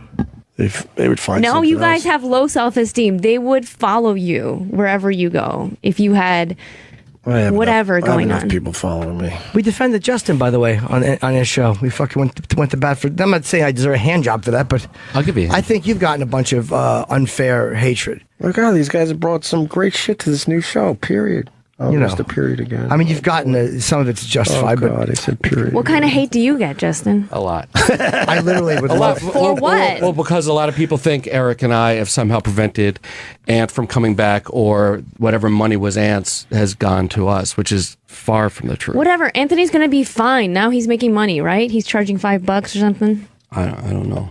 Yeah. I honestly Times. have But no, Eric and no I were clue how well he's doing. Eric and I were friendly with Opie and Anthony well before we came here, and Jimmy, obviously. Yeah. Right. Yeah. You guys got me on Letterman twice, and you got, I think, paved the way for Opie and Anthony to do Letterman. So That's people right. who Yeah, let's give you give guys Justin shit. some credit here. But I did. No, it's like the amount of these guys were loyal friends before all this nonsense happened, and you know, people don't like you on the air or whatever. They're allowed to have their opinion of That's right. of performance, but it's unfair. A lot of the bullshit is very unfair, and I hate all the personal stuff. Hate it. The fucking stuff they print. I know it's a bullshit. I've known it's nonsense since day one. I mean, the one chance the guy you sat next to for 20 years had one lousy opportunity, and he couldn't help himself. He had to fucking do it. He knows damn well that whole sex tape Yeah, he knows. garbage Of course, we all know it's bullshit. was fucking pushed by Ben, who now I have a restraining order against. For some reason, this is how crazy this place is. I got my fucking issues. But I went to bat for that fucking kid more times than I could count. And the last time Elo basically said, you can't save him anymore. And then for him to turn around and then attack me and start bullshit rumors about my wife is so fucking ridiculous. And the Post quickly realized they made a major fucking mistake. And then we fought it in court because we said that's not good enough. And Ant knows this to be fucking true. And go fucking watch the video. Oh, I'll leave that for the internet to continue to speculate on. That is bullshit. Question. That is fucking I can only bullshit. ask, are you, and again, I'm asking, are you sure that wasn't a sarcastic remark about how nonsense it is? Almost like saying, go listen to it. All right. I'm positive. Because I mean, he knows 100% that's not true. I've never heard him doubt that He was. knows what that did to me and my family. He knows that's bad character. Period. And yeah, I said period again. Bad character. How long does a restraining order last? I can't really talk about that right now. I said too much. Well, I can answer that from the ones I've had to deal with. Usually 6 months. Oh, really? Kidding. Oh. Tough room. Do a restraining order. Tough room to do a restraining order. Humoring. No, because I was thinking about getting one against an ex-boyfriend, and I never did. Because I thought it'd be just a pain in the ass to deal with all the fucking paperwork. It can be. You know? Mm-hmm. Yeah. I've never been issued one, but you know, It's just like if I'm the one to issue a restraining order on somebody, people might look at my record and be like, "Oh, she's got problems," you know. So I didn't want that. What problems do you have on record? Yeah, nothing. Well, what could they have seen? Yeah. No, but if you file a restraining, if I file a restraining order against an ex-boyfriend, you know, it might be like a red flag on me. I don't know. Maybe I should have gotten one. Maybe. What did he do to you? He like wouldn't give me the keys back to my apartment after we broke up. After. Why don't you just change the locks so you don't even have to deal with them? No, because I was getting evicted and I needed the key for 3 more weeks, or to get my shit. Yeah. I see. Yeah. I don't think we ever got the answer. Are you going to hang out with Aunt at the Patrice benefit? Nope. Tough room. That was. that was trying to bring it back. I understand. That was a good one. But when I was asking, I was asking you genuinely. I wasn't. I just had heard this. No, it wasn't something I've been dying to ask you. It just came up, and I was like, "Oh, I don't. okay. There's nothing behind that. I get it, but no, I'm not. Puts me in a bad spot because it's a fucking benefit for a really good friend that we all horribly miss. So, but I can't be in the same room as that guy. Nope. He knows all the shit he did. It's like, really, dude? What the fuck? Had nothing to do with your firing. You know that. You know that. Christ. And you know we were done. So to make believe we weren't done and that me and Jimmy were supposed to just leave, that's ridiculous. I had no place to go. That's what it comes down to. None. Of course you guys aren't going to leave. I had no place to go. Well, it's like people do forget that this is a job, and it's like I really do. I love what I do. I enjoy myself here. I never said I didn't have fun here. I enjoy it. I enjoy performing. I enjoy fucking yapping every day with you. I enjoy the fucking gig. Right. I mean, and this is, and I know the fans are split, and they're very hurt, and they're very angry, a lot of them. But it's almost like, and I know the company's probably like, you guys just don't talk about it, but it's like, we do deal with this on a daily basis. This is what the company has to understand. This is not something that we can just go, all right, this is something that... But they've never told us to... No, I'm not saying they do. I'm just saying it's in our faces all the time. They just leave us alone. Yeah. We don't really hear from them a lot. Yeah, but people don't understand that they act like this is, like they would have walked away from their jobs. You know what I mean? And people act like their financial security isn't important. It's Fuck them. It's fake. Maybe financially we're in different spots because it wasn't about the money. It was about the fact that there was nowhere to go. Like, our chemistry was done and that version of the show was absolutely done. And we absolutely did not like each other. It goes both ways, not just me toward him. We didn't talk at all. Probably less than 10 phone calls. I don't even know how many times we actually talked off air. But it was extremely, extremely rare. And if we had any chemistry left or any type of relationship left, yeah, I would have left in a second, of course. My record shows that over the years. Christ, when we went to Boston, I had a PD walk up to me and basically tell me why Anthony, and was hinting at firing. I'm like, you're fucking ridiculous. And that happened from time to time. There was always something. And we always just stuck together. Always. But at that point, there was nothing to stick together for anymore, which is really sad. Really sad. Because there was no guarantee that we were going to do well after he left either. None. What was the guarantee? We had 2 months left on our contract to hopefully give them a little glimmer that maybe this new version of the show could work. And then they said, all right, yeah, cool. All right, we'll re-sign you guys. And we're like, I was sort of surprised. I'm like, wow, okay. And then we made a go of it, and honestly, I'm having a really good time here. I feel I love doing radio. Are you having a good time, Jimmy? Yeah, I really wouldn't do it if I wasn't. I wouldn't do it. Exactly. The bottom line is you guys are having a good time. Please don't break up because everybody's going to hate me even more. I don't think it's possible.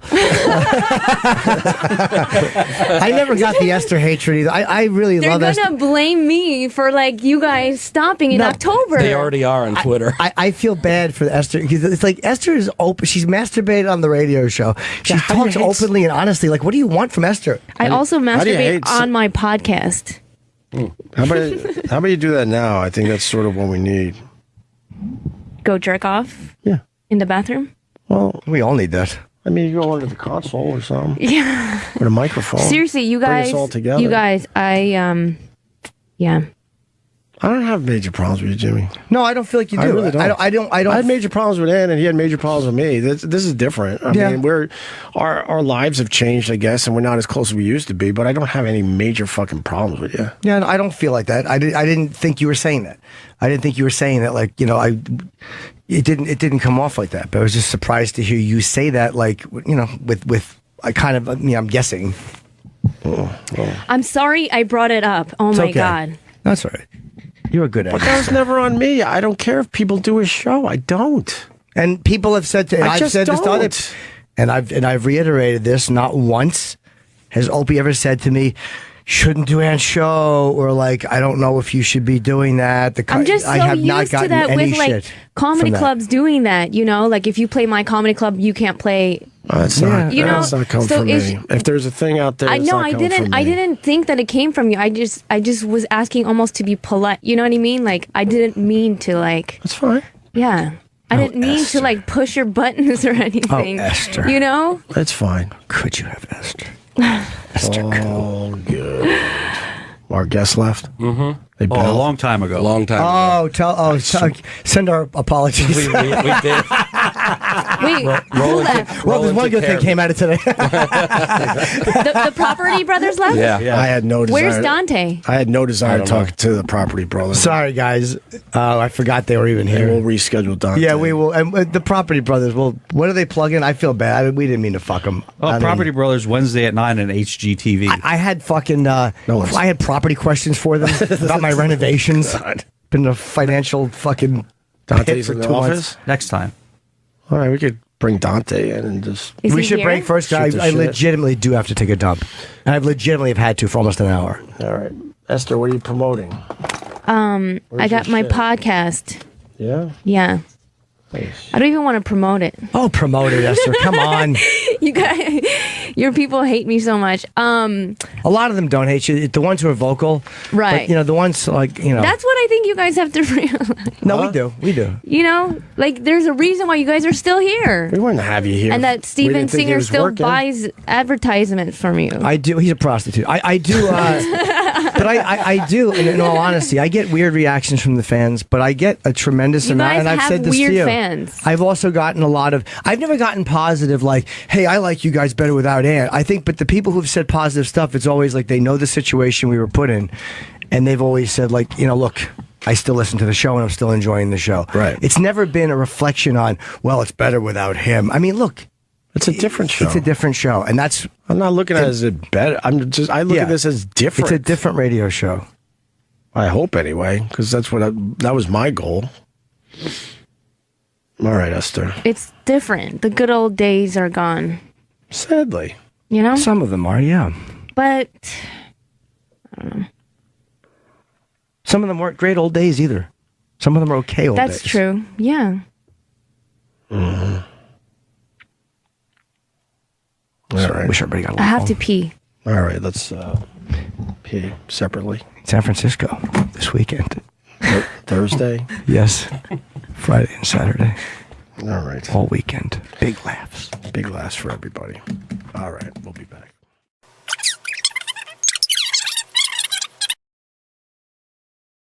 No, that was after the whatever. The incident. You should see. After the old fighteroo. Yeah. Yeah. Do you like having those fights on the air on some level? Because I know it's great radio, but in the end, you just look like an asshole. Yeah. You just look like an asshole. Yeah. And I know there's no real problems there that can't be fixed. So. Well, that's what happens too. Like when you work with people. I think I talked about this a little bit when we talked about it here. Like you work with people and you don't really talk to them a bunch outside the show, and things build and build and build until all they can do is explode. That's been every fight that's ever happened. Of course. On the main show, whether it was you and Ann or you and Jim. But Justin has tried to interrupt and stop it. That was my favorite.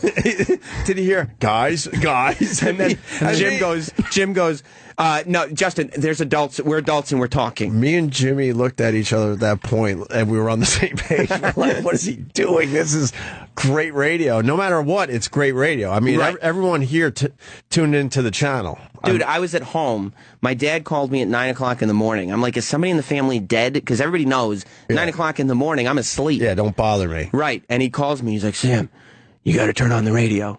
I was like, oh, okay, what's going on? Yeah. Oh, it's not good. It's not good. And I was like, oh, I'll bet it's not good. And I turned it right on immediately and listened wholeheartedly. And started jerking off. I did. I loved it. I know you loved it. I got a text maybe an hour 30 into it. What do you mean an hour 30? Dude, it's an hour and 40 minutes long. Yeah, it's an hour. Oh, was it really? Yeah. So they were like, Trust me, I listened back on YouTube. The text I got was, how do we get out of this? Who was it? And I said, we ride this to 11. You know what's my favorite? Who was it?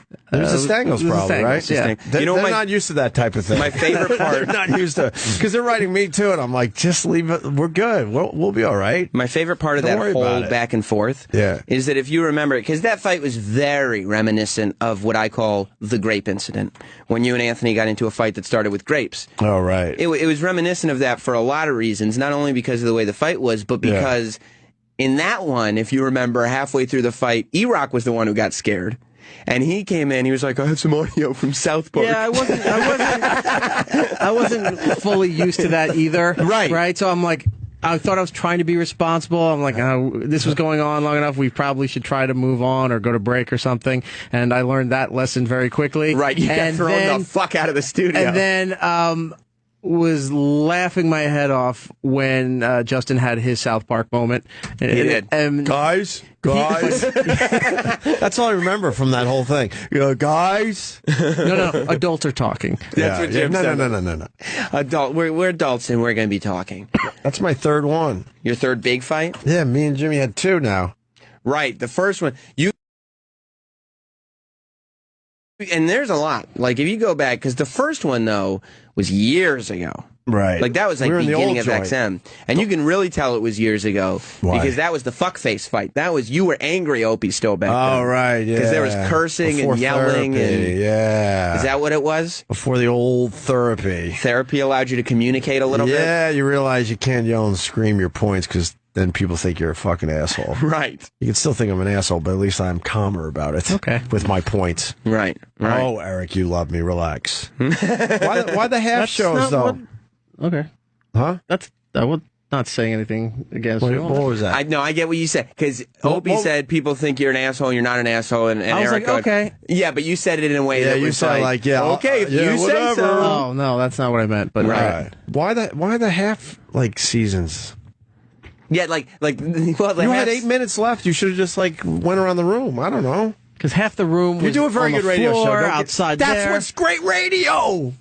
Yeah. That's the good you should shit. have gotten all fucked up, to tell you the truth. Right. Because, Yeah, because people, who's going to get you, who are you going to get in trouble with if you get fucked up in here during your own beer show? I don't know. I mean, really? Not me. Well, if anything gets fucked up in Don? here. No, Don's MIA this week. But I'm just saying. He went on vacation and nobody knew. So I didn't know. So who are you going to get in trouble with? Even if beer spilled in something and something got fucked up. Yeah, because you know what? You had the Nothing luxury. could have happened. Opie's here. Right. If Opie's in the room, you can literally set the place on fire, and you're fine. Because it doesn't matter. Because Opie was here. He said it was good radio, and Don's not gonna. He's not gonna yell at Opie. He tried once to reprimand Opie. It didn't go well. When was that? He reprimanded you, and then you came back on the air and made fun of him. Oh, yeah, and it was like. It wasn't good. He tried yelling at me one day, and I started openly laughing at him, and he got even madder. And then you reflected that story on the air the next morning. I don't do well with the dumb yelling thing. But then I giggled, and then he got really fucking mad. Those are the two things that I'll go back and listen to. Is number one, the fights like we were just talking about. I'll go back and listen. You go and listen to them? Yeah, I'll go back and listen to fights from years ago. Staff fights I was in, whoever. Oh, well, yeah, fights that don't include me, I'll go listen to, I guess. But you can't listen. I mean, no, those fights, I know they're out there. I know people are saying whatever they have to fucking say about it, and that's it. I will never listen to that stuff. Right. Never listen to the fight I had with Ant. Never listen to the fight I had with Jimmy, the first one or the second one. But you also, those you live those things. That's a lot for you. Yeah, in a strange way though, that fight the other day put me and Jimmy back on the same page. That's what I think happens. Like you guys, it's rough when it's happening, but now it's out on the table. You know what I mean? It's a conversation that probably could have been had lightly off the air a long time ago. It just didn't happen though. So, but now we know, and you can kind of just either Well, you start from scratch. Like, you start from, like, okay, we both know what's going on. Yeah. And we can move forward, I would think, or... And I loved that we didn't even mention it the next day. It drove people nuts. I know it did. It really did. I get it. We came in here and just had a really good, fun show. And I'm sitting with there... a lot of laughs. And people were like, what the fuck? You're ignoring the elephant in the room. You're not supposed to be getting along again. No, we're here to leech the blood off of you. Right. And then I was sitting there going like, oh, and Colin Quinn is coming in. He's not going to let him off the hook. And it was they're just having a good time. He didn't even ask us about it. I know. DL, you're always a great guest. You get, Thanks, man. You get the people talking. Thanks, Holy man. Fuck. This is the most fun I've had doing this. All right. What's wrong with Jim? Are you all right? We had issues before, so Really? no big deal. I've never seen this before. I'm like, what happened? Quiet Norton. I've never. Quiet, unopinionated Norton. Is I one of haven't his new seen him this characters. quiet since the episode of Power. It's one of his new. We had, well, the issue was DL, if you want to get into it. Really? What happened? Yeah, because I like you very much. I knew he'd say that, so I'm kind of glad I did that. But when I had that pilot and you had to cancel, I understood, but you told us an hour before, after we had rented the studio, and the day before, my manager was like, are you sure you can come tomorrow? And your people were like, yeah. And then an hour before you canceled, and I just never heard from you. So I kind of took that really personally. I don't blame you. And let me tell you. And I happen to like you very much. So to me, it was like, I didn't want, and I think you're a genius. I genuinely do. Right. But it was one of those things where, you know, like I feel like a dick. Like the guy has no respect for me, obviously, as brilliant as he is. No. But I mean, then I'm like, why would I have him in the show? So Opie knew that. And he knew that I wasn't feeling that. And, you know, he's like, well, DL does good radio. And then he said, I'm like, well, you know, I have an issue with it. And he goes, well, why don't you just tap out for an hour? So he was basically saying that I should have left for an hour before. But I'm like, I can't do that because they pay me to be here. And I also wasn't going to be a dick to you, but I just took that very personally. I tell you what, two things. One is, I got to tell you, I apologize for that. But, and if it happened, I obviously have to say that the onus was on me. But I knew that I wasn't able to do it, and I kept trying. I told my representative early that I couldn't do it because we had to do radio. I had to go do my radio show. Now I don't work for a great boss like you do. I have a dick for a boss. So it was a whole thing. I know the feeling. They got, and so the end result is that you got screwed over. And obviously, I would have never have done it. You know me well enough to know that I would have done that intentionally. I had no idea it got to this level, and I sincerely apologize. Okay, because I had emailed you the script, and I thought maybe he didn't like the script. And I didn't. I promise you, I loved it. I just couldn't get away. Okay. And she should have communicated that, but she didn't. And I had no idea. But it was just a timing issue, and then I just never heard from you. That was my and honestly, I assumed it was taken care of a lot earlier. I didn't know you got jammed up like that. Yeah, and it was just one of those things where, like, when it would come up, like when we would have like guest pitches or whatever, he knew how I felt and rolling. But it wasn't like fuck deal, I hate him. It wasn't like that. Yes, it was. You said it. No, I'm joking. Thank you. But it was like that. Do you know what I mean? It was like that thing where you just it's almost like if you ask your girl out and she says no. You feel stupid going or whatever. Yeah. So, and then I just came in this morning and I saw it on the prep sheet. Right. And I had, fuck Roland, just because he didn't tell me. Right. And I know he just does as he's told. Right. But, you know, it was like. I'll tell you what. It's not my show. I'm a guest on this show just like you are. So that was our issue before. But I'm actually glad that you did that and just threw it out there. Well, I also told Jimmy if you guys are, have a relationship, he should have I had reached no out idea. to see what That's true, but that you don't actually do that with people. You know, it's like we all have our way of handling this. certainly have. No, I had okay, no idea. Good And for you. you know what? When something, if it was all great and everybody was loving what I did, I would take responsibility for that. I can only say this. I assumed that it was communicated early and there was no problem. I should have taken the onus and made sure you were all right. You're a cat I respect and dig immensely. And I would have even if I didn't dig somebody, I would have never put him in that situation. And I would have felt exactly how you felt. But I can only tell you, as a man, that it shouldn't have gone that way. I should have made sure that you were all right and done something to make up for it. And that's all I can ask you for is that you forgive me and that you know that it didn't come from an unintentional place and that you give me an opportunity to make it right for you. Thanks, man. That's That all I means a can lot. do. Thank you. Listen. And now we'll have sex with a hooker together. No, really, I would have been just like, I was like, wow, this is the first time I ever walked in here. He hadn't said anything. It was right. It's like how my wife never speaks to me for long enough, and I get something wrong. I go, wait. Yeah. But it was a weird thing. It was like a part of me, like when he said for me to step out for an hour, I did debate doing that, but then I'm like, and the company that wasn't me being a dick. That was just a solution to the issue. Yeah. No, I know. We've canceled you twice, and I'm like, deal's too good. So we got to try to figure this out. Oh. Yeah, but that was about he knew how. Whatever. We have our own things. I'm not going to argue on there. It's one of those things where. I didn't want to just walk out and be like, and then just go and be resentful. I'm like, I'm not going to say anything during the interview. I'm not going to derail it. I don't know. It's a weird position to be in, to want to walk out of your own house. But I mean, you're a guy I genuinely like very, very much. And I hope you know. Listen, I know. I hope you know the same. I can only say this, that I wish that it had been communicated. I can only apologize because it all happened under my watch. But I sincerely would have never done that. No, I appreciate it, man. Sincerely. All right. And now I can start. We didn't even promote the book. We did. Not really. We got to get it up to 6 or 5. I got to beat, what's his name? Who, I don't even know who's in front of me. What's the name of the book again? It's called Black Man, White House on Oral History of the Obama Years. Yeah, It's very good. Hey, Jimmy, thank you, man. I really appreciate it. I do. I would have done the same thing. Only I'd have walked out. I would have. You could have had a fucking show without me, you son of a bitch. I'd have been shouting from the outside, "Fuck that guy!" No, I can't do that. I can't walk. They do pay me to be here, and I can't just walk out. Anything else, DL? No, man. I had a blast, and again, Jimmy, I'm sorry. Man. It's okay. I appreciate that. You know how to.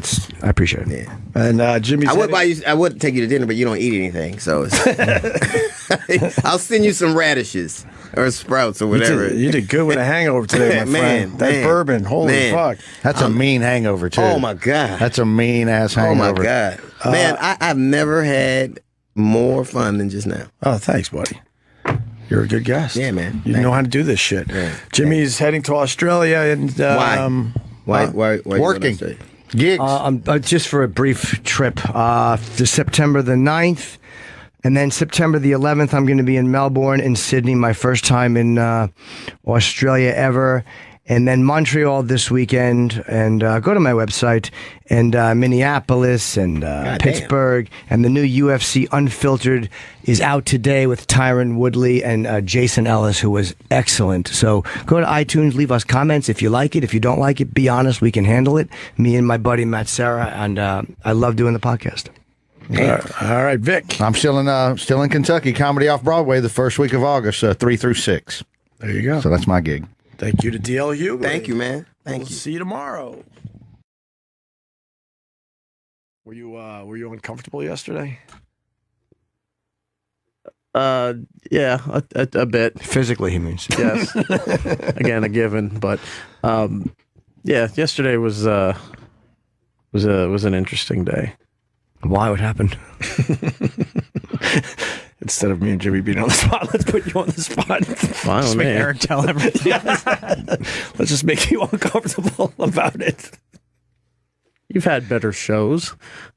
Oh, yeah. Wow, Eric. Yeah. Jeez. What, Travis? You don't think Eric's assessment of the uncomfortability was good? I don't think anyone was asking if the quality was. I think we both realized that yesterday's show was going to be a bust.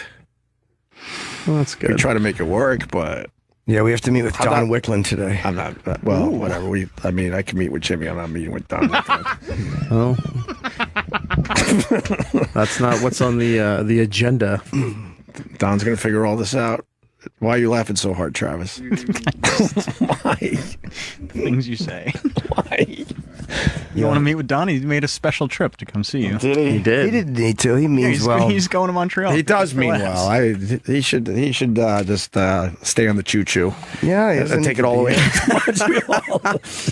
Doesn't need to take a little detour to New York. Yeah. Get up to Montreal. You're needed. You could have done like a phone conference or something. Oh, God.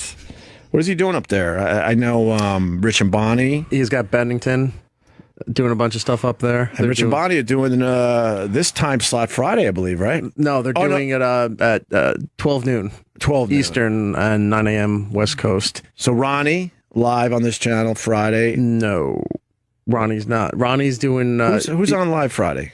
Nobody. No show.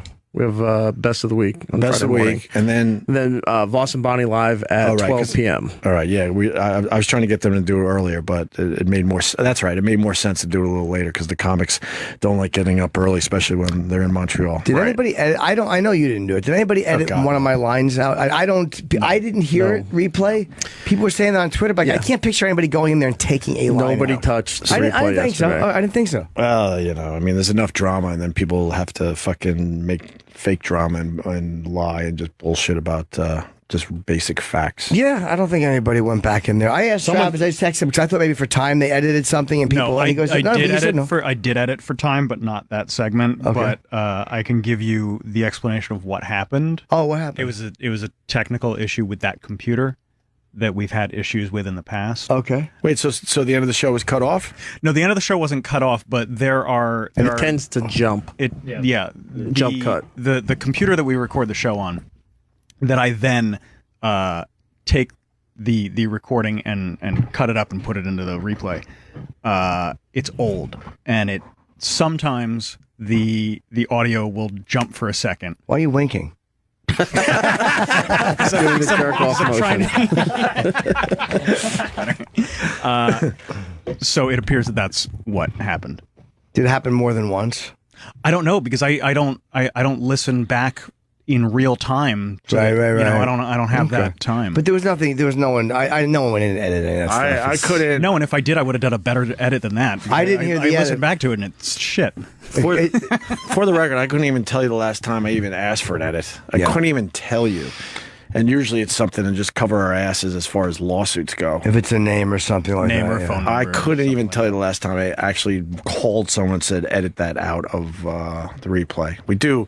We do edit a lot for time because I had to cut 14 minutes yesterday because you guys went so long. You did go late. Yeah. Which 14 minutes? Well, unfortunately, intern Barbara's first Oh, appearance. intern Barbara was terrific. Yeah, but I can't cut Mike Ward, and I can't cut the last segment. I thought she was I can't good, cut the though. first segment because it's already loaded so that it can start at 11. But so Eric said we had a shitty show, so you're talking about great segments. I didn't say it was that you shitty. didn't want to edit. Yeah, hey, look, the operations manager knows better than me, but Who's that? Eric.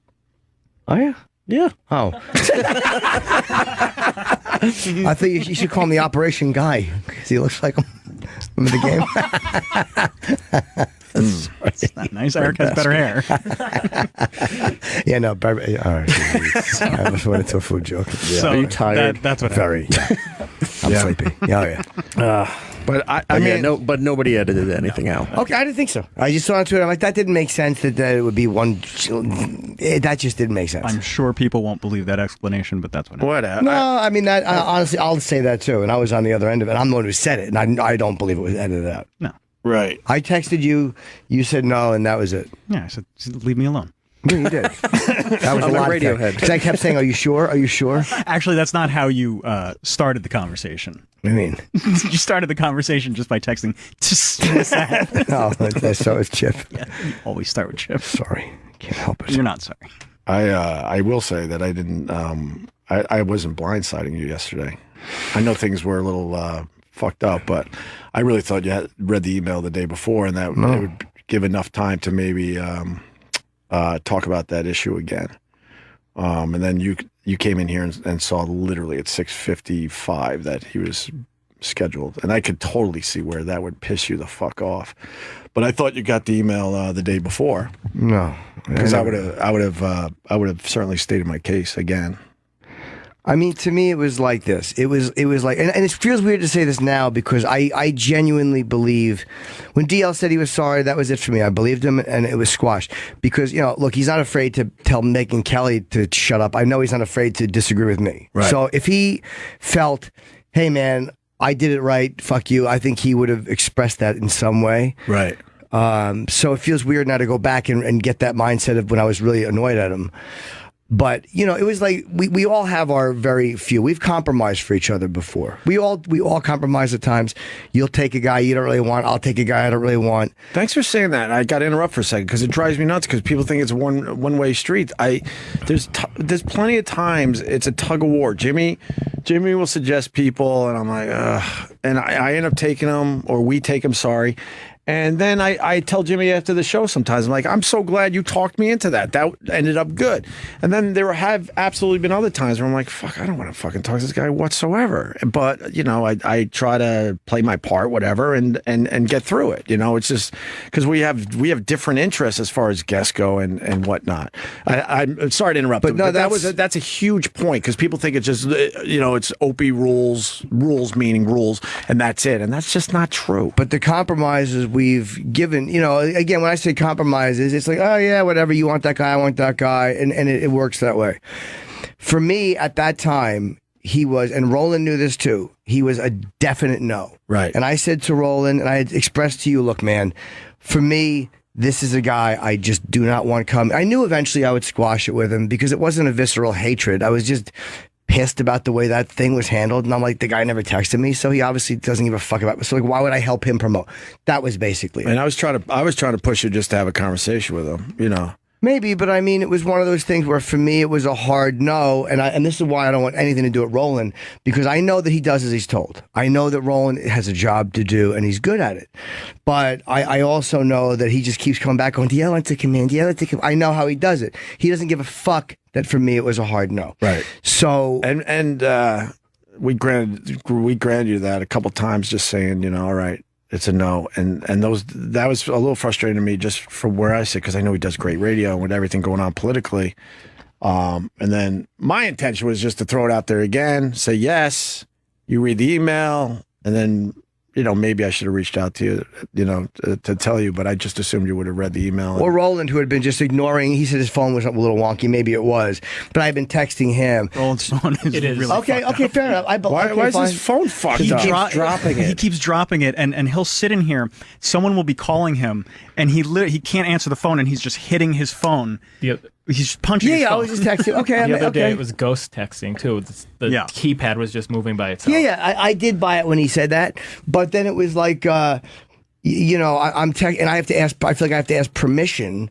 Like I come in, I want this porn girl. It's not that I love the porn girl. Lainey texted me, and I'm like, yeah, why not? We haven't had one in a while. I like that element sometimes. Right. And then I have to find out if my wish has been granted. Right. And again, when I say you're the boss, it wasn't. I know that sounds like it's a big fuck you, but it really wasn't. When I said take my, that was not open by people with kind of saying it was you. That was me who said take my name off the social media. Right. It sounds like it was a big like fuck you, but it really wasn't. It's not my show. I'm here every day. I get well paid to be here. I'm not saying that they don't treat me. But the bottom line is, but you're not a guest here. That was silly. I'm a little bit more than that, because when I asked you, like, hey man, I don't want him in here, you suggested to me, well, why don't you tap out for an hour? Well, but that wasn't being a dick to you, because let me just tell you where I'm coming from, because at that point I'm like, he's on his way, basically. I don't want to certainly put you in an uncomfortable spot. So I'm like, all right, it's 9:20, maybe a tap out for an hour. We don't have to tell him why. And I have absolutely done that in the past for me personally. There's been times, especially when it was me, you, and Ant, that I would lose on a guest or whatever, and I'm like, you know what? I just don't want to talk to this person, and I would leave early. And you know, I'd have an excuse that didn't make anyone uncomfortable, like the guest or whatnot. So it's something that I know I have done personally. So it wasn't like me saying, "Hey, Jimmy, if you don't like it, why don't you fucking get out of here?" That wasn't my intention. It was truly not to put you in a uncomfortable position, right or wrong. That's where that all comes from. The only difference is in those circumstances. There are times where we don't want to talk to somebody, but in those circumstances, it was never a guy who you had said, "This for me is a hard no. This is an absolute no because of something personal that happened," and then they were booked anyway, and there was nothing you could do about it. People thought I was being a baby. Like, to me, if I had sat on it the whole show and not mentioned it until 2 minutes before he's coming down the hall, that's a different set of circumstances. But I just didn't see the email. I checked the news email. It didn't come. I rechecked the email with the stories in it. It wasn't. Right. It was in a prior email, which I hadn't seen. I just hadn't seen it. It's Travis's main email. Just hadn't seen it. I always check the news one. That's the one I get with our stories. It's fine. No one reads it. I know. But I understand. Yeah. So to me, I found out when I came in, and I mentioned it as soon as I came in, and then I said something to Roland, and he's like, "I'm just doing what I'm told." And then he sends me an email that says, "Craig Gass is a yes. So I'd asked for Craig, and the porn girls are no, and he puts in capital letters. Well, that didn't.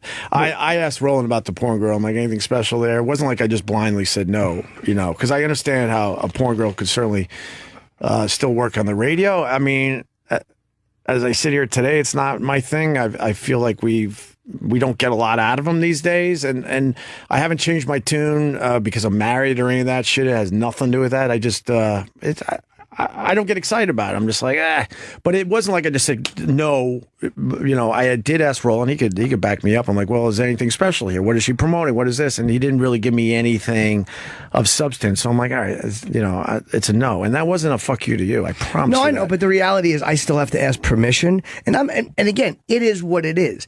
I don't. It is your show, and again, that's not a big like, oh my God, life stinks. But it is what it is. It's when I have to say, hey, I want this person, and hope that you say okay. Like that you'll give me the courtesy of mentioning who's coming in, right, or saying, I never know what comics are coming and going. Right. I finally told Roland, but all that's on the email. No, meaning, but I'm never consulted on it. It's never like, hey man, what do you think about this? Well, we've taken a lot of guys that you've wanted. Absolutely. No, I mean on a daily basis. Like we always have another guy in here. Well, but you also tapped out relatively recently, saying you don't want to be involved with the whole. Because I had requested something and was told no, leave it. Right, but then there have been requests that we have taken for you. So yes. I mean, I don't have a scorecard. I'm not trying to go, well, I don't know. I just try to get the best show possible going in front of our eyes every day. That's all. And I'm absolutely going to be wrong. Like I said earlier, there have been guests. I don't really want to start naming names, but there's been guests where I'm like, man, no, I don't want that. And then you will plead your case or whatever, however you want to say it. And then also I'm like, all right, we'll give it a shot. And then we've walked out of here and I go, you know what? I'm so glad you talked me into that. So it's a lot of that going on all the time. It's not that we're purposely blowing off your request for guests. I promise you that. I know. But just the fact that I have to make requests, again, that is the nature of it. And I do accept that. I'm not sitting here screaming and yelling about it, but I will not have my name on. And this is where Don was wrong. I wasn't mad at Don yesterday for saying that. Don wasn't being a dick, dude. He was just trying. I don't want fighting. But he's like, dude, it's been this way for a long time. And I'm like, I know. But yesterday, that was one of those examples of where I wanted something and I just can't. It's not going to happen. And I don't have the power to make it happen. And if I'm in a situation where I don't have the power to make something happen, right, at 48 years old, and I'm a fairly established guy, at least in stand-up, then I don't want my name on it. Right. I didn't say take Opie's name off it. Then Don would have a point. If I said, dude, just keep my name on there. But I was like, dude, I just back out. Right. I back out. I know it came at a moment of annoyance or anger, but the reality is that's the way it should be. And I even told Paul, man, I'm like, dude, just find a picture. Don't say Opie Radio because I don't want people to confuse it with his personal account. I was like, find a picture that he's cool with. Take my photo off. Find one he's comfortable with. It wasn't like, fuck him, put anything up. It just was, I'm out. Right. And the fact that Roland, and again, I know Roland has a job to do, but the fact that Roland knows this, I feel a certain way, and is still going, what about this one? What about this one? Knowing that I don't want the guy in there, that to me is my issue with him. Right. I know what he's doing. It's not like he's just throwing names out there. He's not giving guys I want the same enthusiasm as guys who you want, who will be pretty much booked automatically. I don't know about that, to be honest with you. No, to be honest with you. And I can only speak for myself. I mean, I pushed the DL again because I'm like, man, I in a selfish way, I know he does great radio, so I threw it back out there, hoping that maybe this time, something will shake loose. I know, but if we had sat one day afterwards and said, look, I know you're having an issue with DL. Are you still feeling the same way? Have you talked to him? Because I do like him, but we're rolling it relayed that. It sounds corny and boyfriend girlfriend-ish, but if someone said like, "Hey man, you're here every day. You're the priority. Do you want to maybe revisit this with him?" That would have been different. But he was basically booked. It was not a Jim, what do you think? Right. It was, here it is. And if I had responded to the email, maybe it could have been discussed. And that to me is, again, it is what it is. I think it would have been discussed. I mean, you should absolutely not have found out, as you walk in here. You know, that's obviously crazy. It's like, what the fuck did you just put me in a really shitty position? And that's why I said, you know, maybe just leave it an hour early and then maybe we could discuss this again. I thought of it, and I was able to do that, but then I'm like, no, I'm not walking out of my own gig. This is my job. I'm paid to be here. And I was quiet for the hour, and I was annoyed, but I'm not stupid. I know DL's a brilliant guy, and I really meant what I said yesterday. The guy's, I think, a prolific, fucking very underrated stand-up. So when he's talking about race for an hour, I know that it's compelling. And there was a few times I wanted to jump in, but I didn't want to jump in from a place of I'm annoyed at this guy and I'm going to be argumentative. Right. Like it was like it was going okay and there was nothing for me to do. And at the end, when he said, I didn't think he even noticed I literally didn't, because he's just kind of doing his thing. I didn't think he would pay any attention to it. I would have said goodbye to him and that would have been it. But when he asked and I said, we had issues, I didn't say you had issues or, oh, my Opie's a fucking piece of shit. I said, we had issues. Yeah, it sounded a little weird, so I had to jump in. I felt like I felt like I was being thrown under the bus a little bit. Like, I said, we had issues. Well, the issue is, you know, now you got to tell them what the issue is. Yeah, but we had issues, and I was fine telling him. I mean, I had no issue, no problem telling him as soon as you said that, yeah, this is what it was. It was squashed pretty quickly. I mean, that's not the point here. I understand that, but in the end, it was squashed pretty quickly because you were the one who introduced me to the guy, and we're actually friends. I like the guy a lot. We met him in Washington, and it was all because of you. Mm-hmm. Yeah, no, I know. You were there, and he was there at the same time. I think it was outside a hotel or something, and he was cool, and we all just hit it off. So and what it came down to with him, he's a very busy guy, and I do know that.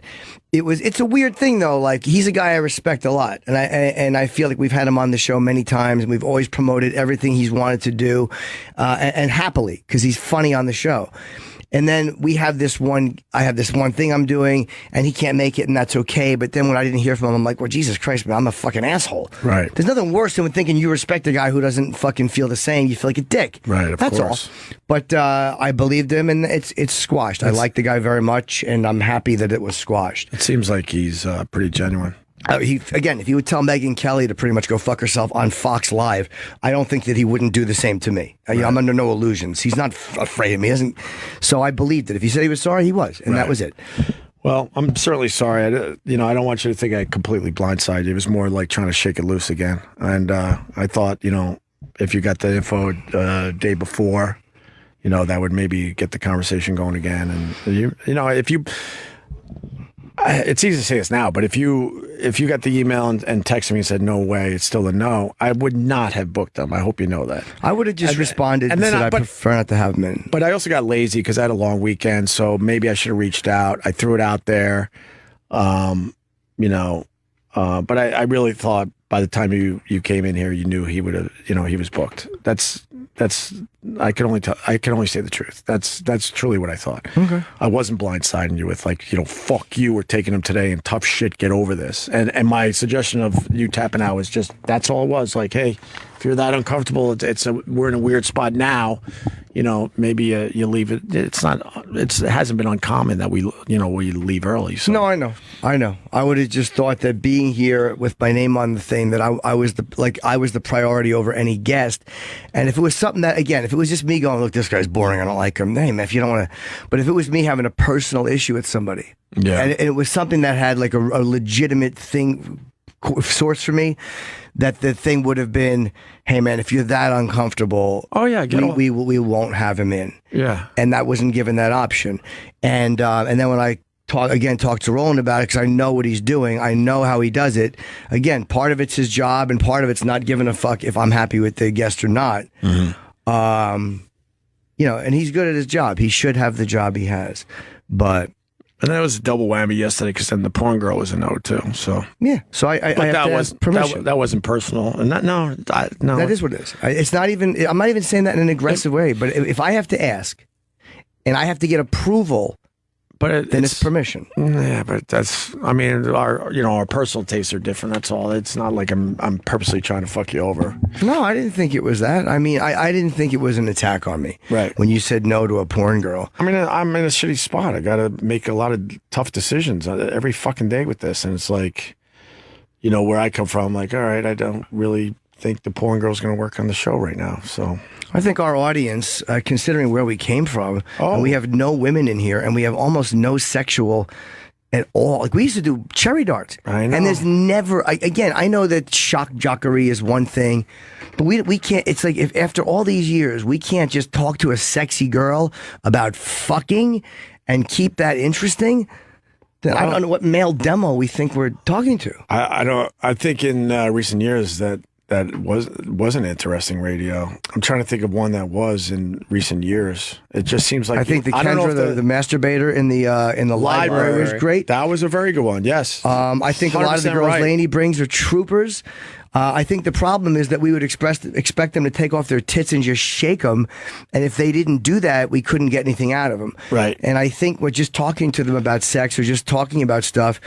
Had we interviewed them and just been like genuinely interested in sexual stuff with them or talking to them, you get answers, because the tits are for us. Right. I like seeing tits. I enjoy them. Well, as I glance to my left. You're not going to get an argument here. Sorry, Archie. I did think of flashing you. But you know what I mean? But the tits are more for us. So when a girl's not showing her pussy, that's more our loss. The listeners want to hear stuff. So, right. Whatever. And our guest is here. I'm certainly not opposed to it, but I'm not. It's not my number one thing when I think about putting a radio show together. No, mine either. I mean, look, but I don't. It's Stunt Brain, and I love Stunt Brain. I love him. He came to see me in Delaware. I like Mike very much, but he calls in all the time, and there's all these things that I have no say in. So no, the Stunt Brain's a very good example. You didn't want him last week. It wasn't that I don't want Stunt Brain. I really like the guy, but I just didn't want him, for an hour. No, but you made it clear that you'd rather not have him on the show, and that's a good example, because that's a guy I would absolutely like on the show, and I took a little backseat. I'm not going to make this dramatic, but a little backseat last week, because I would have absolutely wanted him on last week when the Republican National Convention was going on. But you could have, and you knew you could have. You just chose not to. No, if you wanted to, you could have. No, I kind of. I mean, I can't override you. Yeah, but I mean, however, I kind of let you have that one in a way, because that's how this does work in the end. It's like, all right, Jimmy doesn't want him on.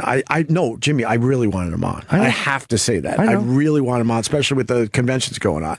But I felt your energy on that one on that particular day, and I did decide to pass on that.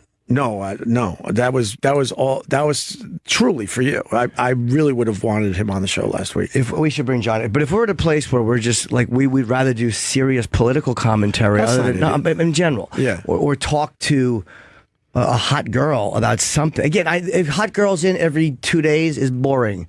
But literally, it's been months and months and months since we've had porn people in here, and it's like, I don't know. I think there's people who listen to our show who still enjoy them once in a while. I mean, there's a difference between this and 1992, where the girl showed her boobs. Right. But I don't know. I don't think that we're that different as men. That I mean, it's like I said. I think it could work too. Sometimes it certainly can. And as far as the political stuff goes, God, I hope we're trying to get jokes on when Stunt Brain's on. I'm always aware of that. Like, let's try to get some laughs in between this serious political discussions. You should bring him in, Don. We should bring the guest in. I feel bad. I just don't want to leave the guy out there. It's already 10 o'clock. John Cho. Oh, he's supposed to be 10. He's early. I didn't realize he was early. Yes. Okay.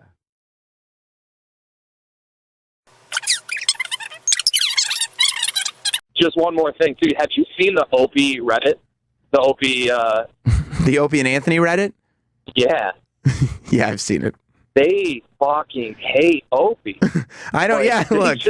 Look. They just skewer him. They really do. I've taken my turn in the barrel with them at the moment. I think I'm more positive. Still, some of them don't like me. I'm a little more positive at the moment over there. I take that for what it is at the moment. I will appreciate it, and I will not expect it to last. We'll see. But yeah, it's a dangerous, dangerous place. Sure is, and it's great too, because like all the posts lately are like, Sam Roberts and Jim Norton are doing the show. Well, at least it ain't fucking Opie. Well, look, for the record, and I appreciate the call, Dame, but I've said this, and I said this on the morning show. I want Opie on this channel badly. I very much want Opie doing a show on the channel. Apparently, he will be doing a show on the channel. I think he makes this channel much stronger. Okay? Now, Opie and Jim split up for their reasons. They both wanted to do different shows. Awesome. Let them do different shows. And we're in the position now where if you like me or you like Jim, but you don't like Opie, you can just listen to one show. Or if you don't like me or you don't like Jim, but you do like Opie, you can just listen to that show. Or if you like everybody, you could listen to both shows. That, I think, is the zone that people want to be in. Like, I don't agree with most of the Opie sentiment on Reddit. You know, that you don't stay in this business as long as he has stayed in this business by mistake. And so I am glad. I breathed a huge sigh of relief when I found out that he had signed, because I think he should be here. And I think he does have fans. And I think he's going to be able to do a great show. And I think Jim's going to be able to do a great show. And I know that I'm going to be able to do a great show. So, and I think you all know I'm going to be able to do a great show. I mean, come on. You're not staying up till midnight on a Saturday night, a Friday night, whatever it is, listening to this shit for no reason, right? So that's what I think.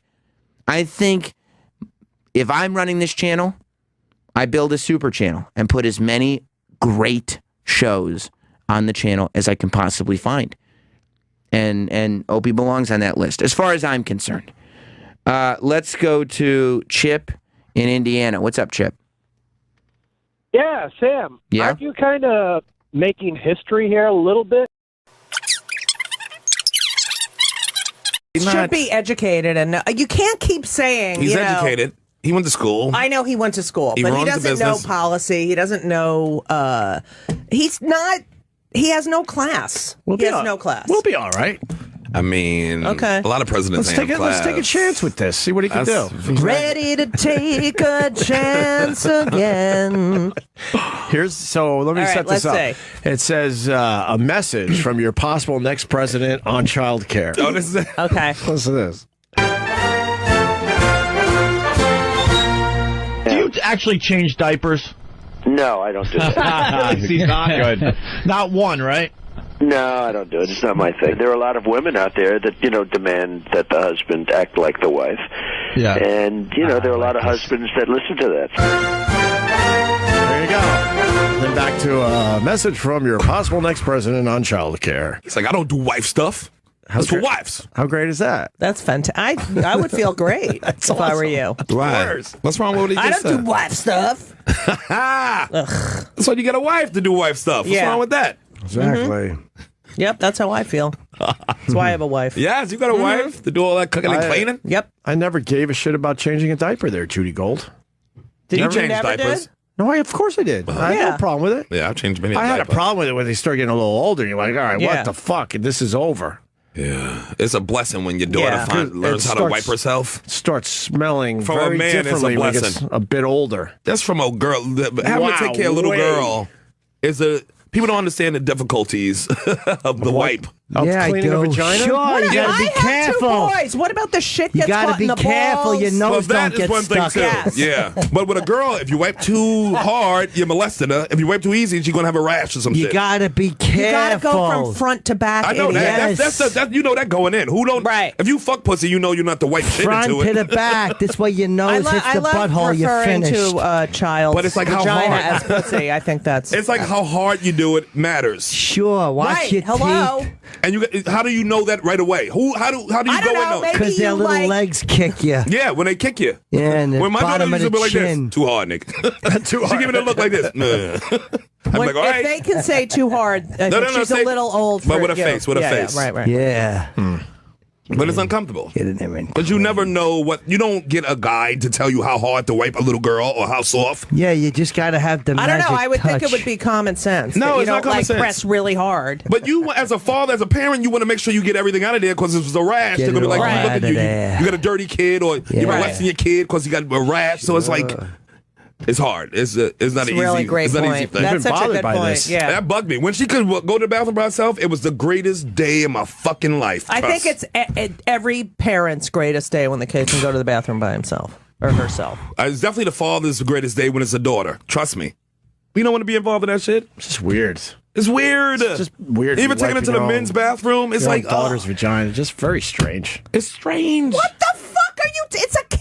It's a baby that shit. We understand all but that. you don't want to hurt your daughter, and you don't want to not wipe her correctly. And you don't want to get in trouble. So you got to find the medium. You don't want to get in trouble. This Yeah, you is don't the want to get in trouble. stupidest fucking conversation. No, it's not. It's a real conversation. stupid? See, that's why men can't talk about have like baby shit because women just be like, "You're dumb if you think that." It's like, no, that's a human. You still wiping them. You're Clean now, it. because then I'm just gonna get hate Jew. I hate you. You're a fucking asshole. don't From hate Twitter. you. Get that anyway, so I know. you might I as get well it give your anyway. But it's opinion. because you're like acting like it's a sexual object, the vagina. No, I don't it want is. to. I don't want to Right. make it like a sexual object. That's Right, why. but it's in your head that it's a sexual object. Because if you wipe it too hard, you can still get. But if you wipe Sure, they a moan with guy, a pleasure. kid, boy's ass really hard, he can get a rash. You get in trouble Yeah, for or that not too. hard, not hard Right, enough. I mean, right. because you Sure. leave shit on his ass, Right. Yeah. and now And we got a then rash, and now it's like somebody's running so up in his it ass. doesn't matter the Yeah, to run gender your of the tongue. child. I know that, but From for a the father, vein it's to the harder for a spine. daughter. Okay. Vein to the spine. You run your tongue from the vein to the spine. I'm sure for a mother, ball sack is not the best. Vein to the spine. Ball sack isn't the Ball best. sack. For a mother, I don't care. Was it weird cleaning up penis there, Judy? No, Well, wipe you it. know, Just you- wipe the kids. I didn't even think about it. maybe it's better. It's easier for a woman not to think about it. Because for a dude, we thinking about it. When is the guy in charge of a vagina cleanliness?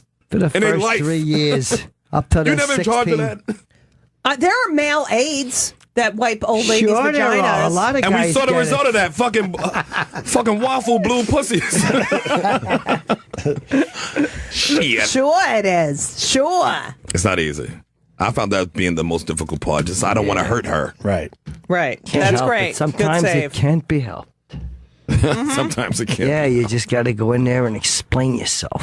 When my nephew was young, I would just take a hose. Go ahead. Nigga. No, you didn't. Yes, I did.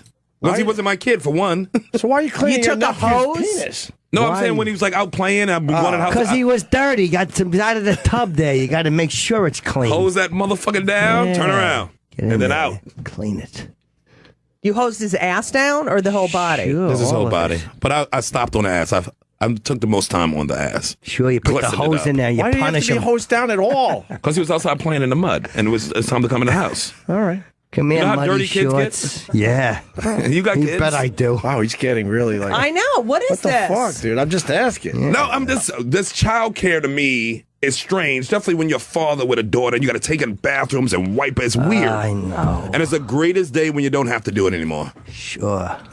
Greatest.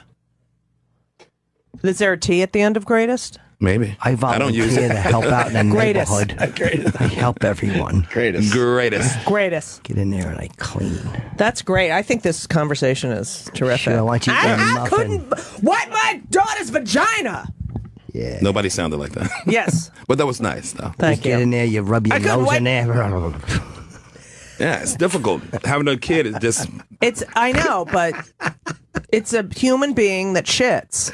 Like you don't. It's not a sexual. Yeah, and I never wiped a human being's ass before in my life other than mine. Ever. Never did that. And then you have to do it. So, but if you had And a it's the son, opposite if sex. you had a son, Yeah? It was Would strange. it- it would still be weird. I got one of each. It was strange for both. Thank you. It was definitely right. strange Yeah. for both. okay. Because you never. Have you ever wiped anybody's ass before you had kids? My dad's almost. You Really? did. No. Ah! Although Wow, that would have been. my mom, Yeah. You had to take care of her before. sister-in-laws have had to. Yeah. No way. Yeah. I mean, my mother, when she just died from cancer, like the nurses had to. Well, in my family, some sister-in-laws got involved with that a little bit, Yeah. but not her own kids. I ain't wiping my mom's ass ever. Does she have any daughters? I think my sister might have. She- I'm not sure, Yeah, though. I think my sister She's might got have. two. And neither of them. I'm thinking maybe one out of the two might have as well. Wow. I think my sister might have when she was staying at my sister's house, my mother, before she passed. That's No, I can't. With the nurse. She had a nurse there, too, but. I don't think you should ever have to wipe your own parents' ass. Not at all. Scream at them. Shake them angrily. Do it! Do it! I mean, that's even a worse. I'm going to take the Sherrod approach and take him outside and hose him down. Absolutely. I'll do that for mom. I'll do that for mom. If my parents are shitting themselves, I'm going to put on Pulp Fiction and say, this is what's going to happen to you. A good hosing down. I'm putting it out there. I'm never wiping my mom's ass. I'll hose her down in the backyard. That's why it's good to have I'll hose her sisters, down. too. 'Cause sisters will step in and take care of shit. Yeah. Older sisters will come step in and take care of shit. I don't know. I don't even think anyone should have to wipe their own parents' ass. But some people wanted that. My mother did that for my grandparents, for her parents. All right, if you're both. Yeah, she went down south in the last. She went down year. south. Yeah, she moved down south to take care of mother. She went down south to take care of mother. No. South. South North Carolina. Yeah. But when a year before her father died, she went down. A year before her mother died, she went down and took care of them, nursed them, wiped them, took care Nursed of, bathed them? them. She nursed them? Yeah. So they sucked on her tit. Yes. Yes. Both tits. Yes. Wow. And then she developed the blue waffle pussy. I'll tell you right now, anyone that does that, Waffle pussy. anyone that does that is a solid human being. Yeah. I do give respect for that. There's no way. And then she died a year. My mother died a year after my grandfather died when she took care of him. Right. It's just brutal. Ew.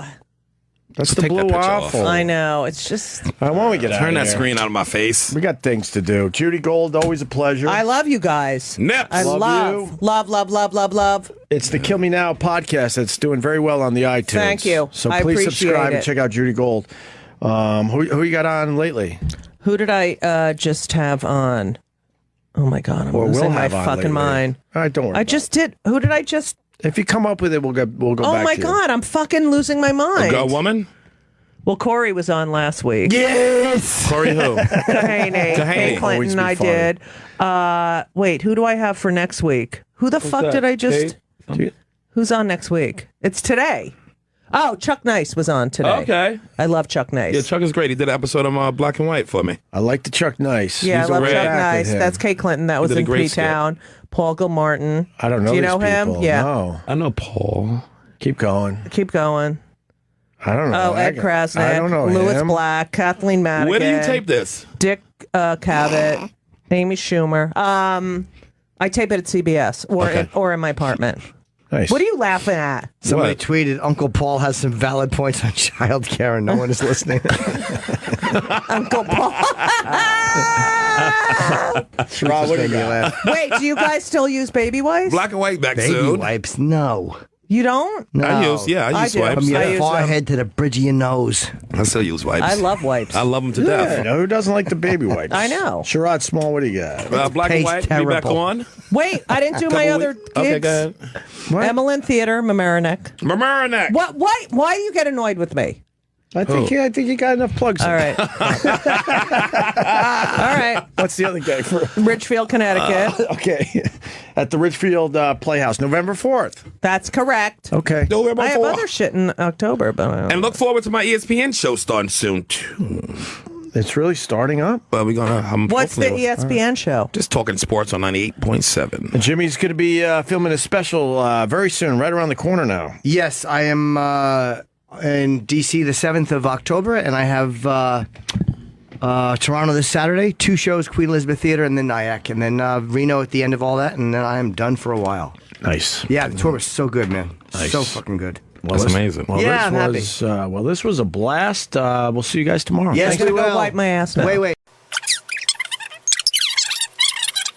I was going to say, so last night, there's new speculation, but I think people took me a little bit wrong and thought that maybe I had more information than I did. Last night, I was talking about... Is that what Don was just talking to you about? No. Don was talking to me about my live event that I'm doing tomorrow. But last night, I was talking about what the speculation is, what you and Oprah are doing after October. Sucking each other's cocks.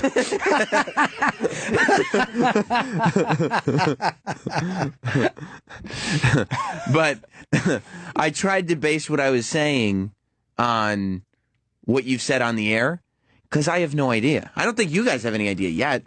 But I don't. What did you say?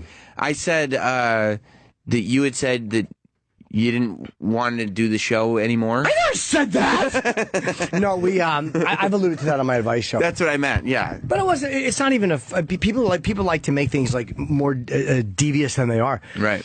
You know, you just creatively we're different, and he knows that. Opie would say that. Mm-hmm. It's not a slam on him. And I've said this. I think somebody called the advice show, and the way I phrased it was like, you know, it's not. It's easy when you're a performer to go, my way is right. But the reality is, when there's two different people who want to do something differently, it honestly doesn't mean one is right and one is wrong. Oh no. No, Jesus. You don't have to like roll I'm it. sorry, the Diet Coke. No, you're not sorry because you rolled it on purpose. Yes, I did. I thought it would be cute. It wasn't cute. You're not a cute guy. I am a cute guy. No, you're not. Look at this. You didn't like that? No. I just pinched my cheeks. And you stretched around because you got loose skin. No, I don't lose skin. I have very firm skin. Go on with what you were saying. Yeah. So, so Sam called me last night, and I didn't hear the show. But he's like, look, man, I wasn't trying I was just, I've heard you say it on the air. And I'm like, yeah, no, I know, it's fine. I've said it on. Right. But again, it's not, Opie and I argued a couple of times. I'm not mad at Opie at all. I'm literally not have any negative feelings. Even after we fought, we had an argument, and then I'm in my apartment, and I'm like, I have a nice apartment, I have a good life, and a lot of my good life, a huge part of it, is because of Opie. Yeah, I mean, that's what I was going to say. Like, I think both of us would absolutely have to sit here and say we owe a lot of what we have to Opie. I owe a lot to Opie. Me, probably even on a ratio scale more than you. But you have a lot less to owe. That's what I mean. But a higher percentage. I mean, yes, a higher percentage of less. But no, I know what you're saying. And Anthony, I give 50% credit to Anthony as well. It's another reason I'm so loyal to Ant too. Mm-hmm. But again, we don't know what we're going to do, and I'm not being vague with you, or it's honestly one of those things where we don't know because we don't know what the company wants. Right. But I mean, I'm not going to necessarily do what the company wants if it's not what I want. And, and I don't think Opie would either. I don't think, but if the company may go, well, we're not going to let you do anything that's not together, well, then we would have to discuss what do we do. I really don't know. So people think that we're just being vague or bullshitting, but we're not. But everybody panics like it's this big secret thing. Oh, no. What are they going to? No one gives a fuck. Or that there's like some information that's going on behind the scenes. Oh, no. That's not... Something leaked out. This is how it happened. Ope's doing a show today. Tune in and listen to it. Of course, it's on the channel. It's on the channel. I didn't know that. I called Don yesterday, or I texted Don, and because I'm home for this week. Sabbath's in town. I'm like, am I going? So I said, Sam, let's do another show in the morning. And you're like, yeah, just text Don. So I texted Don. I'm like, cool, I want to do a show. Which is weird for me because normally people are like, hey, Sam, do you want to do a show? And I turn down a lot. Never. Oh, I know you don't. I've never turned down anybody's request. You're doing to mornings do a show. and nights this week. Yes, I am. So I texted Don, and I said, let me see if I can find the text. Hold on. Not that anybody cares. Holding. But in the interest of transparency. Right. You could paraphrase, I think. No. Verbatim. No. What was said. I don't know if anybody no. cares that much. It's probably not that interesting. Oh my God! You're now telling the story of how this one-off show came to be. Oh, here's what it is. I wrote him. What a nice text. I wrote, "Hi, buddy. Sam and I want yo go live tomorrow a.m." I meant to say want to. Hi, buddy. Sam and I want Yo Go Live tomorrow a.m. Don writes back. By the way, that's how we do this. When are we going to Yo Go Live? Yo Go Live. I like the way that sounds. It's a great name for the show. Yo Go Live. If this happens again, we're going to call it Yo Go Live in the a.m. That's cool. Yeah. Hey, Jimmy. I don't have the staff to do. Opie is doing a show that he told me about the other day, and the staff will be doing that show from 4 p.m. to 7 p.m. So he's basically saying that Opie said, hey, look, I want to do this afternoon show. I'm going to need the staff. And, okay, of course. So I didn't know that. So then I called him. And I think I told you that. And then you're like, well, Adrian's here and Derek's bring here. my guys in. Yeah, bring them in. This way you don't have to get the guys in. Right. Like, I don't expect those guys to come in 12 hours early. Right. Our staff. Who is that? Holy shit. I don't know, but good God almighty, who is that? Some tall drink of water just went into Sway's show. So, scantily clad, by the way. I called Don, and we did not have a pleasant conversation. You didn't? No. Oh, boy. No. But all's well that ends well. I mean, all's well that ends well. You both seem to be in a good mood today. We're on the air. Everything's okay. Yeah, but I'm annoyed. But, Don? Yeah, I mean, I've always talked nicely to Don. I don't like being talked to like I'm an asshole at all. I see. You know, why do you want to do a show tomorrow? What can we do? Like, what's the big deal? It's a live show. Yeah. I could see if I was screaming about the staff, but I didn't. I mean, I get it. They're doing the afternoon show. That's fine. I don't know what the motivations are. Maybe he's just, got a lot on his plate, and so anytime you throw something new on, it's like, what do we do? Come on, like, I don't need another thing to have to figure out. You know what I mean?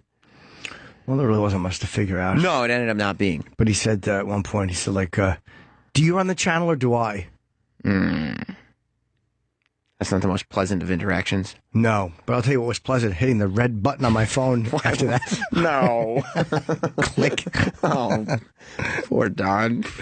Why is this camera blinking? Because it's on, I guess. No, it shouldn't be blinking like that. It's probably running out of batteries, right? I don't know. Don't get mad at the camera, too. The camera's like, do I run the camera or do you? Okay, like, relax. Adrian. What did Ian Halpern say? Oh, Ian was just surprised by the whole thing. And then he asked me who would win in a fist fight between you two. I told him that you were getting along, that wasn't the issue. You weren't. No, I wouldn't want to fist fight him. Opie's been an athlete for a lot longer than I've been working out, so he may win in a fist fight. I said both of you are kind of past the point where you would fist fight, but, Opie went through a period of time where he was having more fist fights. I politely did imply that Opie would probably win. He grew up with brothers, too. He's a bigger guy than I am. He is. Well, I'm a waif. You are a bit of a waif. I ate pretzels. Right. Well, you're sensitive. Well, you won't be a waif for much longer. You're going to get a nice gut on you after those pretzels. And you're a sensitive guy, you know what I mean? You're more of a lover, not a fighter. I like my mementos. You suck for having a mementos box. Oh, I want to burn all of your mementos. You don't like that? Nope, not at all. Awesome sauce. No, I got it. He's just happy. Oh, that's gross. Yeah. That is gross. So, yeah, you want to sure bring up this YouTube video we got mentioned in? Yeah, our fins hurt. Well, so, yeah, look. Opie posted a video yesterday on his YouTube channel. He's been hinting and being mysterious about what he's going to do. We said it yesterday. I don't know. We I'll speak really for don't myself. know. Yeah. I have no idea. I don't know what Opie's doing.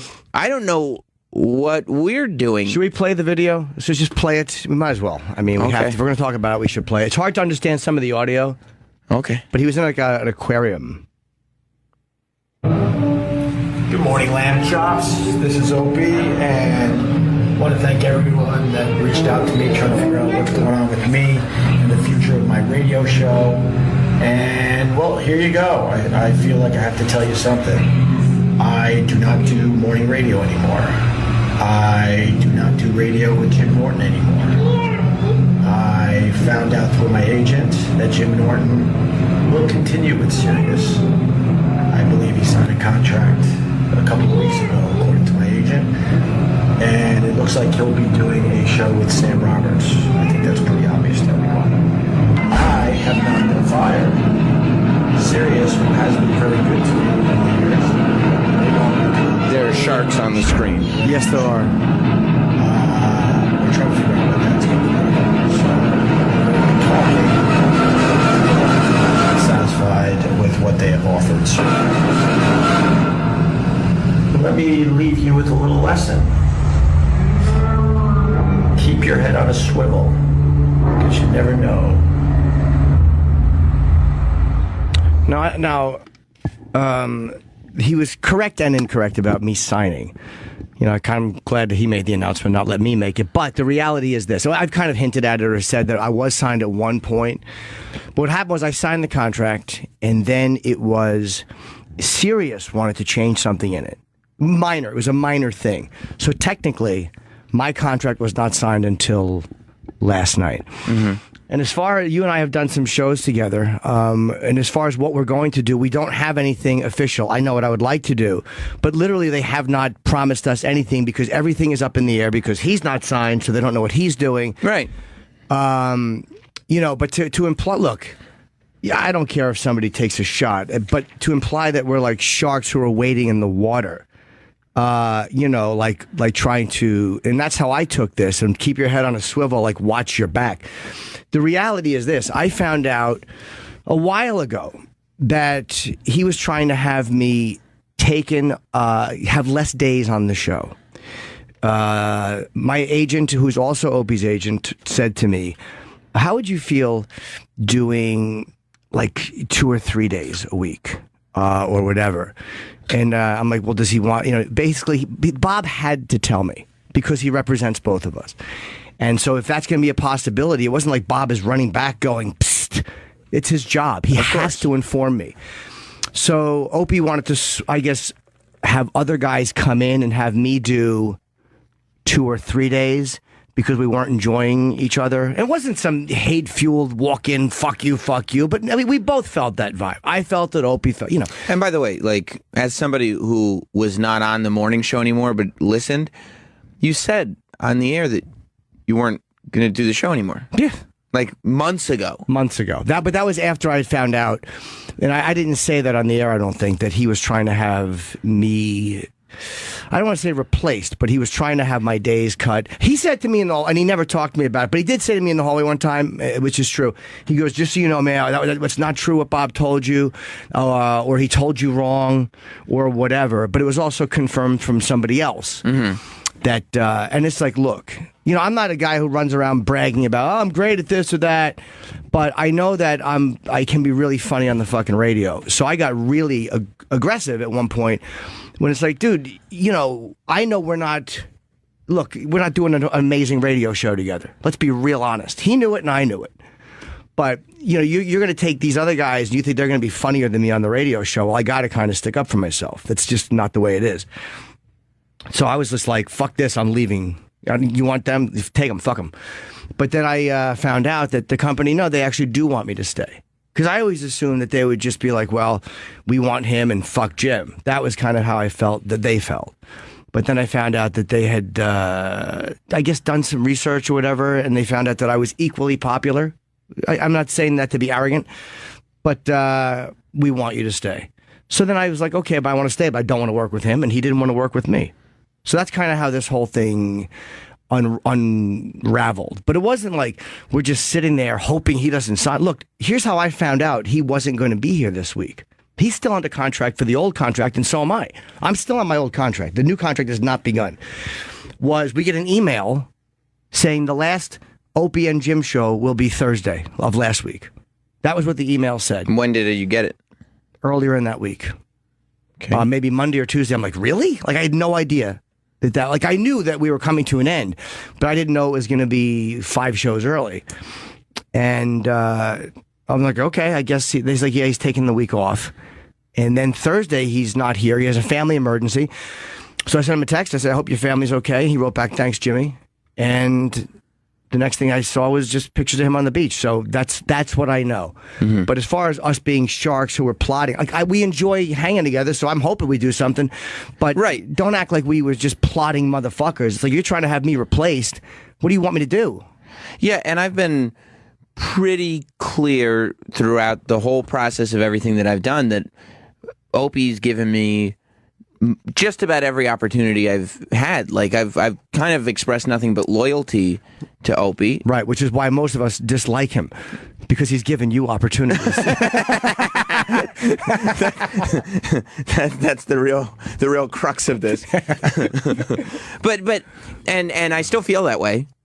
So and that's not anything that will ever change, and that's not anything that will ever go away. He is the person that's put me in most of the positions that I've been in and has allowed me to succeed. The fact is, if I was working for any other radio show in the capacity that I worked for yours and his for all those years, I wouldn't have gotten the opportunity to break out, because most other radio show hosts keep their people down. Right. They don't kind of open it up. So I've always been appreciative of that. And I mean, I would like to think that he was not. Look, it sounded like he was referring to both of us as sharks. I don't think that there's any way that would be justified, because he never asked me to do a show with him. He didn't even ask me to come in and guest, which I was fine with. I guested once on his show, and I told him, look, whenever you need me, whenever blah blah blah, I want to come in. And like he was like, okay, but he went on and did his thing. I did my thing, and that was totally fine, and I was fine with it. But at that point, I was like, okay. And when you contacted me and were like, hey, Opie's not going to be around, but I'm going to be doing shows. Do you want to come in and do a show with me? I was doing those morning shows. Yeah, early in the summer. I said, yeah, of course. Like, and by the way, I would have done it for him too. And now that we enjoy each other's company and enjoy doing a show together, and I've had you on my show too, by the way, and that there could be opportunities to do something in the very near future. Of course, that's something that we would want to take advantage of. But there's nothing sort of underhanded about it. There hasn't been an ounce of scheming. We have the same agent. Yeah. He knew I wanted to do mornings. He wanted to do afternoons. Opie had fought for afternoons. When me and Ant were bucking against it, because Ant, for him, the traffic would have been horrendous. And for me, my travel, and it's just hard for me to do afternoons because I miss shows. But it wasn't like we were like, get him out of the morning spot. Him and Tim Sabian, they were fighting and actively lobbying to do afternoons. And that was a couple years ago. And me and Ant didn't want to do it. And we wound up not doing it. Whenever he has secret shows, he does them in the afternoon. And they actually sound good. Like, so it's like, it's a comfortable fit. And so I told Bob when we were doing this, I want to do mornings. I like being in the mornings, and I hate getting up. But the bottom line is, if I'm shooting something, maybe I can get a call time in a noon call time. But by the way, for you to say, whatever I'm doing next, I want to do in the morning, that's not, like, why wouldn't you say that? Like, what would possibly be wrong with you saying, this is what I would like to do? Absolutely, that's exactly it. And being kind of transparent about it, not like, look, how do we figure out how to get, like, this isn't a fucking House of Cards. You know what I mean? This is like, hey, here's what I want, crystal clear. And so I wanted to stay in the mornings because, again, as much as I hate waking up, selfishly, it's like, look, I shoot things, and a lot of times you can get a call time. Sometimes your call time is 7 in the morning. Okay, it is. But a lot of times you can get an 11 o'clock or a noon call, and then you can still do some radio and go and do that. But there's no way, if I'm doing an afternoon show, there's no way I just missed the day. Or when I travel to do a gig. A lot of times I would leave at 9:15, 10 o'clock, come in and do 2 hours. A lot of times Opie would go, how come you don't just take the day? Because he loved when I wasn't here. So, but I didn't want to take the day. It's like, this is my fucking job. This is not a hobby. This is what I do. I like doing this. I enjoy being here. I enjoy being funny on fucking radio. So I would come in for 2 hours and then go. And by the way, when I'm saying he enjoyed when I wasn't here, it's true. But it's not even a fuck you to him, because we weren't clicking. And he felt that, and I felt that. And, it's easy just to blame him, but he'll have a reason and go, no, I would look at Jimmy, and he's doing this or that. There's two sides to that. And I'm not being just, Mr. Diplomatic. It's like, I can't be mentally ill enough to think that it's not me, too. You know what I mean? Of course, it's part of the problem is me. But I like knowing I can do a little bit of radio and then travel to do a gig and not miss the whole fucking show. I don't want to miss entire shows when I don't have to. I can't fly out for a Thursday show in Minneapolis. I can't fly out of here at 4 o'clock in the afternoon. Especially if you're trying to launch something away from Opie, right? Because then it'd be more of you. It wouldn't be you just kind of being there like, okay, I can duck out. Opie's got this, blah, blah, blah. Yeah. Like, you want something that you can be there for. Yeah. So, I didn't take that as he's saying to me and Sam are pieces of shit, but it was absolutely a reference to, at least I felt it was. Yeah. So, and it's like, that's just not the way it went down.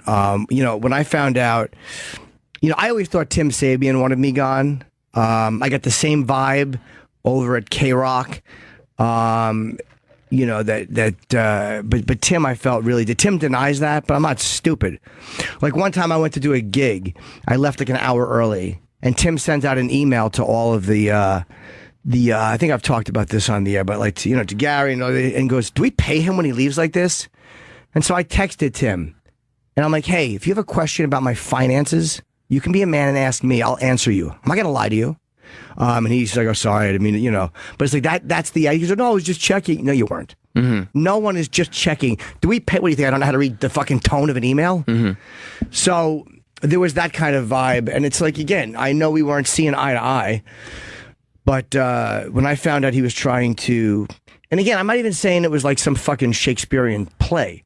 But when someone's like, would you do 2 or 3 days a week or whatever? It's like, you want to swap me out with Chris or Sherrod or Vic. I love those guys. Those guys have gotten a really hard time by some of the fans.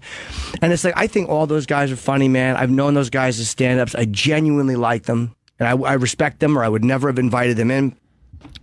But when it comes to being here, I think I'm better at that.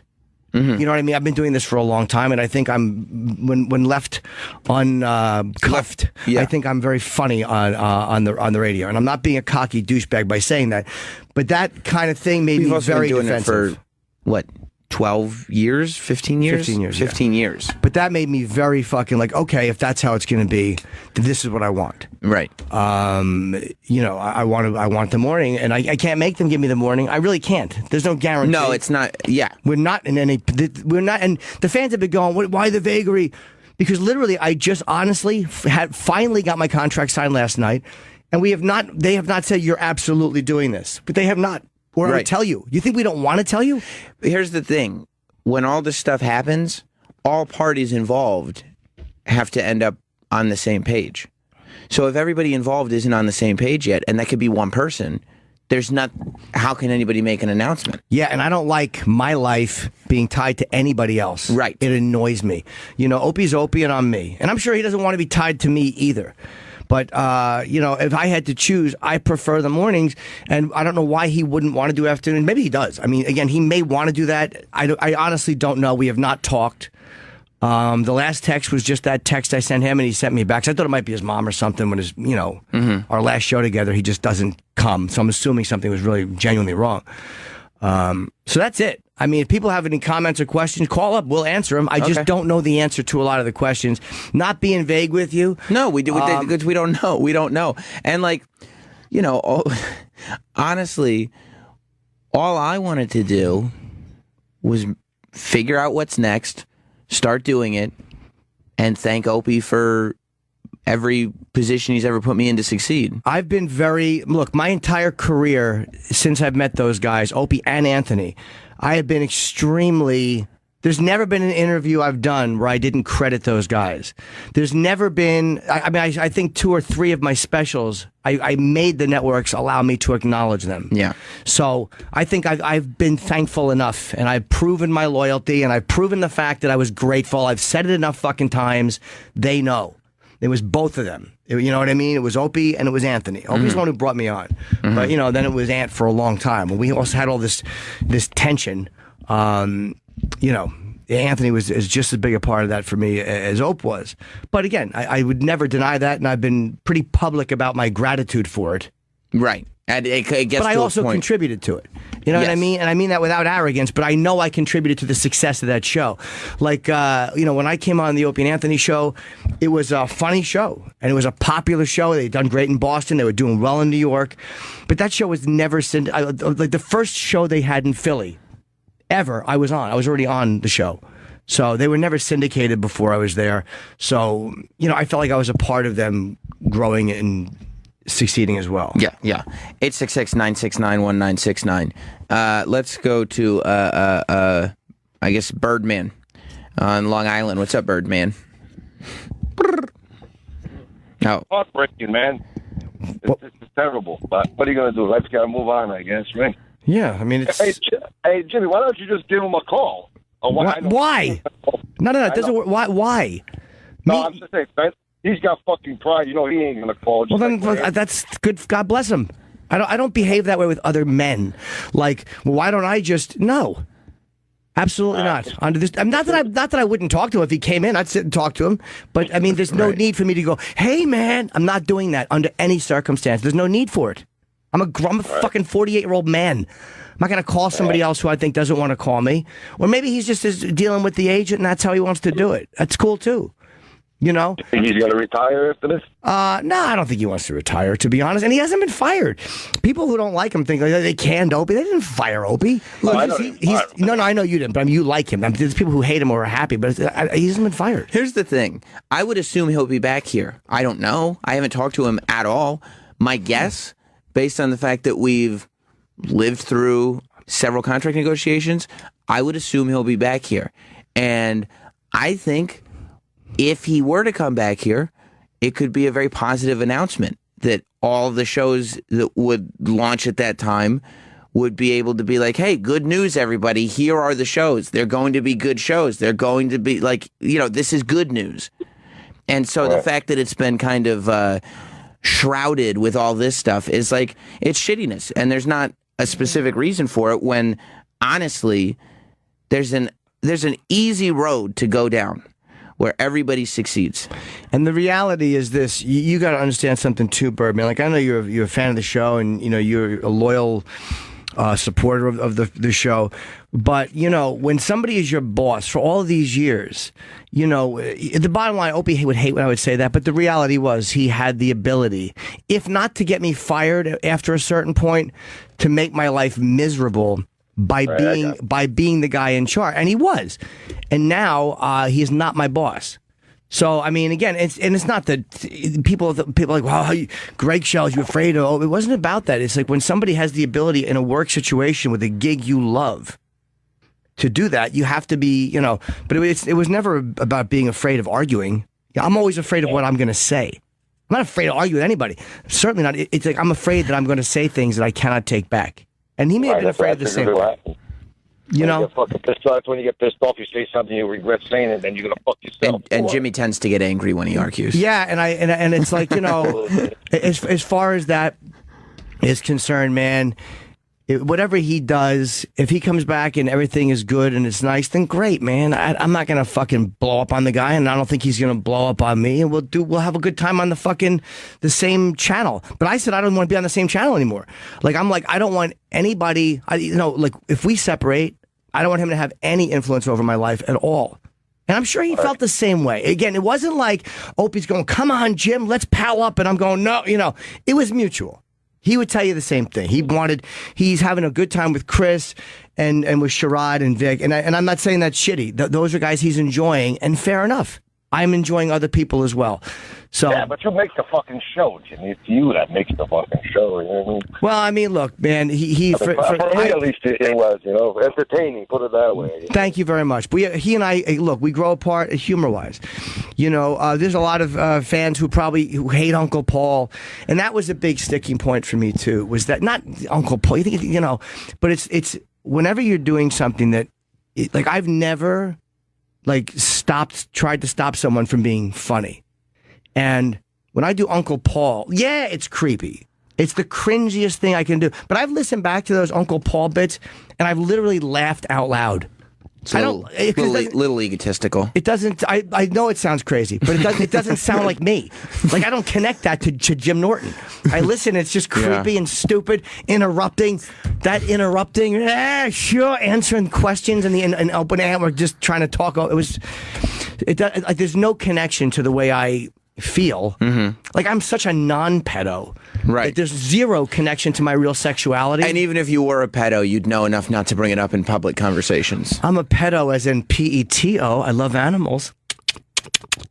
Sam's laughing over there. No, I'm not. You would hear it if I was. But do you know what I mean? Like, so for him to get uncomfortable with that or not like it, I get you don't think it's funny. That's totally cool. But if I'm the guy saying it, and there's zero connection to my sexuality or zero connection to who I really, then I wouldn't know why that would make anyone else uncomfortable because they have a family. So what? But by the way, there's a Travis has kids. You know that's not who I am. It's like, fucking, come on. Sure. Uncle Paul has met my daughter more times than Jim has met my daughter. Okay, that's no good. Again, this is Uncle Paul makes me want to call specific agencies. Well, that's just because Jim's socially awkward. Uncle Paul knew you when you was a baby. Introduced your mother to a rabbi. By the way, that you set the whole thing in motion.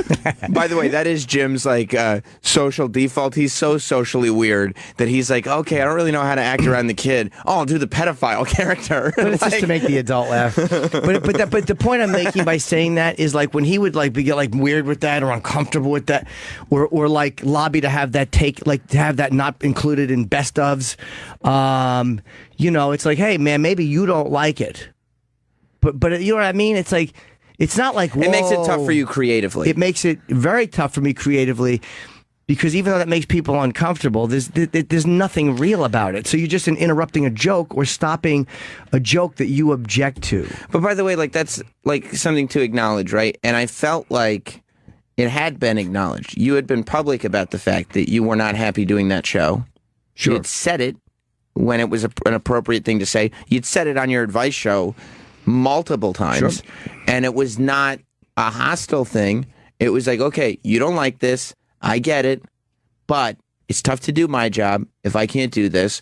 So we need to figure out how to do things separately. Absolutely. Which seemed, by the way, from an outsider's perspective, like, okay, it could be amicable. Like, you could still both do what it is that you want to do, and it could be fine. Yeah. So just, again, that's what that's, and again, any comments or questions people have, we'll answer to the best of our ability. But no one is holding back. Like, I know the fans want answers too, but there's certain things we can't tell you because, again, I don't, and also certain announcements, I know it sounds stupid. Like, I'm shooting a special. I have a new date in New York. I'm just trying to confirm the theater, which I'm very fucking psyched about. It's very vague. But I'm not even allowed to announce the people I'm shooting for because when you sign a contract, they give a press release. It's just the way it works. It's not that I don't want to. If I've told you I've fucking held dicks in my mouth, you think I don't want to tell you what I'm doing career-wise? Did I say that or just think it? Yeah, because I didn't know that. But you know what I'm saying? It's like I've tried to hold nothing back. I've tried to hold nothing back. Of course, but like, it's like... When you should have held that back. Yeah, no, we didn't. You could have just illustrated. I've been very honest. Yeah.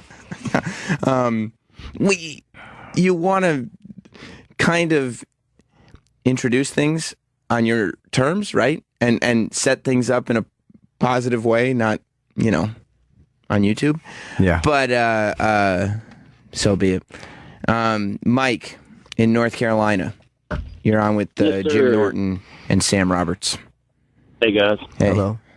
I just want to say how sad I was to hear about the show ending because I was a big fan and that was a part of my morning for about the last year. And so I was a big Opie fan.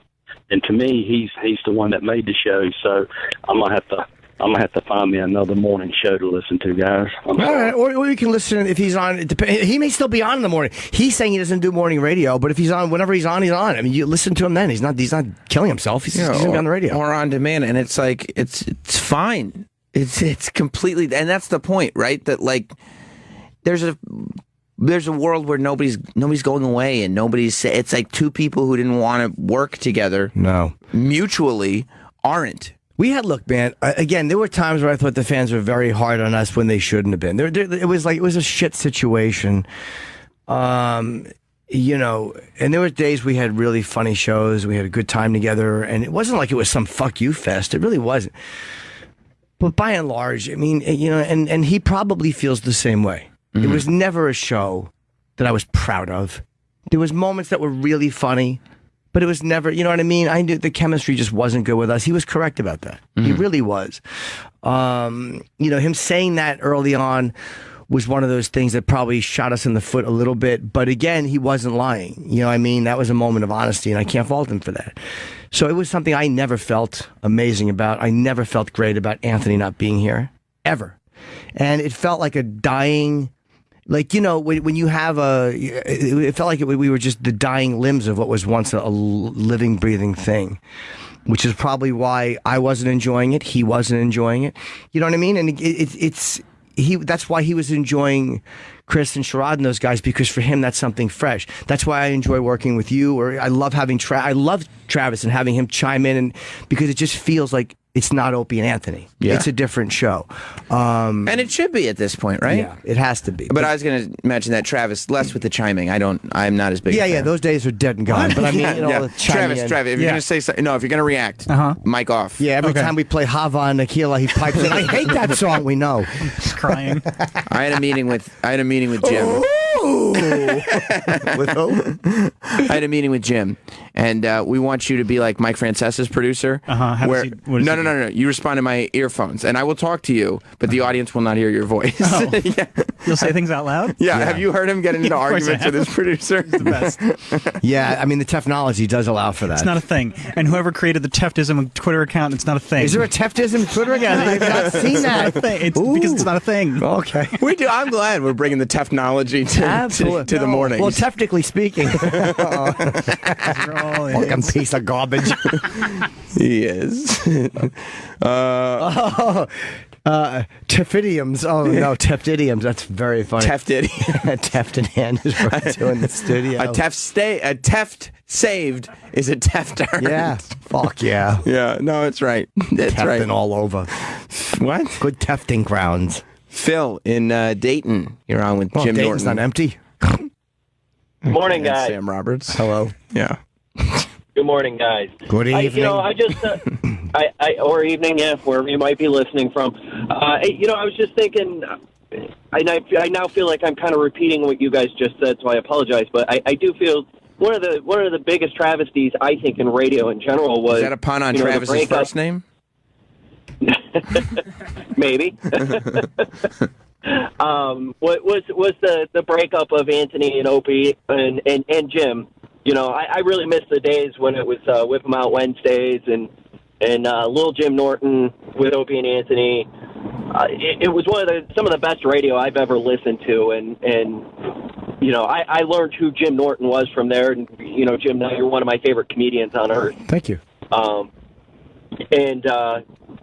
I have noticed over the years since Anthony's gone that the chemistry just isn't there anymore, and I actually sort of look forward to new and refreshing from all of you guys. Right. So, I think I'm better working with other people, and I heard some of Ope's afternoon shows when he does these pop-up shows. No one told him to do the afternoon; he just decided to. And he seemed comfortable and loose and free, and he was enjoying himself. Like, it's just, when two people are in that situation, it's like you're better off both just doing what you want to do and not being tied to each other anymore. Yeah, and Opie's good. And Opie's got more of an ability than anyone to carry a show. I mean, nobody's sitting here competing. You know what I mean? Like Jim and I would not be sitting in the seats that we're in had it not been for him. And everybody knows that, and that's very, very public. It's just, I don't know why this got framed the way it got framed when it's like... Yeah, no one is a victim of people plotting against them. I was ready to sign in mid-August. And the only reason is Andrew and Scott were on vacation, and then I went to Australia, and it was just a whole bunch of stuff. But I wasn't holding out till the last minute. I actually had a fairly decent negotiate. You know what I mean? It was like... But I think everybody's doing what they should be doing, which is just minding their own business. Like, you were signing your deal because you want what's best for you. Yeah. And me for me, and Opie for Opie, and I mean, I don't know if anybody wants what's best for Travis, but... What do you mean? No, don't even worry about it. But least of all, Jesus.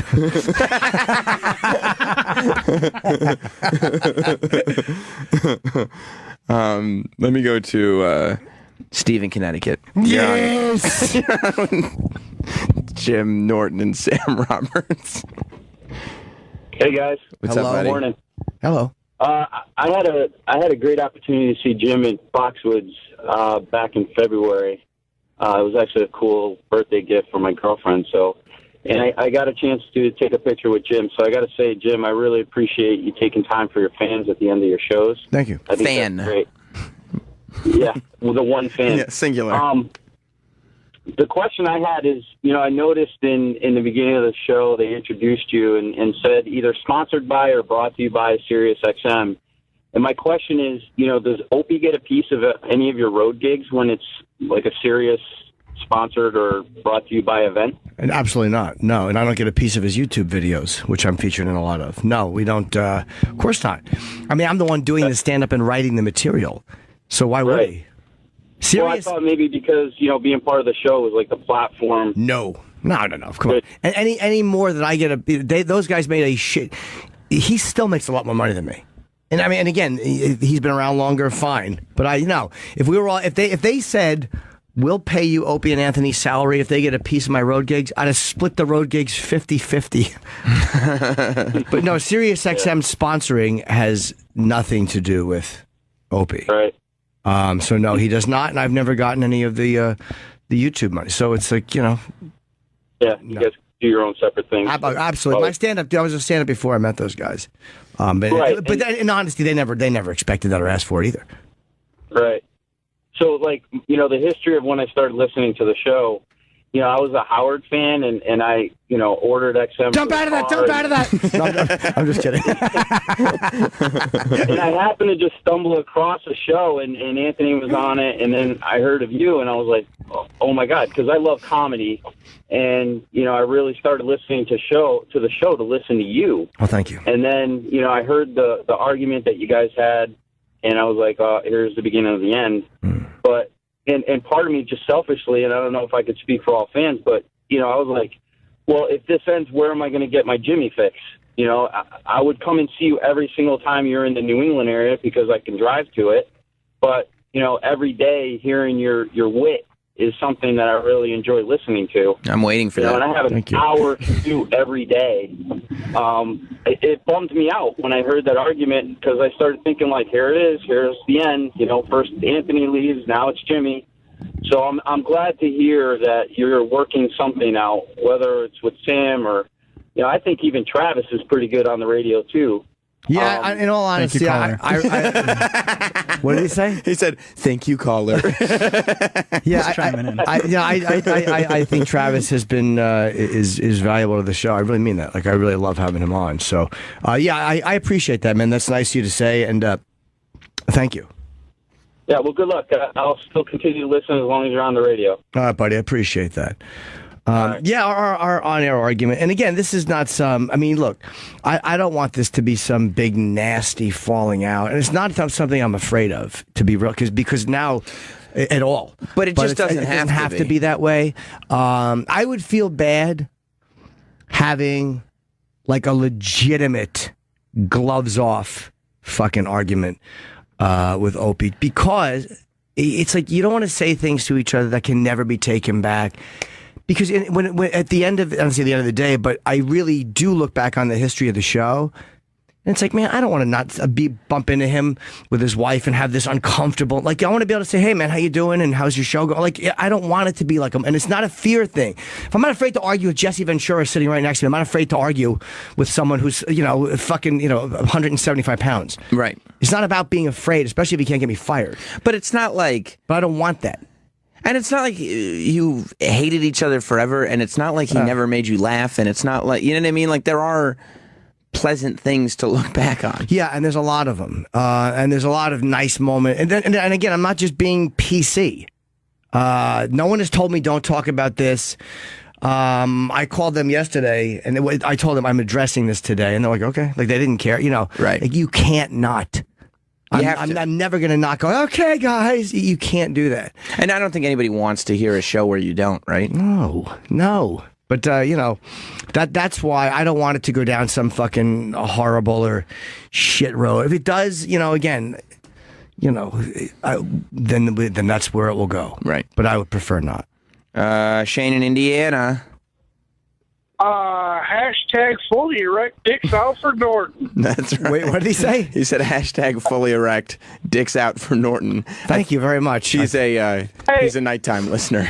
I don't want to don't dump the call. I don't want to push any buttons, but I don't really get the whole going to aquarium with the sharks in a reference. The way I see it is you are like a fucking jackass, and Sirius hooked their card up to two workhorses. I mean, Jimmy, you never missed a fucking day of work. Sammy, you started as an intern and built one hell of a fucking radio show. I mean, it's kind of a no-brainer which way Sirius was going to fucking go. Well, they're not going. In all honesty, Opie is not out. Yeah, I think they're going all ways. He's they remind me of myself in that way. He's he has that's the type of wit you get in the morning. No, but he has for him, he's negotiating. It's not like they've said sit down, kid. He's negotiating. But yeah, the days I've missed have always been, and I'll say this in my own defense. I don't think I've taken a sick day. I can't remember the last time you come to the fucking studio with your luggage and you waited till the last minute to fucking catch a flight. Yeah. And he flat out said, "Oh, if I got a hangnail, I'll call off." Whatever, dude. For a couple of real quick points, if we could name the show, what about Fireside Chats by the Burning Cross? Well, that's if Ant joins us. And then, a picture. Yesterday you guys were talking about pictures, sitcom pictures for the crew. I think you should go with, like, Give Me a Break. Jimmy, you can be, the dad. Sammy, you can be little Joey Lawrence. Travis can be whatever the other fucking kid there was, because there was no mom in the picture. And E-Rock can be Fat on Mel Carter. Thank you, Shane. I feel like Shane was just... Oh, sorry, buddy. Sorry. I feel like Shane was just saving up his insults for everybody. Yes, he was. He started off all nice, and then he goes, I don't mean to do it, and then he just unloads. We'll take a couple more, and then we'll move on to something else. But Tom in Philly. Hey, how's it going, guys? Hello, Tom. How are you? Good, buddy. I want to start off by saying congratulations, Jimmy. I think, just like the couple callers before, I, too, listened to Howard for quite a long time. And coming over and just hearing Jimmy, I mean, I've been on and off Opie and Anthony, but in the last year, especially, it's been Jimmy mainly that's kept my attention. Thank you. Just your quick wit, the funny stuff, the interjections in between some of the conversations, it definitely made my experience want to stick with the show. And I found myself gravitating almost all my mornings over to the Opie and Jimmy show. And, when I heard the argument earlier this year, I got a little nervous as well and said, well, I hope Jimmy shows up somewhere else. So to hear the fact that you're going to be staying is a huge relief. Thank you. And again, the truth is, if he wants to stay, is staying as well. We're just not doing it together. And I'll be much happier. And so will he. You know what I mean? This is not something where he's a victim. I mean, he will be he started this ball rolling, but he wasn't wrong. It wasn't a wrong thing to do. I'm sure if you talk to Opie, there were things that he wanted to do on the show that you would, the same way your characters couldn't get over. There were probably things that he wanted to do that he didn't feel that you would get over. He's correct, too, I'm sure. Right. Although I'll say this for myself, I never interfere with someone being funny. I just don't. Right, but you will shut down if you don't like something. My opinion on the fact with... But you I can't control it. Yes, you're right.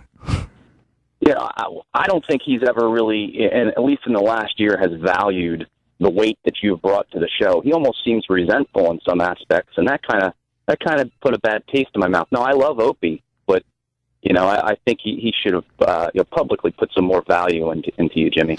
He admitted at one point too. He did, he felt a kind of.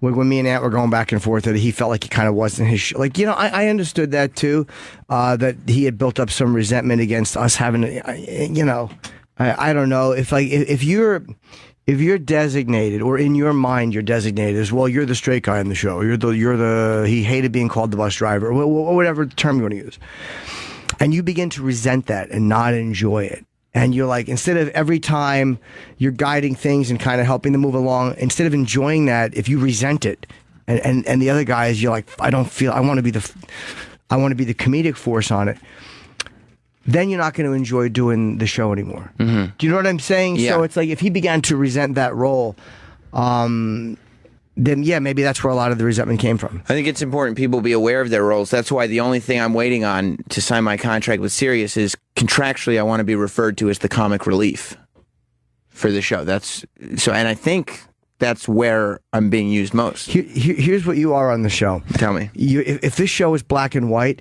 you'd be a little girl in a red dress.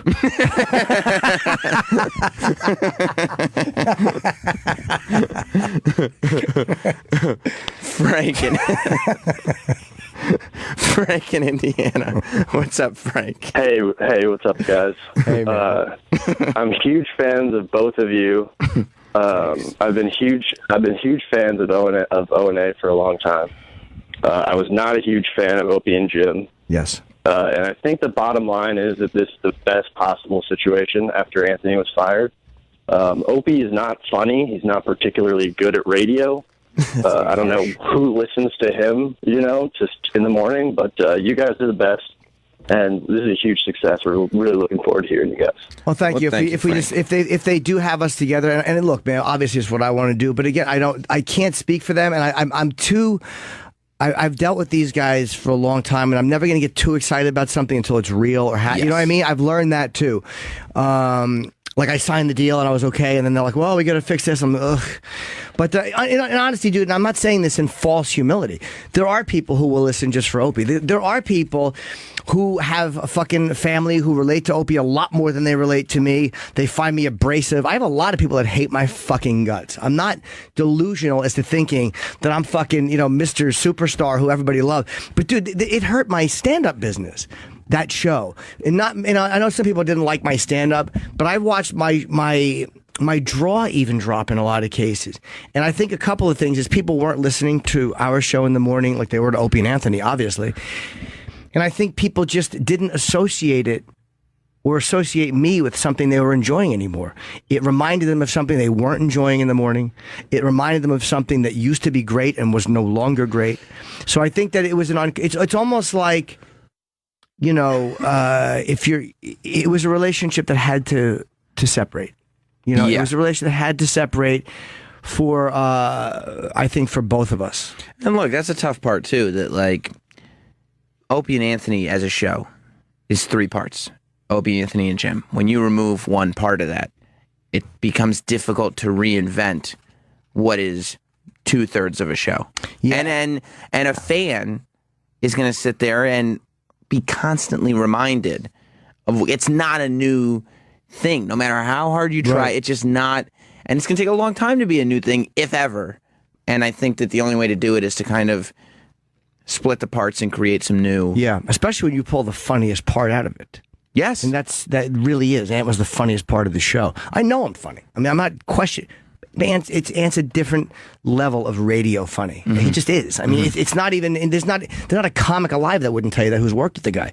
He's just a different level of radio funny. I mean, I'm great at firing out one-liners and blah blah, blah, but he could literally walk you through putting in an air conditioning fucking ductwork and be interesting. Right.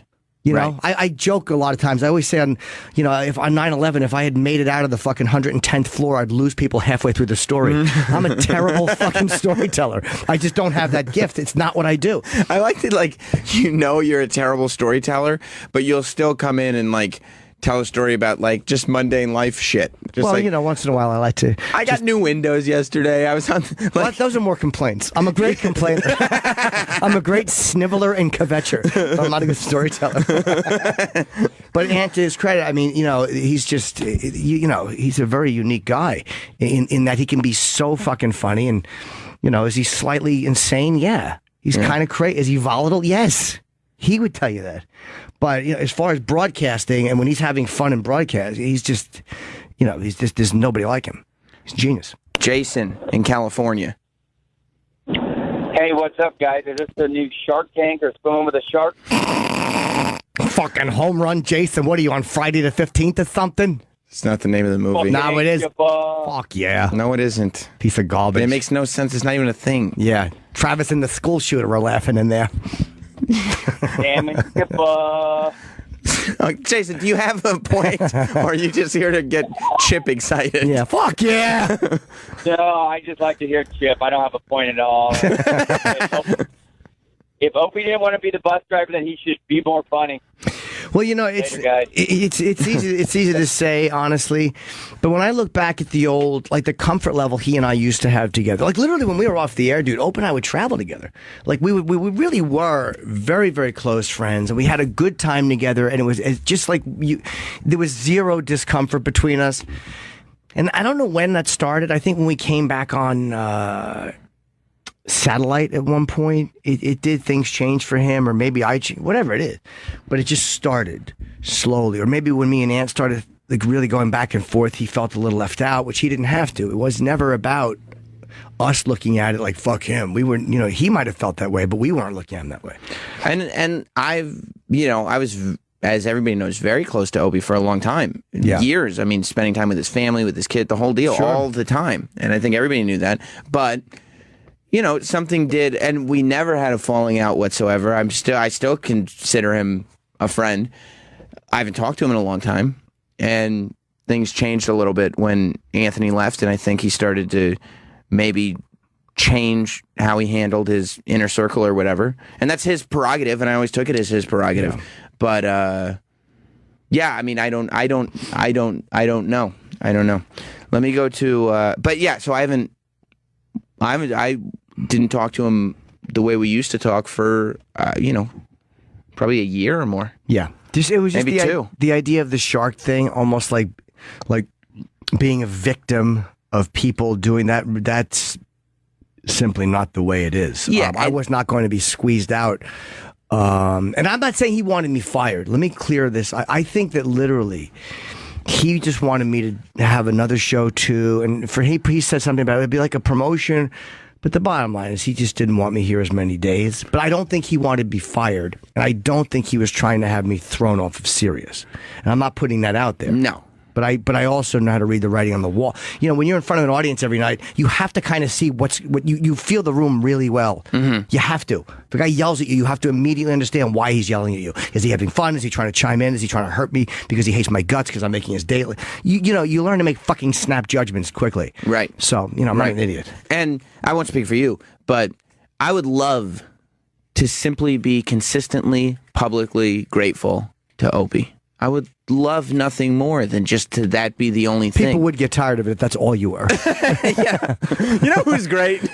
Yeah, but I've also... But I was going to say, but it makes it difficult to do that when there's videos like that coming out. That's like the implication is that I'm a shark as well. And it's like, no, I don't even know why my name has to be in the video. Yeah.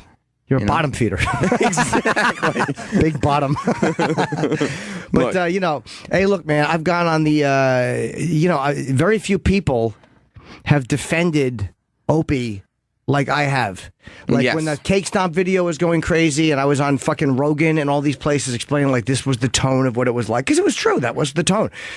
But, I haven't exactly been a fucking, just take either. I've given back and I've been eternally grateful and I've been very, very vocal about that my entire career. From the moment it began up until this point, I've been very vocal about that. We got a Chad in New Orleans. Chad. Hey. Good morning. How are you? Morning, buddy. All right. Hey, I just wanted to say, look, the Opie and Anthony show was awesome. It had its run. The Opie and Jim show, I thought it was great. I listened every morning, made me laugh. But I was really excited to hear about the Kirk Simmons and Sam show. I don't know if that's the official... We're hoping that if it happens, it's going to be awesome, Saz. I promise you it won't happen. I'm really excited for that. I think the show was fresh. I mean... I hate the way Kirk says awesome, by the way. He says awesome. Well, he's happy.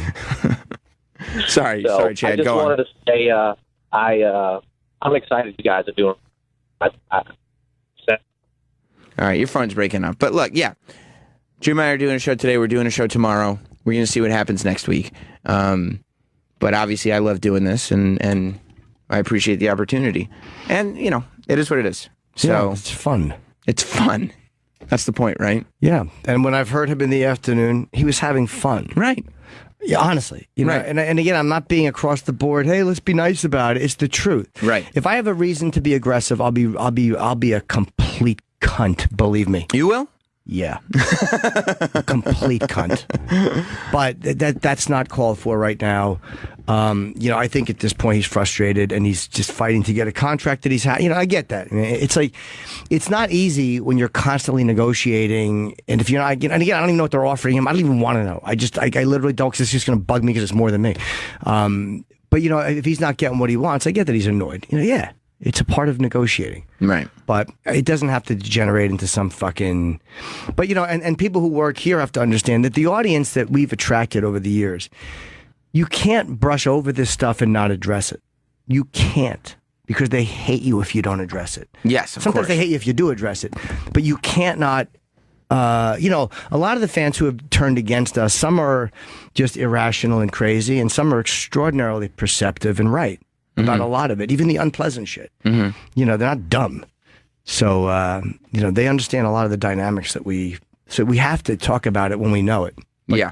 As far as any announcements are concerned, believe me, as soon as we have something concrete, you'll know. Yeah, and it's not like it's fun to not be able to make any announcements. Absolutely. All we want to do is know what we're doing. Yeah, I'm figuring out who I am. Oh, different things. Just professionally. That's what I'm talking about. There's no personal anything. And we have, just so you know, we have other guests today. Whenever they come in, we're happy to have the Impractical Jokers are coming in. And I'm really happy that Joanna Jacek is coming in. People get weird with the fighters. Sometimes they like them, sometimes they hate them. Cowboy was fucking awesome. Cowboy was awesome. And, look, I'm also a strong proponent of let's get the fighters in and talk to them. I think they're interesting. I think what they do is interesting. And fight fans are going to love it too. So I enjoy it. I enjoy most of them. And guess what? I'm going to get wrestlers in here too. So we'll see. Wrestlers are always good interviews. Yeah, they're great on the mic. They're always like Foley and fucking Jericho and any of those guys we've had in are tremendous. Yeah, tremendous. Yeah. All right, so we'll take a break. Was there any other calls we had to get to or no? No, I mean the phone banks are full, but they're all just kind of talking about it. But we've given all the information we have. Okay.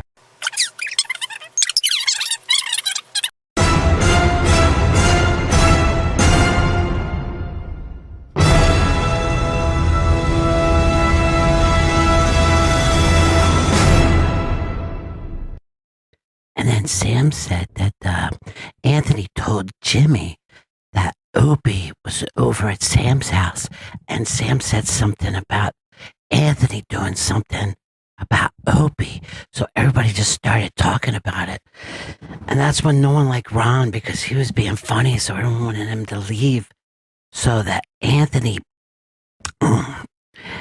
was fighting with some black woman in Times Square, and then his girlfriend was mad at him. And he couldn't find his gun.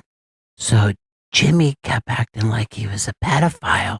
And that got Opie mad. And then Sam Michaels, I could sneak right in there. And it could be my show. And then Dennis Falcone came in and he wanted to count down the hits. And I was like, Dennis, get out of here. Where's our security out to take Dennis out? And then Anthony, I think, went to rehab or something. And when he came back, Jimmy was there and he was talking to him about it. And he found out that Opie said something about somebody else. And somebody was a cunt that wouldn't even look at him. I think that was Dennis Falcone or E-Rock or somebody. And that's because, and this is the most important part of it, Sam saw E-Rock. I think he was kissing Roland or something, and nobody knew what to do, so they just got out of there. And that was the biggest gossip that we had because there was sharks. Like there was sharks in an aquarium, and everybody didn't know what it meant. But my head was on a swivel. I had to keep my head on a swivel because just like I was trying to take a picture, and like some black girl was like, "What are you doing, you white motherfucker?" And I said, I'm not doing anything. And now I'm fired. No, that's crazy. So Opie wanted to go to mornings, but the afternoons were there. Like Jim was there or something. So he had a special to do her. I don't know what happened, but keep gossiping about it. And then Ron was saying to Fez, like, are you okay, buddy? And he's like, no, everybody's making me crazy. So there's all kinds of stuff happening. Nobody knows what happened to anybody else. So keep just gossiping about it on Twitter and Pinterest and Instagram. Sam. It was Sam.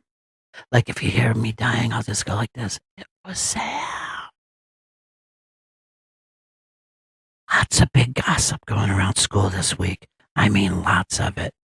Like no one is talking right now to Jimmy because he was telling Sam that he wanted to be friends with Anthony, and then Opie wanted to be friends with somebody, but then he was on a beach, like a mysterious beach, and he's like, get Ron out of here. Nobody wants to see Ron around here. And everyone's like, okay, we will. And then Don came in and he says, like, I got cookies. And everyone's like, no one wants your fucking cookies right now, Don. And then Don left, ran down the hall and told everybody what happened. And then later, Tim Sabian came in. He's like, Ron, I got a good idea for you. You could have something yourself. But he'd shit all over a wall. for some reason he started to shit somewhere. I don't know why. So then he was out, and then the Stangles came over, and the Stangles were like, yeah, man, we can make this like Letterman. It's going to be like Letterman. And then Pete Davidson's like, Letterman? You're too fat to be on Letterman. And then they're like, well, at least my dad's still alive. And everyone's like, yeah, your dad wouldn't help anybody in a building. And then so they left with Harry, and they went to Harry to talk to him about it. He's like, I don't know who any of these people are, but at least I know where my gun is. That was the important part. And it was all in the paper. Everything was in the paper. So now, like, Anthony is going to be doing his show at the same time that Opie's going to be doing his show. And then Jimmy is the only one left in the mornings. And then somehow Sam is there. Yeah, that Sam, the guy that used to get water, like Opie's water, is now in his seat. And now instead of being Opie and Anthony, it's Opie or Anthony. And everyone's like, maybe Opie's not going to go to work. And everyone's like, of course he's going to go to work. It's work. You go. You go in the afternoons or you go in the morning. You just go. And everyone's like, oh, shut up. Here comes Ron. Probably going to start some of that shit again from Raw Dog. I'm like, who's it? What's Unmasked even mean? That's a stupid name. And that's why my favorite show is the documentary show, because they talk about documentaries that are on TV, and it's cool. Loving it. So that's all the gossip I got right now. But all you need to know, it's Opie or Anthony, and Sam is not with Eastside Dave anymore. Because I think Eastside Dave ate some shit, and I think it was Tim Sabian's shit. And Dennis Falcone came in our office, and he's like, don't throw anything away. I'm a pack rat, and I'll save everything I have. And everyone's like, why? And then everyone's like, does everyone here need security? Why? Who gives a fuck? No one's going to jack you at the bathroom. You're fine. And that's why we all hate Ron. Because he's like, hey, everybody, come see me at the Unmasked. I'm going to be talking to somebody. That's fucking stupid. That's the stupidest shit I ever heard. Uh-oh. And then Don came in, and he was wearing the same dress as Opie and the same dress as Jimmy. And like, one of us is changing. And then Jimmy's like, I gotta dress like this. I have a date. And I'm like, yeah, then he should wear the dress. And then Sam says, this chair feels good. That's all the stuff that happened at Sirius XM. The Sirius XM days. I think that's everything that happened. And then Anthony's like, I'm going to tell you the truth. Years and years after it happened. Even though when they did the Unmasked, they all lied and said they were friends. But they weren't. It was like 5 minutes later, they stopped doing a show. And then Anthony's like, I'm walking on Greg's shells not to get in trouble. And we're like, but you have a gun. Why didn't you use it? And that's everything that's happening to Sirius XM. None of it makes any sense, and it's all made up and stupid. It's dumber and worse than Ratch. I just came by. But be careful, because I don't want to be seen as a gossip. Go to my Pinterest page, because I have a blog on there. And I'm going to put up a video, a viral video later. Zoo. And then you try to figure it out. But it's good. It's a good zoo. So, Tim Sabian's gone. Anthony's gone. Opie's moved to afternoons. Stangles are gone, but they're with Harry. Don is hanging up pictures next to Earl. And nobody knows what anybody else is doing. really gossipy and good. Hey, it's the Bennington Show on a Wednesday, September 28th. First, though, I wanted to come up here and talk about something that involved my life for over 20 years, and that is the AIDS virus. I'm kidding. I was only kidding. But it's close to the AIDS virus. It was working with Opie for many years. No, I'm kidding. I had a great run. Great run with the O&A show. Please. Beloved. I think we were beloved for 10 minutes or so. Beloved. And then hated, but still popular. It worked. I think this is finally it, though. It's like done. Any incarnation of the O&A show is fini. Of course, I was a member of the O&A show from the year of our Lord 1996 to the year of our Lord 2014, somewhere like that. And that's when I got fired. And it continued in some weird Opie and Jimmy show, but then it wasn't the Opie and Jimmy show. It was the Opie with Jim Norton show. And then it wasn't even that. It's like Opie and sometimes if Jim doesn't want to kill him show. And then it would be, then Opie and every single comic that's ever been on a stage show. And it kind of got, it kind of turned into something, but it was still connected to the Opie and Anthony framework. That seems to be done. Jimmy Norton, I guess Jimmy did announce that he's doing a show. Yeah, I saw it somewhere on Twitter. And I think he said something. But he's going to be doing a show over there. He's re-signing with Sirius XM Satellite Radio to do his own show. And I believe, at least for the time being, little Sammy Roberts is going to be with him.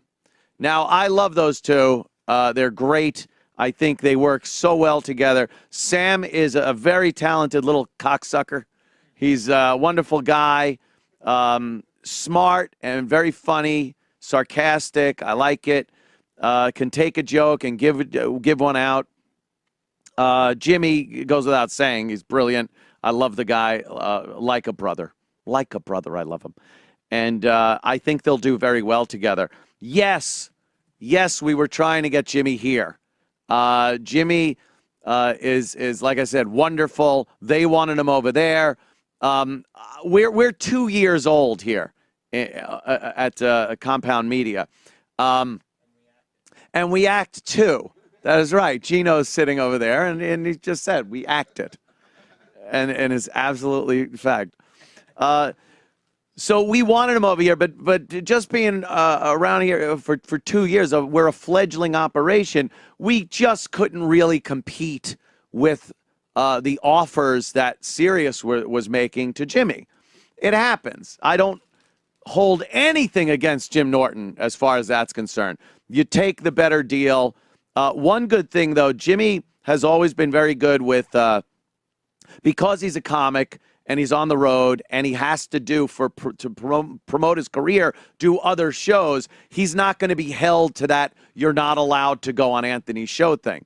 So Jimmy's still going to be able to come over here and do my show. Also, it's not out of the question that maybe signing Jimmy to do a once-a-week thing here. We're working every angle to get Jimmy involved on the Compound Media platform over here. It also isn't completely out of the fucking question that I do something with Jimmy at some juncture over there. Now, I know it sounds insane, but with the loss of Greg Opie Hughes and any semblance of the Opie and Anthony show, a lot of things change, pieces and parts move around, things can happen that couldn't happen. So everything is open for discussion. I'll leave it at that because anything more would be pure speculation. But me and Jimmy have an amazing relationship. Love the guy and want to work with him. He wants to work with me, and we are figuring out in what way, shape, or form we can do that in the future. The Opie situation. This is a classic backfire of something that he's pulled for years that I had mentioned numerous times, pissed me off to no fucking end. I wanted to constantly sign longer term deals. 5-year contracts. Give me a 5-year fucking contract at SiriusXM. I'll cart my ass in there every morning. I'll do a fine job, leave, and do it again the next day. And 5 years, I'll do that. Give me a good pay. The pay was great. Everything. And Opie, for some fucking reason, never wanted to do that. Always, I think he was thinking that something better was right around the corner. You know, that's great thinking if you're 25, not in your 50s. You take the fucking secure gig. That's what you do. You don't want to be loading up a U-Haul to go to fucking suck-ass Oklahoma to do radio. You're not, you might get a better deal. You might. But why even gamble on it at this point in your career? You had a great run, a good career. It's still going. There's a company that wants to pay you money and lock you into their company, and you just keep fucking around with these short-term deals that fuck everyone. The staff, every 2 years. Can you imagine every fucking 2 years? And it was really every, 20 months. It wasn't even 2 years. Every 20 months, you don't know what the fuck is going to happen in your life. Now, again, for me and Opie, it was one thing. We had done very well in our careers. We could afford to just sit and see what happens next, like he is on a beach. You've seen the videos, I gather. But you got people over there like Travis and Eric and all the other support staff that don't even fucking know every 20 months if you're going to have a job. That's not considered like a career. That's not anything good. Now, I know broadcasting is one of the most insecure jobs you could ever have anyway. But if you can make it any more secure by signing a longer-term deal, by keeping the staff informed what your fucking intentions are, that was always a bitch to me. I'd be on the phone with Bob Eatman, our agent, just saying, what is he doing? Oh, he hasn't called you? No. I'm ready to sign, Bob. I love the deal. What's going on? Opie's a little upset. He wants another week off. He wants Fridays off during the summer. He wants to change the hours from 8 a.m. to noon or Nah! I would go nuts. And it was every fucking time. So this time around, of course, I get fired a couple of years back. And I'm forced to build an empire. I'm forced to build something for the first time ever in my life. Yes, exactly. My empire with warriors such as Gino Bisconti. I love it. I love it. So I do this, whatever. I move on, as they say. And it's now Opie and Jimmy. I knew day one this was not going to fucking work. You might remember a time, this was a dandy back in the O&A days.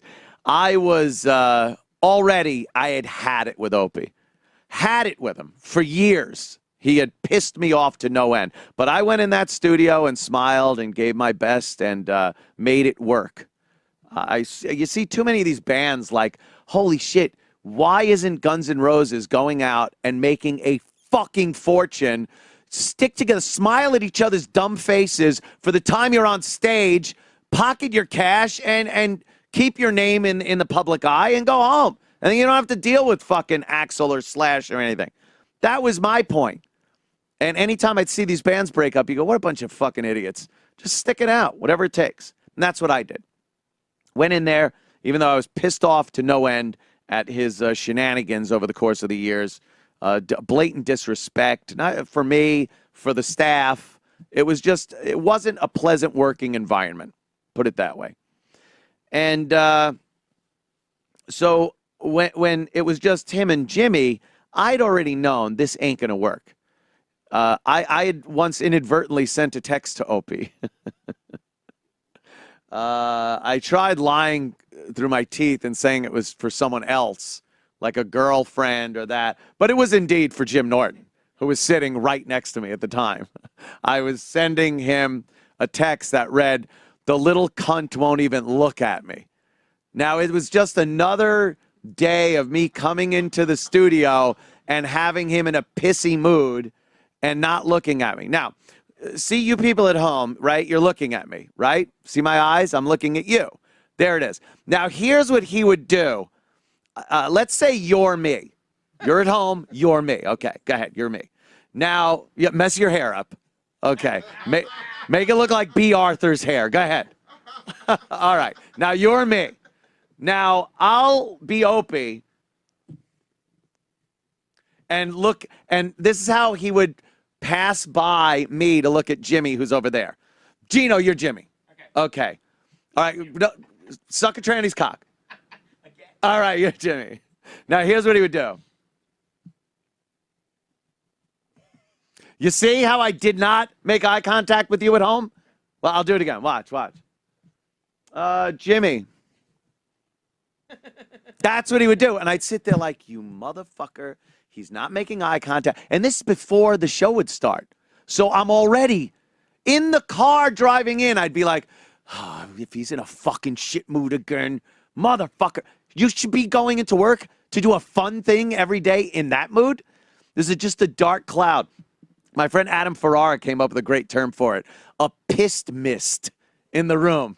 It's just this hanging fog, a piss mist. And you'd walk in there, and if he was in a bad mood, everyone had to be in a bad mood. If he was in a good mood, everyone had to be in a good mood. That's it. He wanted to dictate the mood in the fucking room. And when you're trying to do an entertaining radio show, that's a bad fucking thing to have. So he was all pissy at me like that one day, and I texted Jimmy. I was like, the cunt won't even look at me. I hit send, and I see the top, and it says Opie. And I'm like, oh, shit. So I put my phone down. I'm just sitting there, and then like I hear, boom, boom, over at his phone. So he picks it up, and I'm looking at it, and he looks at it, and then he looks at me. He's like, dude, what the fuck? I was like, what? Trying to think of something? Describe the sinking feeling from dude, the sink. Like maybe the cell phone towers will stop working. Yes, that's what I was thinking. I was thinking maybe in a split second, I'll figure out a feature that I didn't know about to get rid of a text after you send it. Like, you're thinking about everything, just trying anything. But there it was. Boom, boom. In that eternity, that was the 2 seconds. Yes. Yes, it was an eternity that I had to try to think, like, what can I do? And realizing there's nothing you can do. Just go limp. Yeah, so I was like, what? He's like, what is this? I was like, oh, yeah. I was like, and then I thought for a split second, maybe I'll say like, hold on, I'll tell you in a second. And then I was going to tell him that I was talking about Jimmy. Like I sent Opie that saying Jimmy's a cunt who won't look at me. Because Jimmy would be fine with that, knowing that I fucked up. I'd tell him later. But Opie knows I would never do that because we had already not liked each other. I wouldn't have confided in him, something like that. So he just goes, you meant to send this to someone else. I'm like, yeah, you got me. And it started a fucking argument that went on before the show went on. It was bad. And it was the whole like, well, you are being a cunt. You're not looking at me. You're pissy fucking. And we unloaded and blew up at each other and everything. So I knew when I got fired, like I was able to hold it together for the most part for a long time. Smile, yeah, all right, yeah, well, whatever. And sometimes to my own fucking, like I'd be mad at myself for not saying something, for not unloading every day. I'd walk home and go, or walk home. I'd walk home from New York City. I'd drive home and be like, to myself, I'd be like, oh God, you fucking worm, say something. And then the other part would be like, well, it's a good gig. Don't fuck it up. So I was, like that. And I knew Jimmy would not fucking be like that. I was able to be a buffer between Jimmy and Opie for a long fucking time. And if anything started getting a little dodgy between the two of them, I could step in and keep it okay. And Jimmy could commiserate with me. Opie would commiserate with me also. And I'm sure they commiserated with each other about me too, but it wasn't that big a deal. Right. Keeping everything nice. A buffer. Yeah, there were lots of buffers. So once I was gone, I knew it was only a matter of time. And that matter of time was like weeks. It didn't take long for Opie and Jimmy to have an on-air blow-up. And that was the first one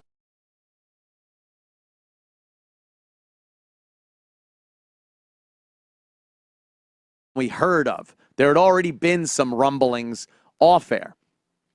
So I knew that whatever their contract was that they were going to sign in that October, it was October 2014, was going to be the last one. I fucking knew it was going to be the last one. And I was thinking, if this fucking guy is smart, meaning Opie, he will lock this up and finally sign that 5-year fucking deal. Because after 2 years, holy shit, if you're still thinking in your early 50s with a pretty big portion of the show gone and not being able to get along with the other big portion of the show, you better fucking lock something up. Again, 2 years. This is the fucking lack of awareness that was going on.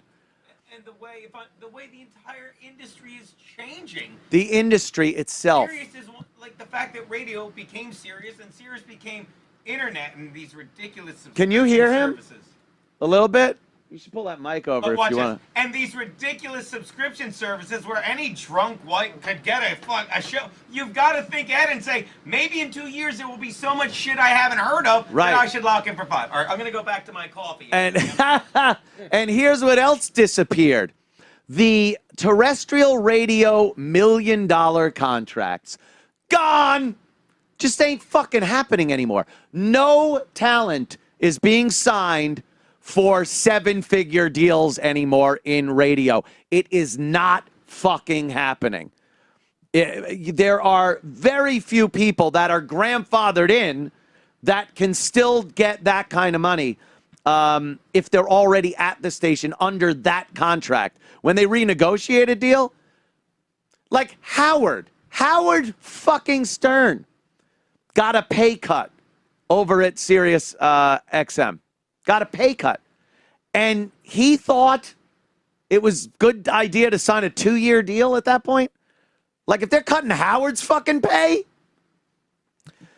So I knew it was just a matter of time. When I heard they signed a 2-year deal, I did chuckle a bit. Because, first of all, I knew Jimmy would be fine. Jimmy's very funny, very talented, very amicable and amiable and any kind of otherable. He's very good, and he'll do just fine. Opie, on the other hand, I was like, you can't just surround yourself with comics and hope they carry the show. Comics are fucking great. I love them. They're always on the show. We got a guy today. Come on, Jared. He's going to be on, I swear, after I'm done with this diatribe. But like, it's part of your show, and it's a communication thing. You can't just plop them down and go, well, it's my show, but you guys do the work. You do the heavy lifting. It's not going to work. And that is pretty much what happened over the 2 years that they had the contract. more blow-ups between the staff, Jimmy and stuff, and Opie. And then contract negotiation comes along. And I don't know any details, but I've pieced together a few things. And here's my conclusion from knowing all parties involved and being in the business as long as I have been and knowing Opie and stuff. They wanted to cut Opie's pay. They weren't going to give him what he saw as a good deal. Now, I don't know if that was a negotiable deal that they were giving him, or it's like take it or leave it, or if they even pulled it off the table or just told him to, go fuck himself, or if he said, go fuck yourself. But whatever it is, he is no longer there. He's no longer at Sirius. He's no longer doing the Opie show in the morning over there at Sirius Satellite Radio. Jimmy has a show with Sam Roberts. I don't know what time or anything else that's going to be, but he's fine. They, from what I hear, they offered him a very good deal, which he is well worth, and he has been given the shitty end of the stick from day one. He's always been undercut financially from the companies that we all worked for. For some reason, they didn't see Jimmy as one of the guys that were a complete necessity of the program, which he was.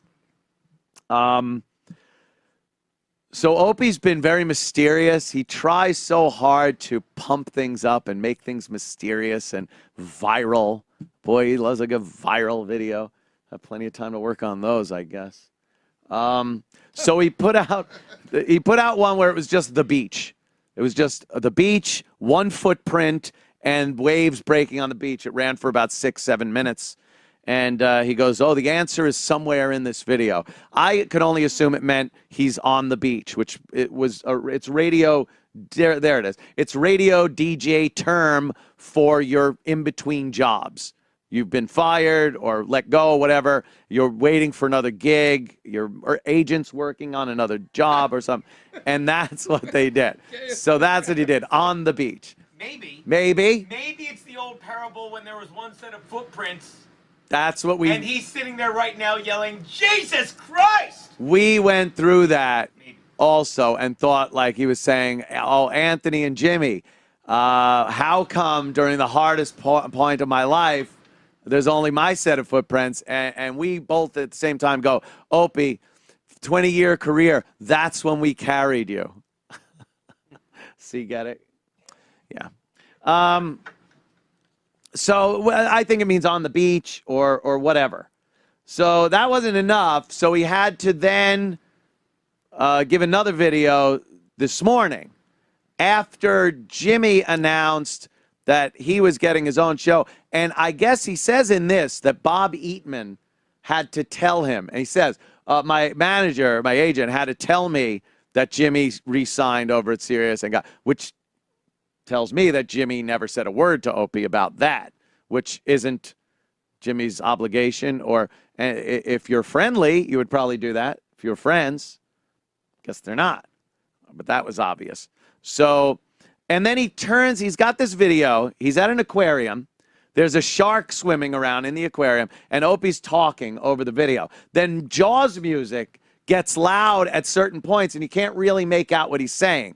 I got to give him this. I didn't think that's pretty clever. Like because it makes people go, what? What did he say? And you get kind of like you want to hear what he's saying and you can't hear it. So I'll give him that. That's kind of clever. Play that video and we'll all laugh along. Good morning, Lamb Chops. This is Opie, and I want to thank everyone that reached out to me trying to figure out what's going on with me and the future of my radio show.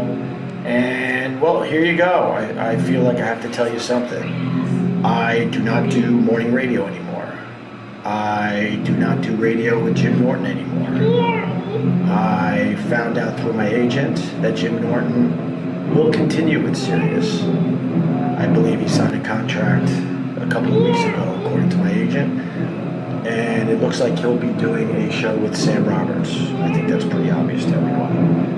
I have not been fired.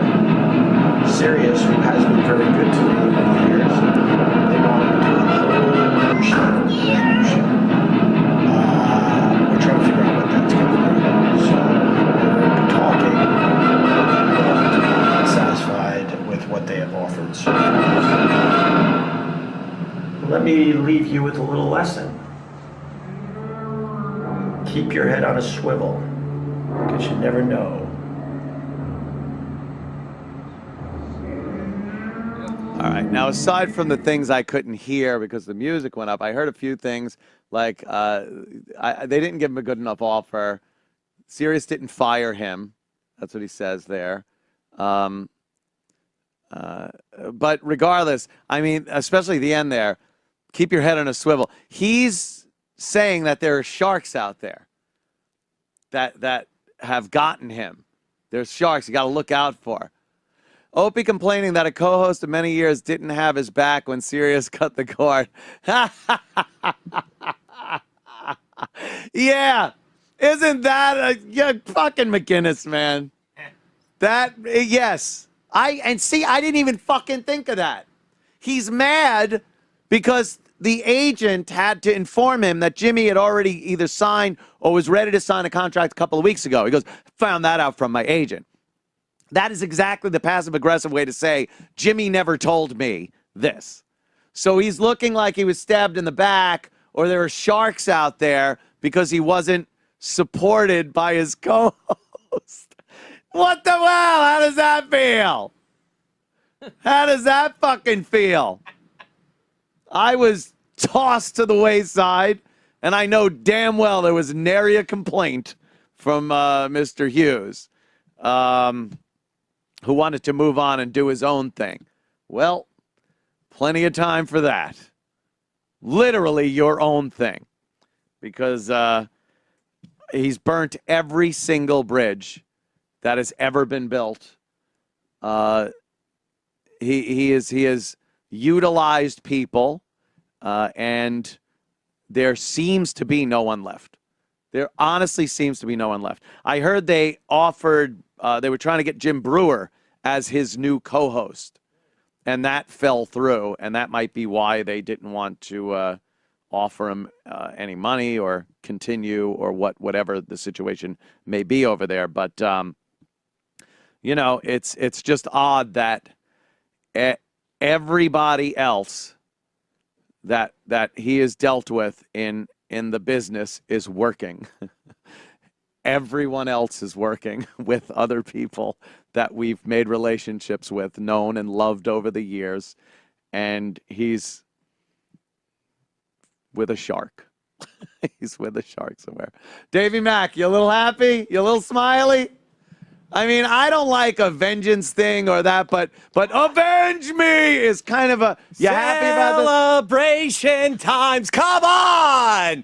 We got celebrations. No, I'm not happy about this. No, but I have been given an offer to join Opie's Compound Media Network. Oh, Jesus. Yeah, he just started his own thing. Dave. It's going to be absolutely amazing. Oh, man. Yeah, me. Is he starting it in the basement of his Hamptons house? Me, Asian Pat Dixon. I'm sorry. Wait a minute. Yeah, I know. He's poached us. Is he getting everyone? Yes. Big A. Big A, do you intend on showing up there every day? No. As an audience member? Oh, my God. Garrett, you're getting shackled to the console. You can't leave. We are going to definitely address this. I believe Shock Jock Robot has a lot to say about this. Shock Jock Robot later this evening. Sorry, issue. Yeah. Yes, Davey Mack, Eastside Dave show is on at 7 p.m. tonight following this show. And you will be discussing the Opie, Jimmy, Sam Roberts, Sirius XM situation. Yeah, I mean, I won't hijack the show today as I did last week. But, loved it. But what is happening? So Jim is by himself? Jim or is going to be with Sammy Roberts for, I don't know if that's the permanent deal or they're just doing it for the interim. Gotcha. But whatever it is, it's Jimmy and Sammy going to be doing a show. Okay. And Opie on the beach somewhere. Well, he deserves everything he gets. Oh! Well, the thing is, though, you could gloat and say things, but yeah. he is. And I will. He is a multimillionaire. Yes, he is. Saved every single penny. There you go. Boy, the way Opie's been fired.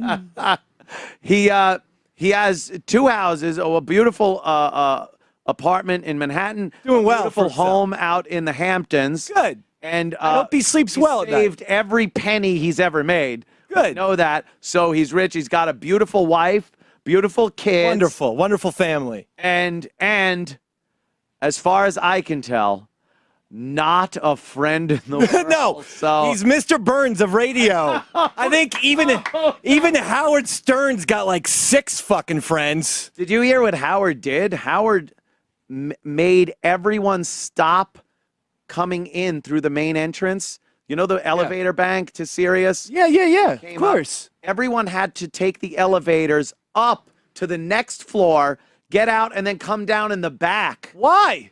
Because of Opie. Opie kept going, conveniently walking by when Howard would come in. What? That way, just so he iconic. could go, hey, Howard, every day. And Howard finally went, look, fuck this. No one is allowed anymore through that door. So everyone was so pissed off at Opie. What the fuck? That's psychotic behavior. That really is. That's very King of Comedy-esque. Yeah. With him Howard. Right. I can't take over the show, Howard. I can't do it. Did Opie give Howard Stern pictures of his pride and joy? And they were just laundry detergents? Yeah, feel free to use those. Yeah, feel free. Okay, whatever. Howard, I have the work right here. We could go after dinner. We could work on the material. I could see, Howard, you're a little bit upset. You're a little bit, you know what? Take some time off. So did Hitler. Oh! I know. Jerry Lewis gets real serious all of a sudden. Yes. I love the King of Comedy. But that fucking guy, wow. I mean, he just the last 3 or 4 or 5, maybe even more years of just backstabbing his way through goddamn satellite radio. In all honesty, that's what happened. I would even give him credit if he was backstabbing and profiteering off of it, getting an advance on that. But there never seemed to be any reason to treat people like he did other than just to be fucking shitty to people. Strange, though. I never got it. He was mysteriously wasn't an upside to it. He was mysteriously bad. For instance, there's no reason to constantly say to me, "You're a true talent, man, bruh. You're a true talent." At the Patrice O'Neill death benefit, at this place, at Sam Roberts' wedding, in multiple places, he would take me aside because literally I would sit at a table with you, Jim Norton, everybody, and none of you guys was talking to him. No. So he had to pull me aside and be like, I would be his little drinking buddy for these events. And he would constantly be like, I have your back 100,000%. So when I was put on hiatus for the Davey Mack Sports program, yes, the only time I reached out was I said, look, it's your channel. You've been telling me if I ever run into a problem, an issue.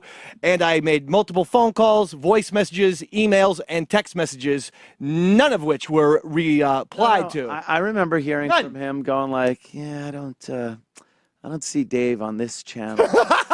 Absolutely. I remember that. What the fuck? And it's like, he's funny. He's fucking, yeah. A sports show that's hardly a sports show. Right, It's very similar to the Eastside Dave show. Just off-the-rails lunacy was perfect for Saturday nights, and we had established on Saturday nights because me and Sam did a show for 3 years. He was very threatened of any show that got any attention. I remember Look at me. he really wanted Ronnie B off the channel.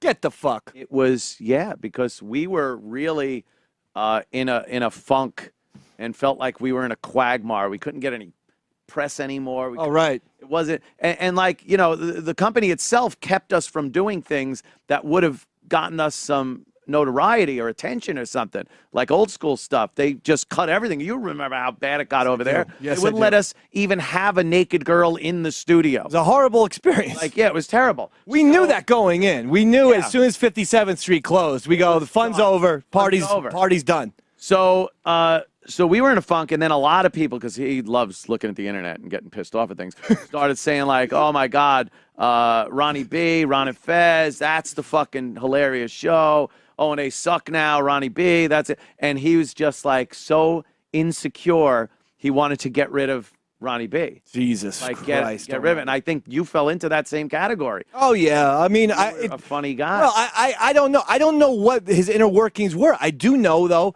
that on the record he said multiple times, "I have your back at all times, And when push came to shove, and I needed his back, and oddly he would tweet out stuff like, "The Davy Mac Sports program is coming back," but he wouldn't respond to any messages. And he wouldn't respond because again he wanted to get people in his corner without having to actually do. But what the fuck? Anything with you? Text message takes 2 seconds. Dave, he had my back too. Let's be real here. Oh, that's a good point. He had my back too. You had a little bit of a longer history with him. He had who else? Steve Carlisi. Oh, he had his back too. Okay. Yeah, he had his back too, which didn't work out very well. No. I never understood why we kept replacing producers. Like the producer was supposed to be this person that made the show and made it better and stuff. And I understand a producer's job on normal radio shows, but it was not a normal radio show. We couldn't have a producer come in and go, "All right, guys, here's your here's your 8 o'clock break. Right. Here's your 9." Like it didn't work that way. A producer for our show was someone that could come up with good ideas and suggestions for whatever topics we were going to work on, but not give us not a producer. We didn't need a show producer. But for some reason, he got it stuck in his head because he couldn't get that traditional radio mindset out of his head. So Steve wasn't good enough.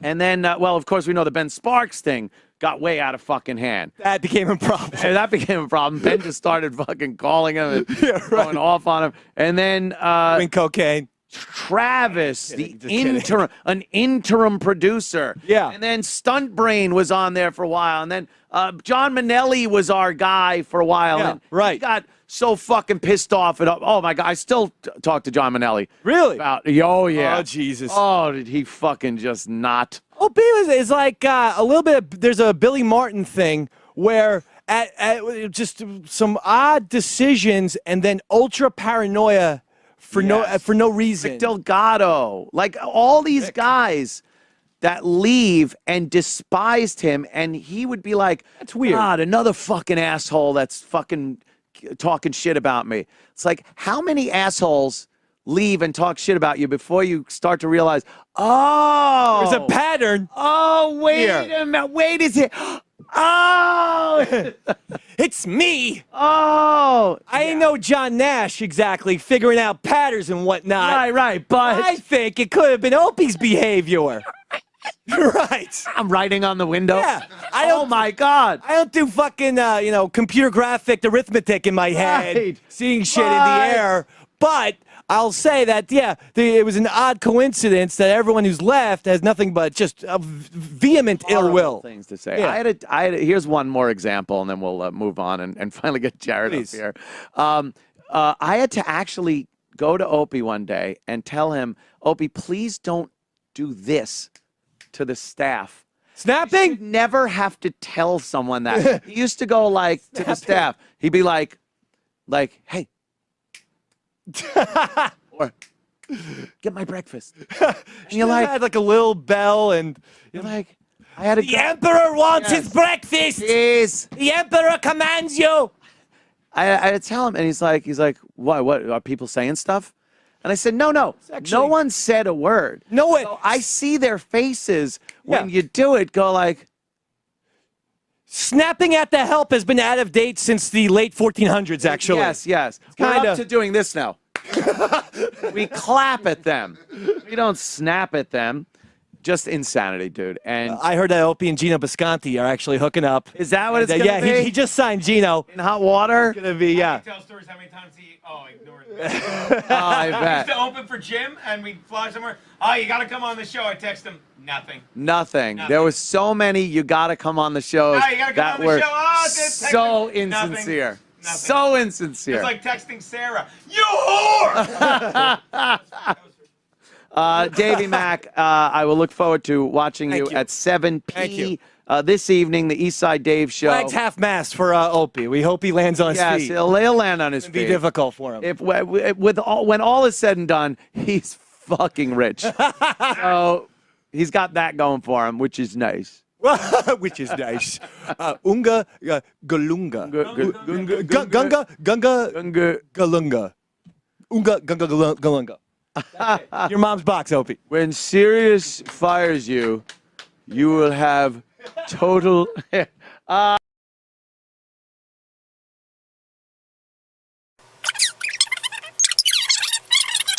Sully. That was great. It was "Don't Come For Me" was the name of the song. Sully was really great. The album comes out tomorrow, and his website is sullierna.com. Speaking of internet activity, Jim Norton, there was some discussion of you mainly, I guess you and I, but pretty much you on the Twitterverse this morning. You know, it's funny. I'm really irritated. So let's address a couple of things. Okay. Because Opie would rather go by what people are saying on Twitter, which is a good way to do things when you've been broadcasting for all these years. Just listen to what people are. Clear one thing up. I never once said my stand-up was hurt by Opie himself.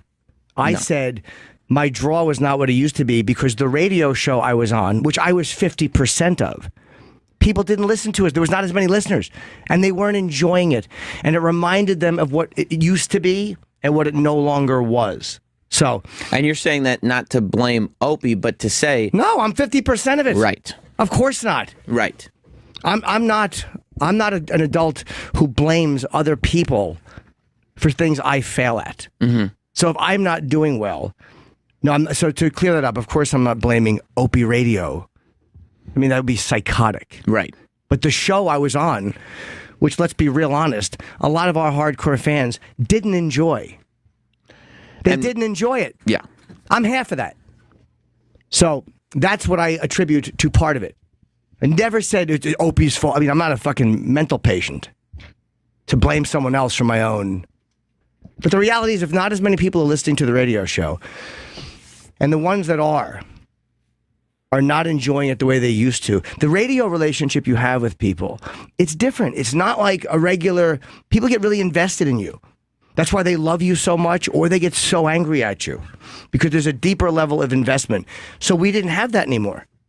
There was not the same reaction from fans. There was not the same defense of us from fans. You know, it was a totally different thing because the show wasn't that good. We had great moments, but it just wasn't the same. So that was what hurt, not Opie Radio.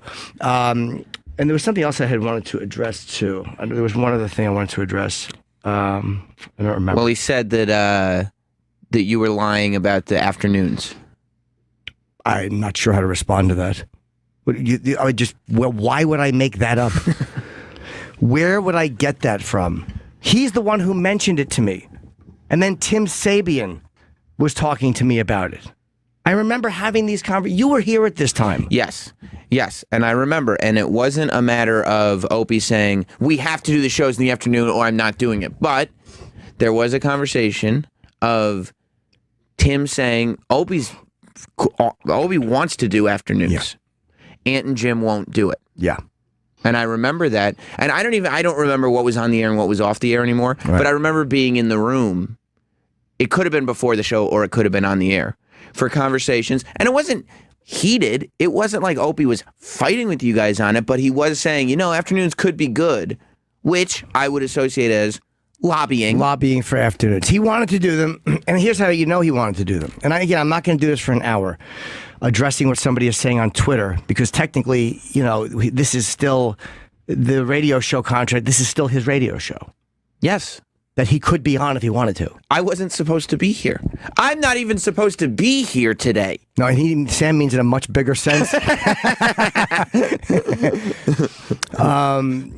I said to Bob Eatman recently, Bob won't tell me. Bob had a weird job trying to negotiate with me and Opie, and I almost fired him a couple of times because I'm like, I wanted the mornings, and I knew Opie wanted mornings, and that was it. We both knew the other person wanted it. It wasn't a secret. But it's like if you're doing a morning show and you're splitting up a morning show, both people are probably going to want to do a morning show. Yeah, because Opie's saying he was pushed out. Hey, pal, I said put me on another station. I didn't want to be on the same station. I'm like, just put me somewhere else. I didn't expect them to squeeze Opie out for me. Stop getting your fucking news from Twitter. It's also like, it's what we were saying yesterday, that this thing is designed so that it can be a move where everybody looks good, where all the fans kind of get what they want. You know what I mean? Where there's no pushing out because nobody took Opie's show away from him. No, and it was never thought to me, especially with my low company self-esteem, that they were going to push Opie out for me. That's not what the thought was. The thought was, we don't want to work together anymore. It was a mutual thing. And I never once said I was a victim. We didn't want to work together. We weren't enjoying each other. Put me on another place. They didn't want to do that because they want us on the same thing. Okay, cool. Put us on the same thing. I've explained why I didn't want to do afternoons, why I'd have to miss a lot more. So that was a point of contention. But I didn't control what the company did. I said, well, this is what I wanted. And when I said to Bob Eatman, hey, man, Opie, a while ago was the one who wanted afternoons. And Bob's like, well, yeah, I asked him about that, but he said that was a different time and things were a long time ago. Okay, fine. Think maybe your opinion changed, but you did want them at one point. Right. That's 100%. Anthony remembers that. I remember that. And I don't even think Opie's lying right now. Like, I don't think he's being a liar. It's like literally, I think that's the way he remembers it, in which case I'm throwing my hands up. Remembers it incorrectly? It's totally wrong. And by the way, and I never said that Opie had me taken out of the replays. I said he didn't want Uncle Paul in best ofs. That's what it was. He doesn't want Uncle Paul in best ofs. I never said he took my comedy out of the replays. Mm-hmm. So, but he's getting his news from Twitter. So I'm looking at this feed and I'm like, ugh. The other thing I think that you wanted to say something about was the tweet that Opie was not happy with the fact that you had signed your contract a week or two ago and he had to find out from his agent. Well, we're not that close. Oh. Why, seriously, why would I call you? First of all, it's not a secret. I assume Bob told him. It was some big secret. I just signed it. And then they had an issue with something they redlined it. Bob said they sent it back. It was like something that they didn't like the wording of that they had put. It had nothing to do with money. And maybe I could have just said, fuck you, I signed it. But it wasn't that big an issue. I'm like, all right, let him reword it. I said, Bob, I kind of want it like this and just see if they want it. And it was fixed. Technically, so I re-signed it. Don and I went out to dinner and I re-signed the contract. Mm-hmm. Did I have a case maybe where I would have put my foot down and said, no, maybe. But it wasn't that big a deal. So I was like, fix it. This way we're all happy. I'm not losing any money. It is what it is. But the fact that he's just getting his news from Twitter and feeling victimized and squeezed out. Look, man, and as far as me not calling you, no. Why would I call you? You know how I found out that my last show with Opie was happening last Thursday? I got an email. The last Opie and Jim show is this Thursday because Opie's taking off next week, meaning the week that we're in right now. Mm-hmm. That was how I found out. He didn't call me. He didn't say to me, hey, man, we're going to take this week off. I know we're both negotiating. Because this week is still on your contract. Of course it is. Yeah. It was the last Opie and Jim show is Thursday. And then I get the email that all of you get saying, I can't make it, family emergency. Okay. I sent him a text, hope your family's okay. He sent me back one, thanks, Jimmy. And then I see photos of him holding a giant fish. I'm not saying he may have even had an emergency. But that's where we're at. So all this nonsense and fucking 13-year-old girl shit on Twitter, just listen to what I said. It's in all the years you've known me, I'm not saying I'm the most stable guy, but I've never blamed anyone else for something I fail at. And if people aren't coming to see me the way they used to because of the radio show I'm on being a big part, I'm 50% of that. I'm half of the problem. We were not good together. It is what it is. Mm-hmm. Mm-hmm. It's not totally Opie's fault. I was half of it.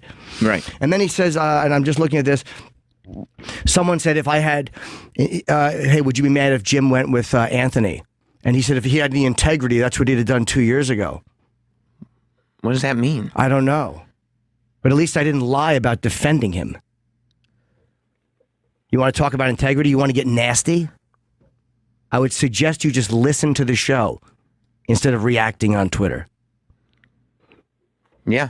I mean, it's a good suggestion, especially because yesterday was not not showed integrity? mean. When your coworker and your friend is fired and you go on his show and you don't lie to the fans and tell them, no, things were good, we're getting along. You know why people dislike me through all of that? And they were angry at me through all of that, and they still are? But nobody thought I didn't love Anthony. Nobody thought that I was indifferent to my coworker getting fired. No one thought that. Because I called into his first show, and I went into his show as soon as I could. And I've gone on, and I supported it, and I promoted it. I didn't think that he had to have a fucking a decaf, a Sanka with me before. So if you're going to tweet stuff about people having integrity, I'm telling you, I was not nasty yesterday. You know, because as far as I'm concerned, he still works here, and he's just take the deal. Unless the money's bad, unless it's horrible. But if the money's bad, then don't blame me for that. That has nothing to do with you. Yeah. You know what I mean? That's not. But I'm not, don't do this like you think that you're gonna fucking you don't want me start. If you want to get nasty, get nasty. I have not so far. Because again, it's kind of a pussy move to get nasty while I'm on the radio, and he's still figuring things out. But stop getting your news from Twitter. And as adults, there's no reason to get nasty right now. Nobody's done anything bad to anybody else. You sit there on the air and tell me, well, we're not friends, which is okay. We weren't. I mean, he wasn't lying. We're not close. And then you wonder why I don't call you and say, come on, man. Jesus, what are you doing? Yeah. So that's where we're at right now. I never said Opie took me out of replays. I said Uncle Paul, he would get mad if Uncle Paul was in best ofs. He would. He didn't like it. And I never said that he hurt my comedy career. He was a supporter. He would always help promote the gigs, and had nothing to do with him being duplicitous. It was the fact that people weren't enjoying the radio show. That's a big part of it. That the show wasn't working. I think you both made that clear on the air at different times. Sure. And the fact that the show wasn't working was the reason that your comedy money was down. People, no, not the money, but less people wanted to come see me. Yeah, right. Less people wanted to come see me because there were less people listening. Right. And look, there's people who just think I stink. That's always going to be happening in my career. But the fact is, when less people are listening, less people come to see you. Less people feel like I'm really enjoying what this guy's been doing lately. I'm really having fun listening to this guy and what he's been doing lately. But that's not... And that's not said to blame anybody as much as it is to explain that you were ready to do a different show. I have never once blamed anybody for one of my jokes bombing, or for me saying something that wasn't funny, or for me not... Never. Under any circumstances, no. So, Again, I hate to have to re-explain something because I'm dealing with someone who is literally responding on Twitter. But don't talk about integrity when it comes to Anthony. You really don't want to do that. Right. We can take a couple calls, but we don't want to spend... No, and I wasn't going to mention this today, but it's like, what do you want to do? Yeah, we were kind of down with it, but then... This victim shit about, like, we're sharks in the water. Brother, I said put me on another channel. I didn't say fuck Opie, squeeze Opie out. Yeah. We weren't going to work together. Oh, and as far as the 2 to 3 days a week thing, it absolutely was brought to my attention that he was trying to get me knocked down to 2 or 3 days a week. We had talked about me leaving, and I said yesterday, he did stop me in the hallway. And he goes, that's not what I was trying to do. Okay, never brought it up again. It was what he was trying to do. Just own up to it. I didn't think he wanted me unemployed. But he didn't want me on that radio show with him, and that's fine. I didn't want to be on that radio show with him. So we separated. Right. But it's frustrating because it could theoretically be far more amicable, right? It's not even that nasty at this point. Right. These little things are annoying me. Right. I know he's frustrated and pissed off, and I get that. But it's like, listen to the show and respond to what I said. Respond to what I actually said. Instead of just being a child on Twitter. You notice that I'm not fucking attacking him on Twitter? Like, what do you think? I can't do that? Come on, man. Yeah, I mean, the whole thing that we did yesterday, it's online. Like, everybody's heard it. It's there. So there's no reason to when firsthand information is so readily available, why the choice is made to get it secondhand, especially when there's questions to be asked, is like, it's all there. Yeah. It's all of it's there. But I guess I have no integrity because I don't want to wait for someone again. I guess I should have waited. I guess you're supposed to just wait for another man to make a decision when you're not going to work together anymore. You're supposed to wait. I'm not supposed to go out and say, look, this is what I want to do. I'm supposed to wait. Right. Until the decision's been made. And then I'll take whatever's left over. I guess that's what I'm supposed to do. And I don't think you ever had a conversation saying, I don't want to do that show anymore. Give me the show. The bottom line was they sat me down and said, if you weren't working with Opie, what would you want to do? Because they knew we didn't want to work together. Mm-hmm. And I said, I would, man. I'd work with Sam. I'd love having Travis around. Like I mentioned you guys. Mm-hmm. I'm like, that's what I want to do. I said, just put me on another channel. I told Bob Eatman, get me on another channel. It was never they were going to squeeze Opie out for me. Put me on another channel. I'll go up against him. I don't care. I don't even care if he wins. I just want to have fun doing fucking radio. That's it. That's it. That's what. That's it. It can be fun. I would have been happy to do that. It can be fun. I don't know. We'll just go to a couple. Scott in Illinois. What's up, Scott? Oh, sorry. Hello, Scott. Hey, what's going on? Hey, I wanted to tell Jim that as far as, people not showing up for your shows, my brother and I could not be bigger O&A fans. And at one point, we were going to fly to Boston. I live in central Illinois. We were going to fly to Boston and make a weekend out of seeing you perform out there.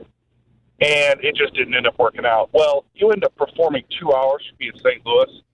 And I haven't listened to that show in so long. We were completely indifferent to it. And we didn't end up going. Yeah, and that's part of it. But again, to that, and that is the tone of it. And again, this is aside from people who just don't like my stand-up. I'm not saying that everyone liked my stand-up and doesn't. A lot of people really don't like it. Yeah, I know. There's probably a better way to phrase that. Like lots. There's a ton of people it's in the stand-up community outside of it that just, I've heard it. Yeah, no, they don't I understand. like it. They hate it. Hate it. I understand. Believe me, you think I don't know who Sammy R is on Twitter? but like what that guy's saying. But to imply that that's blaming him, like, come on, man. Does anybody ever know me to be that fucking mentally ill that I think it's Opie Hughes' fault that I don't think? Of course not. Right. The show I was on was not resonating, and like the guy said, it's just that feeling that people have when they love the show so much. When that's gone because they didn't love the show. Opie did not love the show that we were doing.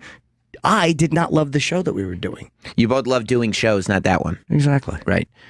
Ron in Indianapolis. Hey guys, how are you guys doing this morning? Hello, Ron. Good, Ron. So I just had a question, and I guess I kind of had the same question back when Ant got fired, and maybe it's too simple of a one, but I just kind of always wondered, like, why someone doesn't, like, just pick up the phone. And I'm not saying this towards, Jim or Opie, anyone in particular, but, like, if one person, because I'm, like, reading Twitter right now, and Opie's saying, someone said something, he's like, please confirm this. And it's something that was said on the radio show. And sure. I mean, he could go back and listen to the replay himself and confirm it rather than waiting for people to feed him information on Twitter. It's just silly. Yeah. Why don't we pick up the phone? Yeah, he's asking why don't you guys just talk to each other? Because what's there to say? Right. Like, it's not like, in this, here's my assumption when we're going into this. They're going to keep me on board, and I assumed they were keeping him. I knew which spot I wanted. I knew which spot he wanted. It was the same spot. My solution was put me on another channel. They didn't want to do that. My solution was put us at different times. Obviously, they're going to have to do that. But I didn't tell them, you have to give me more. It's not in my contract. I'm telling you, I'm not going to give you a whole bunch of contract stuff, but I couldn't get them to put that in the contract. I would love to have, but they wouldn't. Mm-hmm. So he's delusional if he thinks that we just all conspired to squeeze him out. I'm not comfortable enough with serious management to walk down and tell them, you give me this or I am walking. I told them what I wanted. You didn't even think they were going to keep you. You just said. I thought they were going to let me. Bob told me about that research they had done where we were equally important to the show. I was assuming that I was gone. Right. Because I knew he didn't want me around anymore and I didn't want to be around. Right. I'm not playing victim in this. I'm not a victim in this. Two guys didn't get along after a while. Yeah. That's it. And that's all that there is to it. And it's not even like this. It's like two guys didn't get along on the air. Like you weren't having fun doing a show together.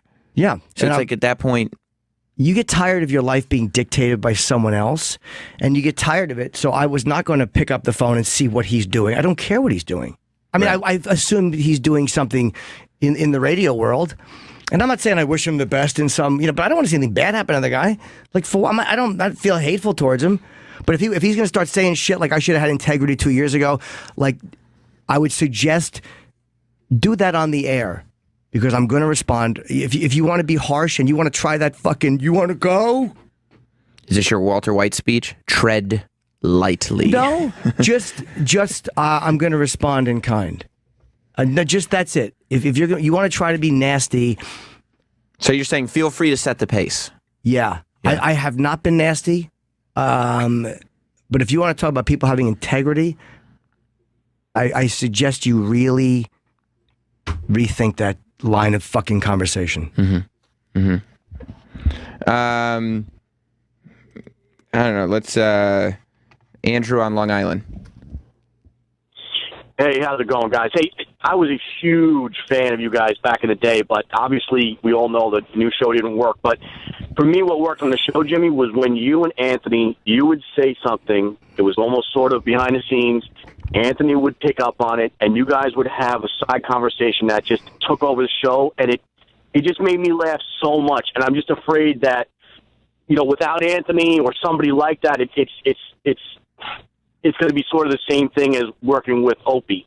And I just hope it's not like a straight man and you. I just feel like there's got to be a third element in the mix. And I could be completely wrong with that, but that's just my feeling. And I just wanted to see, I guess you probably addressed this already, but there's no way Anthony can ever come back to Sirius. Is that a fact? I didn't. I never said there was no way he could ever come back to Sirius. I honestly don't know. I know that nobody has said anything negative about Anthony, and I know they know that we would love to at least get him on the phone. Like, they know that, and they haven't said, you can't do that.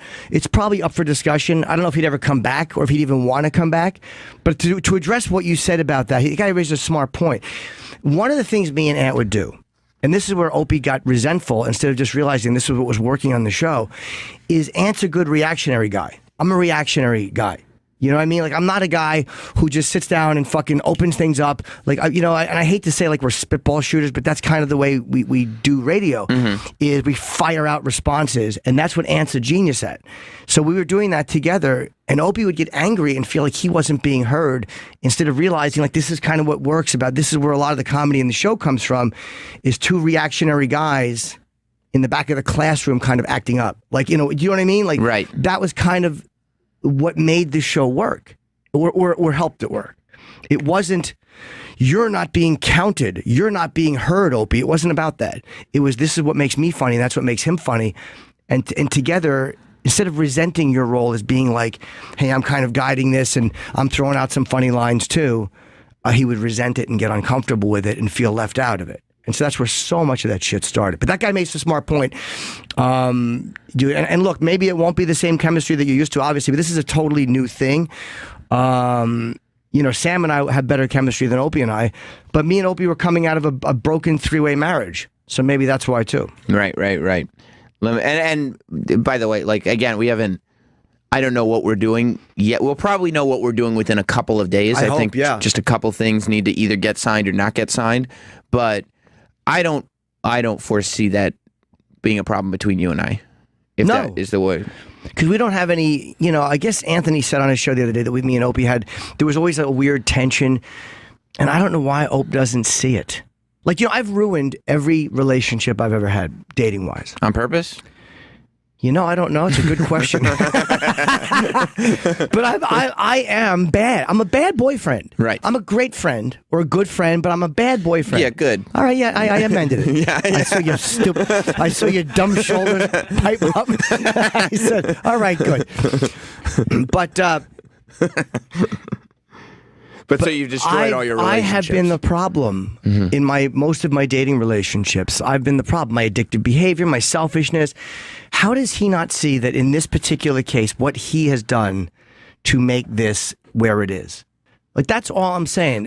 And before that gets taken out of context, you're not saying this is all his fault. You're saying he plays a part the same way you play a part. The fact that he isn't signed is his fault. Yes. Of course. But the fact that the show didn't work between Opie and Jim Norton is a 50% thing. Right. Jim Norton's 50% of that. I've never once said that another person, again, creatively ruined something I did. We didn't work well together, and I think he stepped on jokes and whatever. Maybe I think that was done partially out of anger. I could be wrong.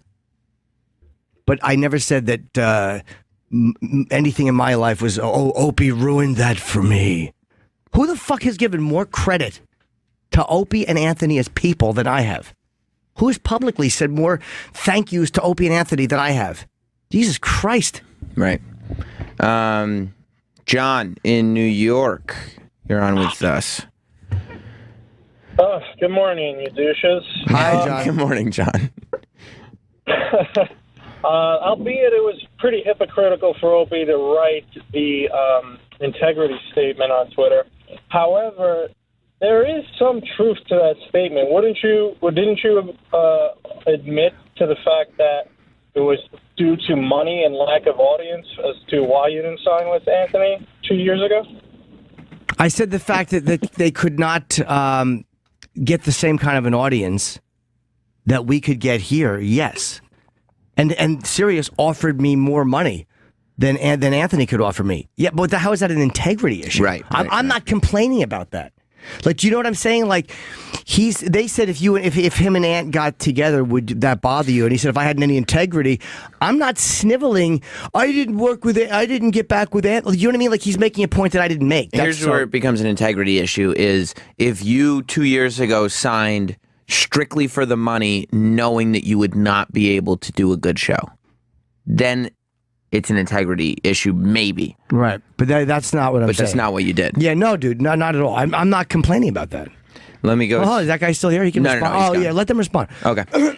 Frank in Boston. Hey guys, how are you? Hi, Frank. Have you guys seen the movie This Boy's Life with De Niro? Yes, I have, and DiCaprio and fucking Ellen Barkin. Oh, okay. So is there mustard left in that jar? Yeah.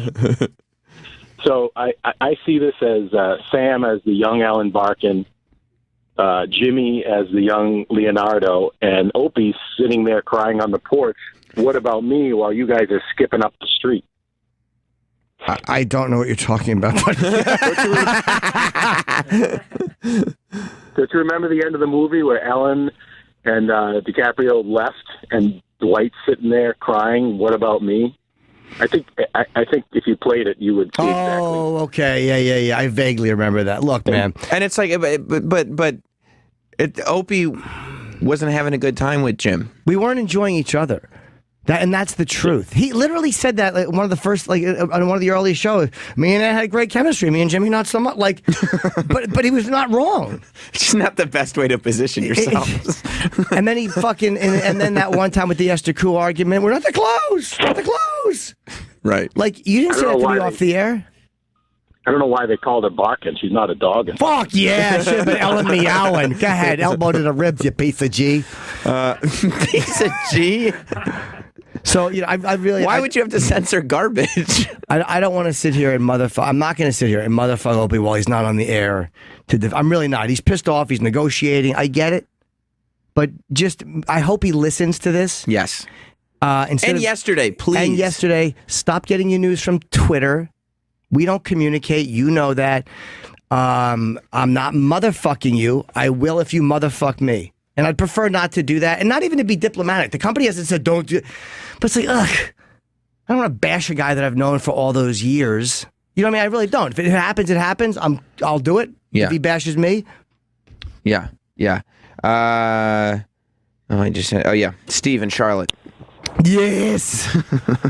Hey guys, good morning. Question for you: do you think Anthony is playing the Jennifer Aniston part and sitting back and just smirking, saying, "I told you so"? This is Brad and Angelina all over again. I don't know if he's saying "I told you so." I mean, Ant's been pretty vocal about his relationship with Ope.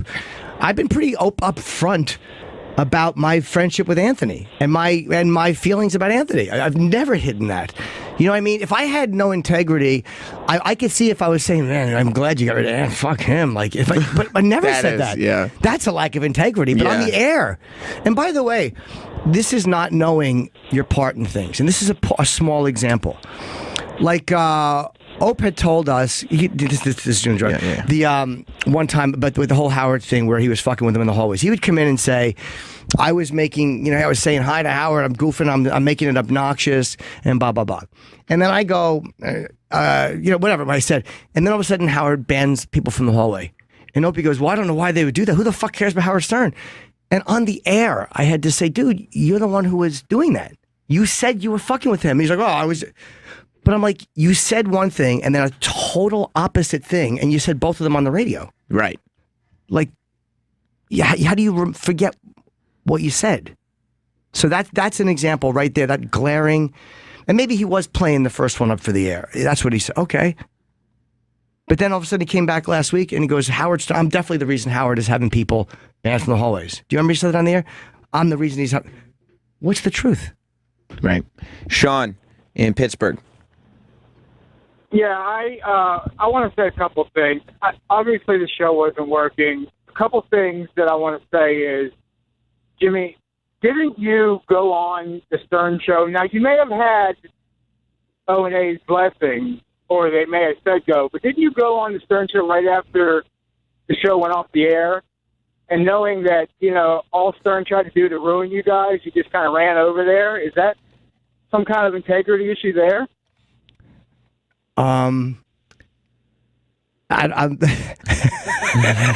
Sir, I've never been on Howard. Sorry. I am laughing. A lot to do with you guys. Sir, I am laughing. He's right, Jim. Stern right after the show was off the air. Sir, I've never been on Howard's show. So why'd you go then? Stern show. I've never been on Howard's show, sir. Oh, okay, then I'm mistaken, and I apologize. I accept your. You are, and I accept your apology. I thought for sure you did. Never. I thought for sure. I'm pretty sure you did, actually. Okay, well, you But be if sure of you that. say you didn't. That's fine. You be as sure that as your little heart desires. I actually hadn't met Howard until we were in the hallways here. The first time I ever met, I might have said hi to Howard once at a serious event, at the McCartney event. I think we said hello, but the first time he and I actually stopped and talked for a second was me and Opie were actually in the lobby, and Opie was sitting at the table. And Howard walked by, and I said, "Hey, how are you?" Jim, I was wrong. No, I know you were. I didn't know you were still on the phone. I don't know. I think Sean,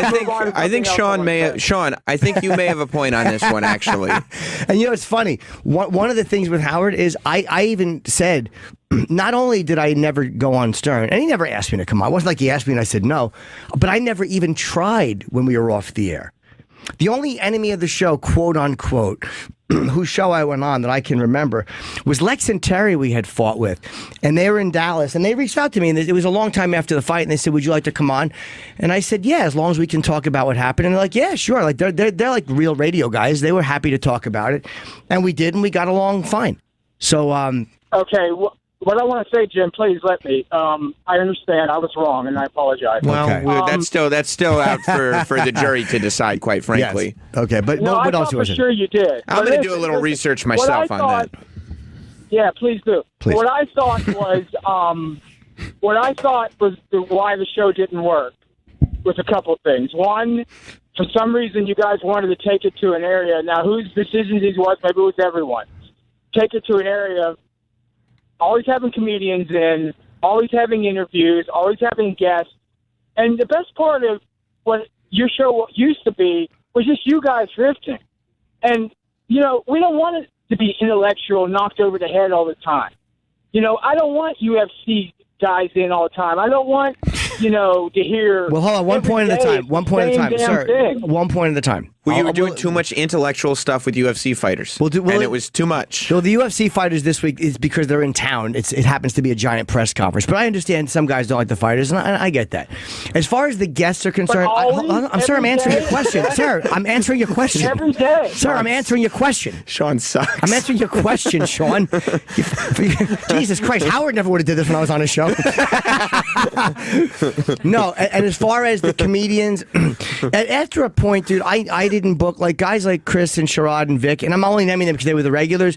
I would never know when they were coming in, or Mark. They would just be in. Opie had that with Roland taken care of. I was very rarely consulted on that, but I liked the guests that were coming in, a lot of the guests. So that was both Opie and I, but the daily comedians that were in was him. But I would just kind of come in and see someone sitting here and, that's who's in for the day. But that became more because we weren't enjoying each other. And again, it wasn't a visceral hatred. It wasn't as fun for us. So does that answer your question a little bit, Sean?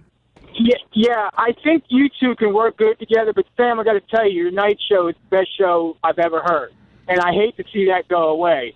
It gives me something to do at night, and I'm going to miss it. But I think you two, if you can not have guests in every day, and you two just go back and forth. And Jim, I love you guys. But another thing is, I feel like a lot of times maybe you have too much coffee that you just dominate the conversation and you'll just throw stuff in. I mean, your little play on words gets old after a while. Your characters that are in your head get old after a while. Fuck yeah, I hear what you're saying. Howard told them the same thing. Well, there's a lot of people that don't like it. Fuck yeah, I'm sure there are. Robin didn't like it. Jackie the Jokeman. So there's a lot of people that don't like a lot of things I do. There's not a lot of good shows on the radio. That's as right. You probably know. Yes, we do know. Sean. All you got to do, Jim, is just sit back and maybe let somebody else talk once in a while. I'm not sure what you mean about me dominating the comment. Sam is a pretty verbose young man, and Opie was pretty comfortable talking. I'm not sure what you mean, but I can't change the fact that I'm talking on with Norton and Friends with my pal Sam. You don't always gotta be. You don't always. Gotta Sean, I appreciate my preference. My preference as we move forward is, Jim, that you continue to talk at the same amount. Thank you, Sam. That you've been talking. All right, Sean. We gave you as much time. You've listed a lot of things you didn't like. I tried to address them. Right. You started off really on the wrong foot. Play on words. What's play that? On words is just stupid. How about if I play on a field or something? Well, you think that's funny? Fuck, I know it's funny. I know it's funny. Piece of garbage. It's really annoying. Actually. Yeah. You ought to see the How happy about doing faces. it maybe a couple times a day? A couple? Can we do maybe a couple times? No, a we day? can't be a Not couple. What are you trying to constantly suck my pecker? What are you trying to suck my fucking pecker, Sean?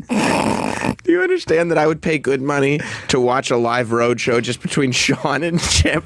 Like, Sean is the perfect audience for Chip. Yeah. Fuck yeah. He knows what he's talking about. That's not funny. Yeah, it is. Hey, Jim, weren't you on the fucking, whatever the show is, the Bill Stern show? Howard is his name. What else you got? Research it there, Sam. I'm fucking leveling this cocksucker. Sean, is there any other complaints while we have Chip in here? No, just take what I say, because a lot of us fans feel this way. No, I don't Try to back disagree. it down a little bit. No, I don't disagree, Oh, Sean. no. I think you're right. It's too much negativity. Awesome sauce. You don't like that? Awesome. Oh, I have a couple more things if you want them. Okay. You got to say one positive first. Yes. Okay. A positive is Jim is an amazing comedian. But what I don't like. No. You can't let me thank you. You can't not let me thank you before you go on to the next. You can't say I'm an amazing comedian. You have to let me breathe and enjoy that and go, thank you, Sean. Now you can continue. Okay, you're welcome, Jim. But the fanboy of you is another annoying thing. What? It seems like we have guests in just so you can get a picture, so you can get their autograph. Yeah, there's been times where I'm too much of a fanboy. Here's the good and bad is this. There are times when I'm too much of a fanboy. People have always said to me when they've met me that I'm nice to them when they meet me, and I'm always try to be very, very respectful and courteous to fans when I meet them. Part of that is because I know what it's like to be a fan of someone else and not be treated well. So it kind of works both ways. But yeah, maybe I've done that too much. Fair enough. All right, let's just have a great whatever it's going to be. Let's just move on, and Sean, are you looking for a gig? I'll never stop listening. I'll never stop listening. There's two shows, you and the Stern. There's nothing else any good on this whole series except for sports. There's nothing else. Everything else is stupid. So let's just move on, and hopefully we can, pick up where we left off the good old days. So thank you guys for taking my call. It's very brave of you. Thank you, Sean. I appreciate it. Yeah, super brave. I don't think it was really scary. I kind of want to hire Sean as the new executive producer of the show. Yeah, Jim, stop doing the thing with the characters. Yeah. Jim, what is this I hear? Right after the show on Thursday, you went and did Howard's show? No, Sean. Okay. All right. I might be wrong, but I still think you're wrong. Okay, but I think you did. Oh, it's so funny. All right, we should take a break. We don't know what the name of the channel is going to be. Right now, it's Opie Radio. Hopefully, it'll stay as. Who cares? Opie Radio is fine. Hopefully, Opie will. I hope he signs. I would rather him be here in the afternoons than not be here. It's up to him. I assumed he was signing all along. Yeah. And for those of you calling in about the night show, I'll be on tonight at 9. Tonight and tomorrow at 9 p.m. Eastern here, so we can talk about it then. All right, we're gonna take a break. Have you been keeping up with? I thought you were gonna say working out because I just stretched. Yeah, no, I wasn't gonna say that. Yes, I have been. Have you been keeping up with Gary Johnson? No, he is a horse's patoot. Is he really? Yeah, he is. Yeah, he is. We'll talk about what Gary Johnson said. Was that at the? Was that a debate last night? Did Gary Johnson mention my eggs? Oh, it's just. Why would Gary mention your eggs? I don't know. Oh, because you don't have them? No, I don't. Where's the little guy? Is he out? We getting Jim some eggs or what? Is he out? Yeah, he's out. Oh, yeah. Oh, okay. Yeah. Egg diva. I'm hungry. My stomach is growling. We'll talk about Gary Johnson at his MSNBC interview and a whole lot more after this. Norton and Friends. The other thing that's going on, the great, the Opie situation. Look, I don't know what's going on over there. He put out another video. Do we have that video? The seahorse one? Seahorses.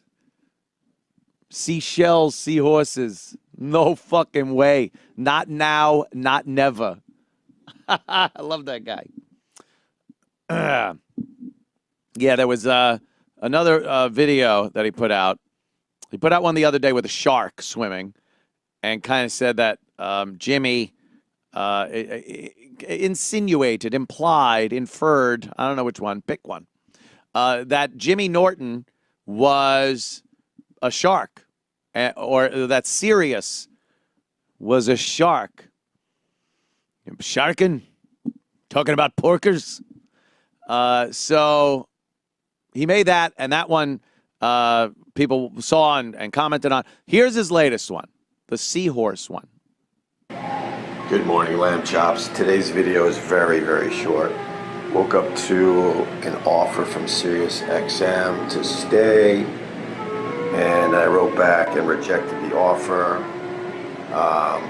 I would entertain an offer to stay at Sirius, but it's got to be right. And at this point, it's not right.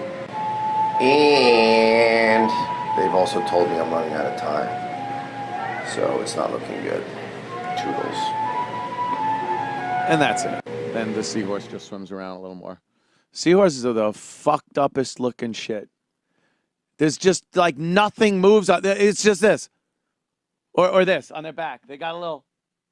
Here's a seahorse. One moving part.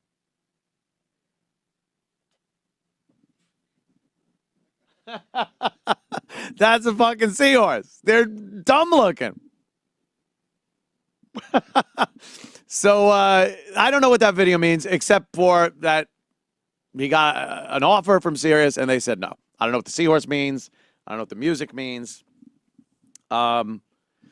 That's interesting. They must have lowballed the shit out of him, I'm thinking. Right? That's what we hear. They must have lowballed the shit out of him. He had a bunch of tweets, too. He tweeted a bunch of things, mostly about Jimmy. He said something to the effect of Jimmy, if he had integrity, was it? Yeah.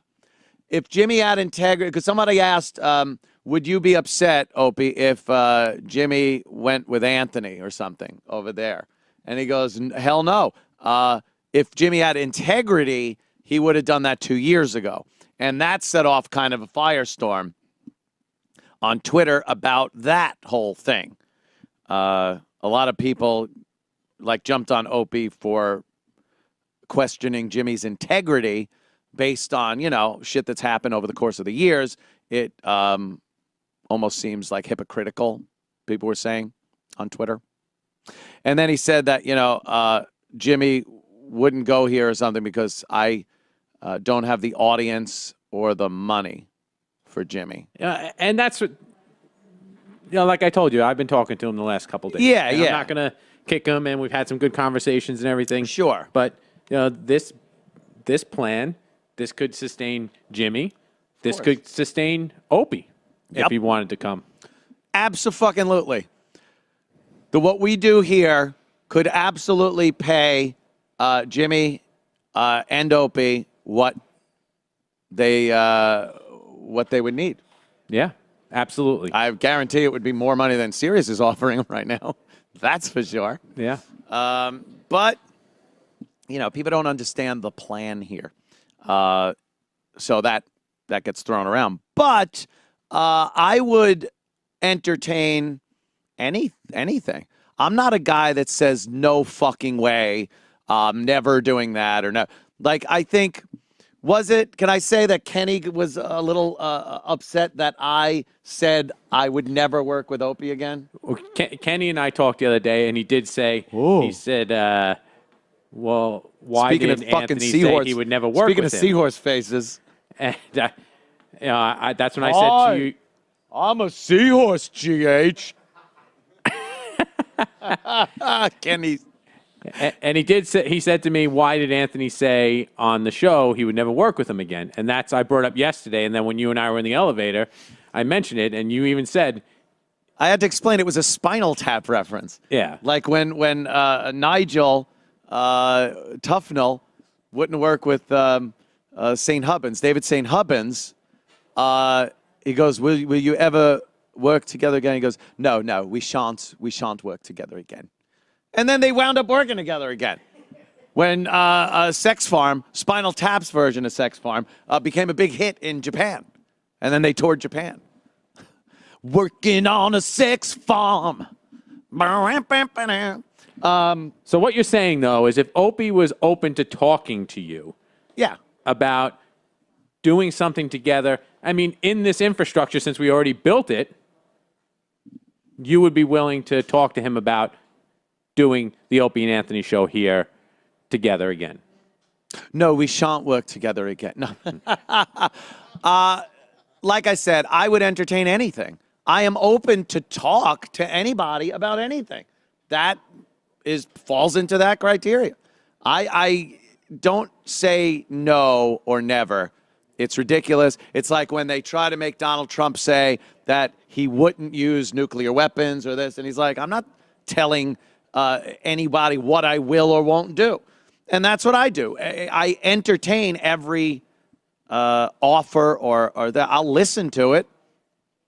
Like I said, there's only two people that I have completely cut off ties with and will never, ever deal with in my life again. And they're both named Danny. There you go. That's it. It was quite a coincidence how that worked out. But that's the God's honest truth. Everybody else, I will sit and talk with people that have thought I was their sworn enemy. I'll sit and talk with. I got no problem. It doesn't mean I'm not going to be honest about shit.